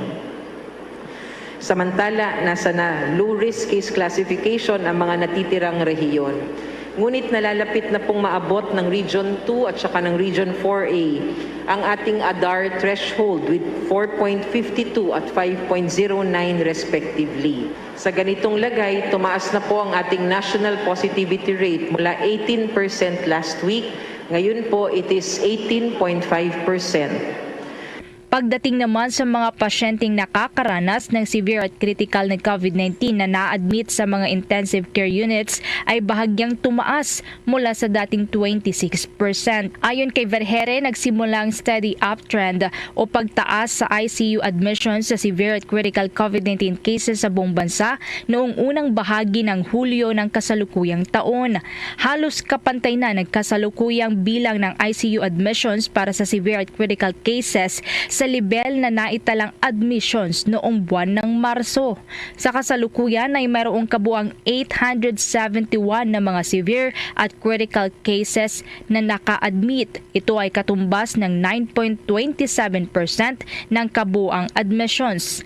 Subalit paglilinaw ng Department of Health, karamihan sa mga admissions ay nananatili namang asymptomatic na nasa 40.98% habang nasa 40.77% naman ang mga nakakaranas lamang ng mild na sintomas. We now observe a steady uptrend in both ICU admissions and severe and critical COVID-19 admissions at the national level starting early July 2022. Ang kasalukuyan pong bilang ng ating ICU and severe and critical ay halos kaparehas na ng ating level of admissions nung nakaraang Marso. As of August 10, meron tayong 871 or 9.27% ng total admissions na severe at critical cases. Nananatili pa rin itong mas mababa ng 1,000 cases. Samantala, nakapagtalang muli ang Department of Health ng karagdagang 255 pang kaso ng mas nakakahawang Omicron subvariants na BA.5, BA.4 at BA.2.12.1. Mula sa mga samples na sinuri, nasa 190 dito ang nadetect na positibo sa Omicron BA.5 kung saan nasa 175 dito ang gumaling na. 7 naman ang sumasailalim pa sa isolation habang kinukumpirma pa ang status ng 8 iba pang pasyente. Merong pasyente na nagpositibo sa BA.5 na mula sa Davao Region, 23 ang mula sa Soc-Sargen, 3 mula sa Bangsamoro Autonomous Region at may tag-isa namang kaso na mula sa Caraga Region at Metro Manila. Nasa 34 naman na karagdagang kaso ng BA.4 ang naitala kung saan 33 dito ay nakarecover na. Mula sa kaso ng BA.4, mayroong 23 ang nagmula sa SOC Sergeant, 11 naman mula sa Davao Region, habang ang pasyente naman na nagpositibo sa BA.2.12.1 na mula sa Davao Region ay nakarecover na rin mula sa nakakahawang virus. Para sa Bombo Network News, Bombo Everly Rico nag-uulat para sa Pambansang Radyo ng Pilipinas. Basta Radyo, Bombo! Bombo Breaking News. Sa kakapasok lamang ho na impormasyon, kinumpirma ni Press Secretary Trixie Cruz Angeles ang formal ng pagkakatalaga bilang Secretary ng Department of Science and Technology kay Director Renato Solidum ng Philippine Institute of Volcanology and Seismology. So hindi na lamang siya Director ng PBOX, siya na ho ang kalihim ng Department of Science and Technology.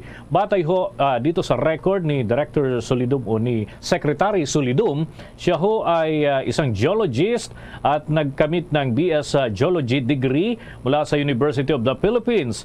Siya ay nagtapos ng kanyang master's degree sa Geology Sciences sa University of Illinois at Chicago. Yan ho mga kabombo, yung Earth Sciences na iba pang related courses ay nakuha po niya sa ibayong dagat, at yung Oceanography sa University of California naman, at meron din ho siyang kinuhang iba pang mga pag-aaral noong taong 1984 at noong 2017 ay siya naman po ay naitalagang Undersecretary ng Department of Science and Technology at para ho yan sa Disaster Risk Reduction and Climate Change Adaptation, at na-assign na officer in charge ng PBOX mula ho nung taong 2017 hanggang ngayong araw, bago ho siya formal na naitalaga bilang kalihim ng Department of Science and Technology. So congratulations kay Secretary Renato Solidum Jr. Sa mga karagdagan pa nating balita, yung ilang negosyante na mga kabombo ay umaangal na raw doon sa taas presyo ng asukal na naitatala dito ho sa mga nakalipas na araw. Kaugnay niyan, may pag-uulat si Bombo Marlene Pajernos. Yes, tama ka dyan, Bombo Dennis, Bombo Jane. Umaangal na nga ngayon ng ilan sa ating mga kabayang negosyante, partikular na yung mga nagtitinda ng asukal at mga nagibenta ng mga produktong ang pangunahing sangkap ay asukal. Ito nga ay matapos ang tuloy-tuloy na pagtaas ng presyo sa asukal sa mga pamilihan sa ating bansa. Sa pag-iikot ng Bombo Radio Philippines dito sa bahagi ng Metro Manila, ay may mga nakapanayam tayong ilang mga negosyante ukol sa usapin na ito. Ayon kay Aling Nicole Tribaco, nagtitinda ng asukal, halos isang linggo lamang ang pagitan ng pagtaas ng presyo ng asukal ngayon. Aniya, dahil dito ay pati ang kanilang suki na mismo ang umaalmas sa kanila. Kaugnay niyan, pakinggan pa natin iyong bahagi ng naging pahayag ni Aling Nicole Tribaco. Ang presyohan namin dati nasa lang, 75. Ngayon umabot na siya ng 100. 75, naging 85, tapos 90, naging 95, naging 100. Halos ng mga 1 week mga malipas lang yung isang linggo ng deliver. Pagkasunod na taas na naman ang presyo nila. Sabi naman ng supplier, taas din ang kuha nila. Siyempre, sila na sobrang taas. Hindi naman pwede daw na hindi sila mag-asukal kahit daw mataas ang presyo. Go pa rin, bili pa rin sila. Pero talaga sila sa presyo ng asukal kasi sobrang taas. Si Manong Ronel Ganalo naman, sinabing hindi lang asukal ang tumaas kundi pati na rin ang iba pang bilihin. Bukod kasi sa asukal na pangunahing sangkap ng kanyang panindang tinapay, ay nakakaapekto rin ang taas-baba ng presyo ng produktong petrolyo na ginagamit naman sa pag-deliver ng kanyang mga paninda mula sa kanyang supplier. Narito naman ang kanyang naging pahayag. Gasolina, yung transpo nila mataas din. Pagkuha ng mga produkto nila, yung mga deliver mataas tulad ng harina, kaya tumataas lahat ng produkto. Walang magawa, kailangan pagkain yan Sa binta okay naman, di naman nagbago kasi kailangan talaga ang pagkain ng tao pangunahing pangangailangan kasi ng tao ang pagkain Napipilitan pa rin silang bumili kahit mahal. Wala namang pagbabago. Mag-i-increase ka lang talaga ng presyo. Sa una, nabibigla sila. mag-order sila kaunti lang. Ngayon siguro nung customer nila pag natanggap na rin yung presyo na ganun, okay na, balik sa dati ulit. Sa una talagang bugso, maninibago din yung customer. Halimbawa, yung tinapay, 50 piraso ang binibili sa akin or 20. Bibili na lang yan yung 20, 15 or 10. Hinihinay-hinay nila yung customer kasi baka masiraan sila kung hindi mabili agad. Samantala, Bombo Dennis, Bombo Jane, kaiba sa dalawang tinderang una nating nakapanayam, ay hindi naman nagtaas ng benta si Manang Rebecca Feliciano. Yan ay sa kanyang paninda na Banana Q. Sabi niya, bagamat nakakaranas daw siya ng pagtaas ng presyo ng asukal, ay hindi pa rin niya binabawasan yung dami ng nilalagay niya sa kanyang Banana Q dahil nakakaraos pa rin naman daw siya sa kanyang pang-araw-araw hanggat na nanatiling mabenta ito. Ito naman yung bahagi ng ating naging panayam kay Aling Rebecca Feliciano. Ganun pa rin po, hindi rin ako nagtaas. Kahit na paano, nakakapamalinggi pa rin, nakakahulog sa Mumbai. Kasi sanay na yung mga tao eh. Kapag nagdatas ako, minsan ginagawa kong 20. Ba't tumaas? Sabi ko, ano naman kasi, ang taas naman ng asukal ngayon, bukod doon, yung mantika, di ba? Gas, ganun din. Pero minsan, inaano ko rin, balik uli sa 15-15 lang eh. Okay lang, nakakatubo pa naman konti. Oo, kung hindi naman, kahit konti lang ang tubo, okay lang. Basta mabili pa rin siya. Mabili pa rin siya. Hindi nagbago ang ano ng tao. Matagal na po eh. Dati, doon pa ako Banana Q rin. Tapos, hindi nag-pandemic. Natigil ako kasi senior na ako eh. Nagdalawang taon ako sa bahay lang. Dati, nagtinda rin ako ng pagkain. Ngayon, nagkaroon na rin ng pagkain dito. Diyan. Kaya ito na naisipan ko itinda kasi wala akong kalaban. O, gano'n. Yan ang bahagi ng ating mga nakapanayam dito sa bahagi ng Metro Manila. Matatandaan na una nang idinahilan ng mga kinaukulan na nagkaroon daw ng kakulangan umano sa supply ng asukal dahilan na rin ng pagtaas ng presyo nito pagdating sa merkado. Sa unang bahagi kasi ng Agosto ng taong ito ay umakyat sa 79.5% o 95 pesos ang average price ng refined sugar sa wet market. Mula yan sa dating 52 pesos and 93 centavos sa kaparehong panahon noon namang nakaraang taon. Habang pumapalo naman sa 57.7% o 71.43 pesos ang average price sa raw sugar, mula naman yan sa dating 45 pesos and 29 centavos noong taong 2021. Para sa Bombo Network News, ako po si Bombo Marlene Padiernos, nag-uulat para sa Pambansang Radyo ng Pilipinas, Basta Radio, Bombo! 43 minuto na makalipas ang ika-6 ng gabi. Naniniwala ang Independent Monitoring Group na Okta Research na maaring nagpick na ang surge ng COVID-19 cases sa Metro Manila. Ayon kay Okta Research Fellow Dr. Guido David, napansin daw nila na ang growth rate para sa National Capital Region ay pababa na. Ganon din sa Iloilo at ilan pang mga lugar. At maging sa ilang area ay hindi pa tumataas ng husto yung mga kaso. Kahit sinasabi na lumobo sa Metro Manila, ay may mga lugar na nananatili doon sa kaparehong level sa mga nakalipas na buwan. Sa kabila nito, aminado naman si David na hindi dapat na magkampante at dapat pa rin na maghintay sa loob ng 1 hanggang 2 linggo kung magtutuloy-tuloy pa ang trend ng pagbaba ng mga naitatalang kaso ng COVID-19. Ang ibig sabihin ng growth rate ay ang pagsukat ng bilis ng pagtaas ng hawaan sa isang partikular na lugar. Samantala, tumaas naman ang bilang ng mga namamatay dahil sa COVID-19 ngayon. Hindi naman ito dapat na ika-alarma at hindi rin kinakailangan na magtaas pa ng anumang alerto. Bombo Sports News. Mas inagahan ni NBA superstar LeBron James ang training session bago pa man ang umpisa ng summer camp ng Los Angeles Lakers. Sinasabing inimbitahan nitong si LeBron ang kanyang teammates sa isang minicamp na isasagawa naman doon sa bahagi ng Las Vegas. Sa edad na 38 anyos at kabilang nga sa pinakamatanda ng player sa NBA, may tuturing pa rin na kayang makipagsabayan ng 4 four-time champion sa mga mas batang players. Kada taon ay gumagastos umano ng hanggang $1 milyong itong si LeBron James para lamang manatiling siya ay top physical condition ang status. At yan ay para sa NBA season ay magsisimula naman sa buwan ng Oktubre. Ang sports news ay nihatid sa inyo ng Cherryfer. Sa dagdag pang balita, inilabas ng Department of Trade and Industry ang bagong listahan ng price guide para sa mga school supplies. Sinabi ni Trade Secretary Alfredo Pascual na ni-revised niya ang Suggested Retail Price o SRP list para sa school supplies dahil hindi detalyado ang lumang listahan. Ang listahan ay may mga tatak at mga detalye na. Para sa mga notebook, kasama sa bagong gabay ang laki, number of leaves, kalidad ng papel, brand name, at kahit na mayroon silang generic o character na design.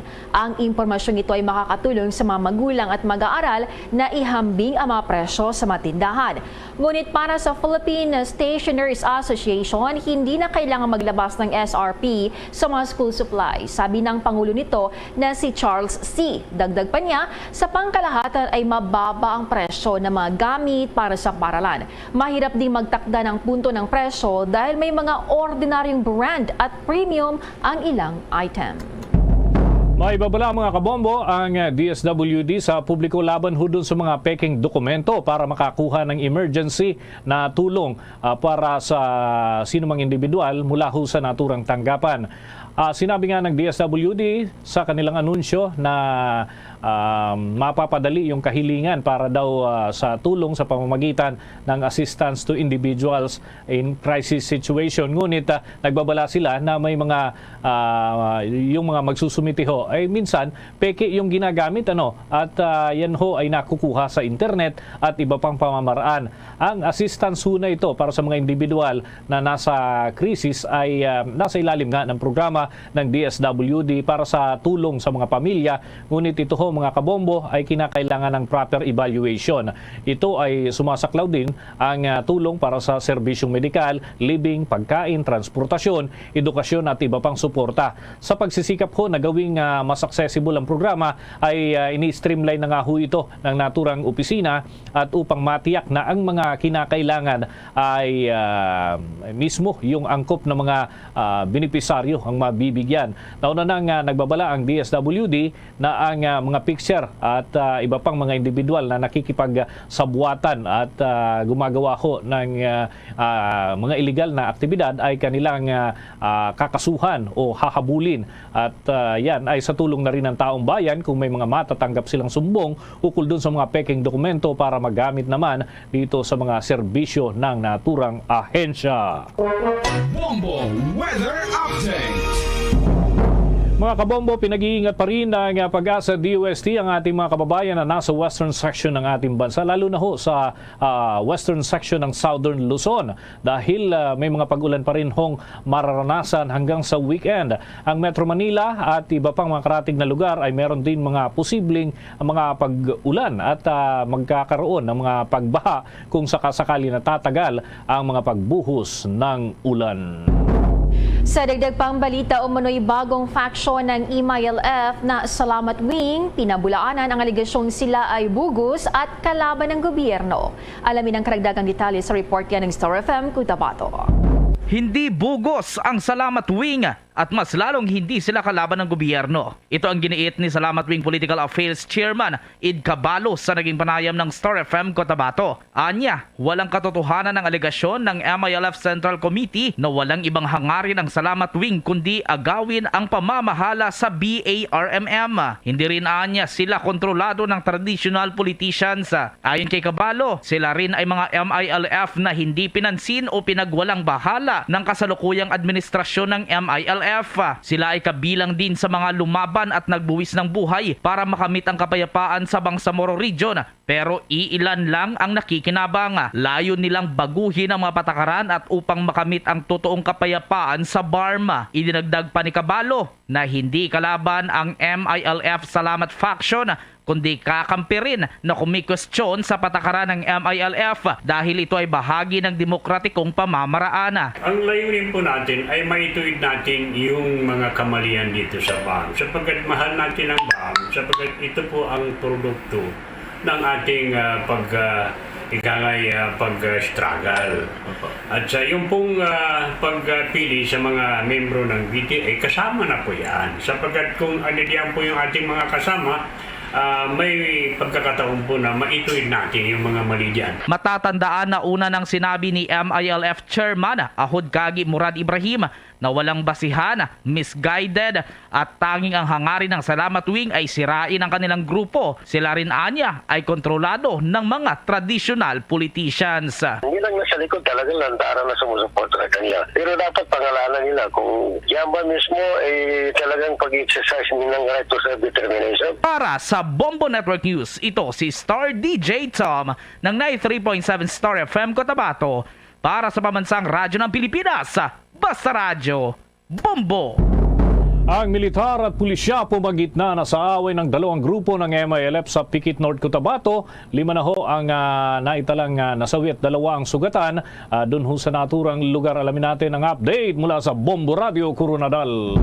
Nadagdagan pa mga nasawi sa nagpapatuloy na girian ng dalawang grupo ng Moro Islamic Liberation Front o MILF sa sitio Galianan, Barangay Makabuat sa bayan ng Pikit, North Cotabato. Ito ang kinumpirma ni Police Major Maxime Peralta, ang hepe ng Pikit PNP sa eksklusibong panayam ng Bombo Radio Coronadal. Ayon kay Major Peralta, grupo ni na Commander Bugdat Matalam Akas at Ustads Walid Mamasamlang na mga miyembro ng MILF ang nagkaengkwentro kung saan sa 5 nasawi, 4 sa mga ito ang mula sa magkabilang panig, habang isa naman na nadamay na sibilyan na kinilalang si Lito Quenones na residente din na nabanggit na lugar. Maliban dito, may 2 pang nasugatan kabilang isang babaeng sibilyan matapos tamaan na ligaw na bala mula sa palitan ng putok ng 2 panig. Dahil sa engkwentro, daan-daang mga residente ang nagsilika sa takot na madamay sa nasabing kaguluhan na nanatili ngayon sa evacuation center at sa kani-kanilang mga kamag-anak sa Karatig na barangay. Dagdag pa ni Major Peralta, rido o family feud ang pinag-ugatan ng gulo matapos napatayin si Barangay Makabual, Barangay Chairman Halanduli Matalam Akas noong nagkalipas na buwan at gumanti ang kanyang mga kamag-anak. Sa ngayon, pinangunahan na ni Pikit Mayor Sumulong Sultan ang pagsasaayos sa kasalukuyang gulo ng 2 grupo kasama ang pamunuan ng MILF. Naglagay na rin ng mga checkpoint palabas at papasok sa lugar upang maiwasan ang spillover ng kaguluhan. Kaugnay nito, nananawagan naman ang kooperasyon ng pulisya at ang militar sa lahat ng mga apektadong residente na manatili sa mas ligtas na lugar upang hindi madamay. Sa ngayon, humupa na rin ang palitan ng putok habang nagpapatuloy ang negosasyon sa magkabilang panig. Pinapanawagan ko po lahat sa mga komunidad, lalo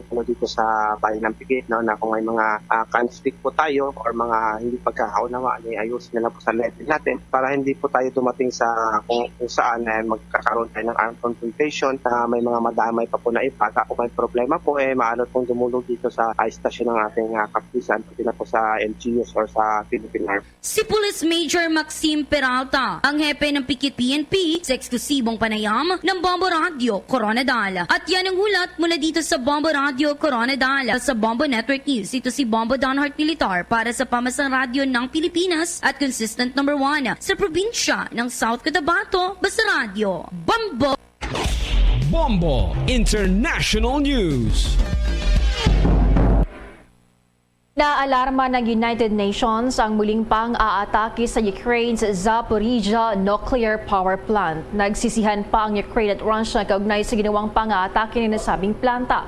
Sinabi ng bawat panig na mayroong 10 tama sa opisina at istasyon ng bumbero sa pinakamalaking planta ng kuryente sa Europa. Sa isinagawang pagpupulang ng UN Security Council upang talakayin ang sitwasyon, ang pinuno ng nuclear watchdog nito na si Rafael Grossi nagbabala na ito ay isang grave hour. Singapore. Sinabi rin ni UN Secretary General Antonio Guterres na maritong magresulta sa kapahamakan. Ang China at Amerika ay parehong nanawagan para sa mga eksperto ng UN na payagang agarang bumisita sa planta. Ngunit ang mga kahilingan na ito ay hindi pa naaaksyonan. Nauna rito nanawagan din ang Amerika para sa isang demilitarized zone na itatag sa paligid ng planta. Ang pakikipaglaban malapit sa isang nuclear plant ay mapanganib at isang irresponsabling hakbang. Napagalaman na ang Zaporizhia Nuclear Power Plant ay ang pinakamalaking nuclear power plant sa Europe at kabilang ito sa 10 pinakamalaki sa mundo. That news was brought to you by Dunkin', pasalubong ng bayan. Bombo Business News. Ikinalungkot ng ilang stakeholders ang nangyaring iskandalo sa pagkakabulgar ho ng illegal na order sa pag-angkat ng nasa 300,000 na metric tons ng asukal. Nila nakakalungkot umano ang pangyayaring ito na nasa krisis ang bansa at merong nagsasamantala na ilang sektor sa ating lipunan. Bagamat may tuturing daw na welcome relief para sa mga consumers kung natukoy nga ang pag-import na natuloy ang pag-import ng asukal, hindi naman maganda na tinatangkang gamitin ang pangalan mismo ng Pangulong Bongbong Marcos para lamang sa naturang illegal na transaksyon. Ayon naman sa political analyst na si Arjan Aguirre, ang naudlot na pag-import ay magdudulot lamang ng maraming mga spekulasyon para sa mga stakeholders, kabilang na ang mga hinala na baka wala sa kontrol ng gobyerno ang sitwasyon kaya hindi transparent sa ilang mga bagay. Ayon naman sa presidente ng Filipino Chambers of Commerce and Industry na si George Barcelon, mahalagang magpatupad ng madali ang solusyon ng gobyerno para mapanatili ang presyo at supply ng asukal. Naniniwala pa rin si Barcelon na kinakailangan ang pag-angkat ng asukal dahil apektado ang producers' output dahil nga sa epekto ng climate change. Una rito sa naging panayam ng Bombo Radio kay Manuel Lamata, presidente ng United Sugar Producers Federation, sinabi nito na tama lamang na pigilan ni Pangulong Marcos ang importasyon bilang pagbibigay ng proteksyon sa local industry. Bombo Business News is brought to you by Queen City Development Bank. Bombo Foreign Exchange Update. Para ho sa mga naghihintay ng update sa palitan ng piso kontra sa foreign currencies, ang isang US dollar, mga kabombo, may katumbas sa Pilipinas na 55 pesos 47 centavos. Yung Hong Kong dollar ay 7 pesos and 07 centavos. Ang Singaporean dollar, 40 pesos and 49 centavos. Ang Saudi Arabian Rial ay 14 pesos and 76 centavos. At ang euro ay pumapalo ng 57 pesos 27 centavos batay sa data ng Bangko Sentral ng Pilipinas. The Bombo Foreign Exchange Rate Update is brought to you by Queen City Development Bank. Bago tayo magtapos, ang Bombo Radio Philippines po ay nag-aanyaya sa lahat para sa samang-samang panalangin. Narito ang Oratio Impirata. Merciful and compassionate Father, we confess our sins and we humbly come to you to find forgiveness and life. We come to you in our need to seek your protection against the COVID-19 virus that has disturbed and claimed many lives. We ask you now to look upon us with love and by your healing hand, dispel the fear of sickness and death, restore our hope, and strengthen our faith. We pray that you guide the people tasked to find cures for this disease and to stem its transmission. Bless the efforts to use the medicines developed to end the pandemic in our country. We pray for our health workers that they may minister to the sick with competence and compassion.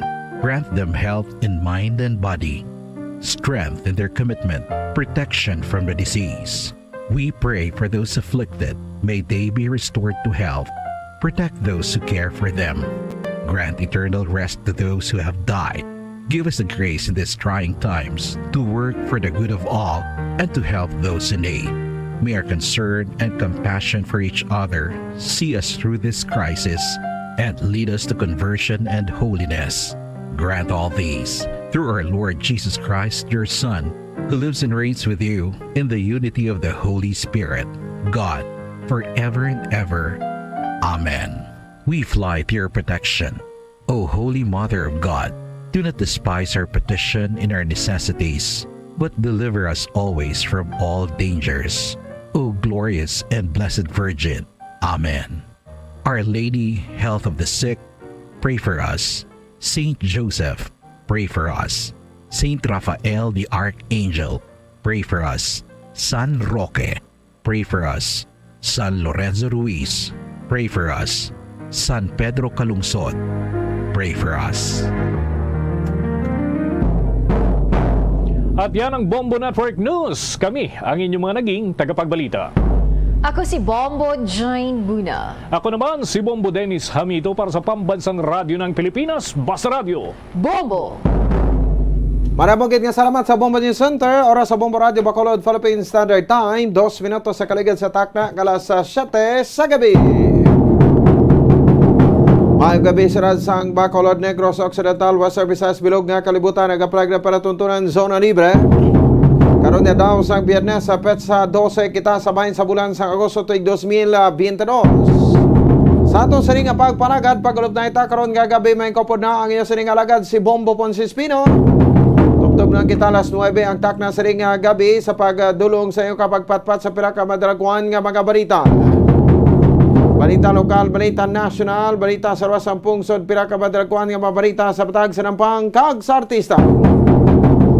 Sa pagkita pag-auptan man sang bugos nga persa sa DYWB Bombo Radio Pato Reporters sa ato sa ring nga mga Bombo Correspondents, Bombo Volunteers sa magatagban sa pira ka madragwan nga mga balita. Pinakuling nga ma-report nga nagtranabo na sa inseresitag sa Cameras of Responsibility. Pero antes ang tanan na pagtamyo tanay sa aton sa ring nga mga kauta mataga palmatita abroad, mga pinanagata nga managrense kag mabakulodon nga dito sa luwasang pungsod. Nagalantaw na karaga pamati sa aton pinagi sa Facebook, sa YouTube, at the same time sabahin sa 630 kHz. So welcome na sa pagparagad sa pang-Biyernes na kita subong, no? Nga edisyon sang Zona Libre. 4 minutos sa kaligid sa takna, alas 7 sa gabi sa aton sa ring nga pagparagad. Diba sa aton nga palatuntunan, ano ato labing talapang doon, pinakamadragwanta nga mga balita. Sa aton sa ring nga top series of the day, madragwan nga mga balita lokal. Sang gihapon ang aton sa mga kabaran nga pag-chekyar kag pag-monitor sa sining pinakaulihi pagsaka sa mga presyo sang balaklon, partikularmente sa mga kabaran ang ining presyo sang kalamay. Ang presyo iya mga kabaran sa bahin sang kalamay nga kung sa din tinaglabot sa kapin sa 98 pesos ang kilo sa kalamay. Tiko lang taon naton iya diri sa aton nga mga kauta, same time sa aton nga mga kabombo, ang ining refined sugar nagabili subong sa 98 pesos kada kilo.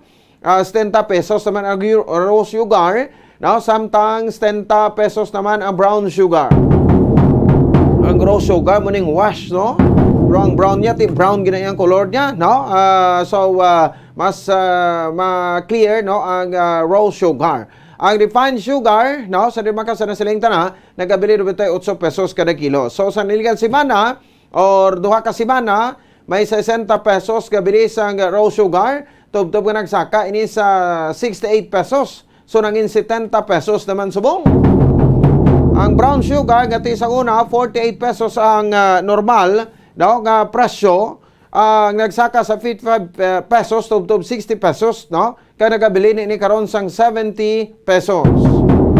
Sa sulod sang duha ka adlaw, Miyerkules, Huwebes kag Biyernes wala sang pagbago diri ang presyo sa din makabaran sang sining kalamay. Di amo ni ang latest ang makabaran nga monitoring naton sa bahin sa tatlo kadagkuan nga merkado publiko sang syudad sang Bacolod, sa Libertad Market, sa Burgos Market, sa bahin sa Bacolod Center Market. So ti hindi tagid ni iya ma-expectar karon or hindi gid ma-expectar subong iya makabanan no sang sining Sugar Regulatory Administration no kon SRA no ti under man ni sa bahin sang Department of Agriculture. Kung paano nila ma-explicar kung nga ang ati naglabot sa munika dako no ang presyo sang kilo sang kalamay. Iti ko basihan nato na ang ginasiling ta nga law on economics nga law of supply and demand ti mahal na iya kung kulang ang supply. Ti ang supply sa bahin sa mga merkado, especially sa mga mallsman, no, nag-aalalawa sa kasululubra, adlaw-adlaw ang delivery kung ma-order ang mga retailer, ara dayon. O nagaabot dayon kag ti why man sila nga ti may shortage kita, no? So hindi ya shortage ang ginaatubang ta subong ang problema tani shortage ang kalamay. Kundi ining hindi basta-basta nga presyo no kada kilo sang kalamay. Bastante kita sang supply. Ang pamangkot ti ano ang balasihan sini paano ini ma-regulate no para nabi no kinapanawagan ta ang Department of Agriculture no kun DA kung malati ma-regulate nila ini ang presyo. Kay ti pasugiron mo ang mga planters no mga sugarcane producers wala gid sila iya sa maginuyatan subong iyang kalamay mo kung sinakos ang kalamay wala man sila sang warehouse o diin ginatago ang kalamay. Ang kalamay no sa nasiling tanan kagabi ti ara posibleng ara sa mga traders no sa mga bodega sang mga traders or posible man no nga ara sa mga milling company. Abe, no? Para maging transparent kita ya. No? So ipakita so may 13 kita gali kuno diri ka mga sugar central sa bahin sang Negros Occidental. So sa 13 ka sugar central, no, diri sa Negros Occidental, isa-isa ni sa ila may mga bodega gini, no? May ara gini sila sa mga bodega, no? Daw nagaturong naman may ang mata niya sa niyaw. So ti kung may mga bodega ini sila, dapat ipakita na nila, no, nga ti arao o bodega namon no, kwan nang awas wala sang bilin nga kalamay. Kag subong man sa matilalagko nga mga traders diri sa aton sa bahin sang probinsya sang Negros Occidental, no, nga konsidente daw ginainto lang nila, no, ang mga end consumers subong no makaluluoy mga end consumers. Kita that's why hindi ta matingala kung magmahal ang kape, no? Kaya ang kape hindi mangin kumpleto kung wala sang kalamay. Di basi maabot pila ka adlaw, mamahal naman ang presyo sang gatas, no? Kaya ginamix ka ginaupod sa kape. So ti ini no nga mga hitabo, no? Muni lang ginasiling ta, kita guro pwede man ta guro mabuhi nga wala sang kalamay. Di ba?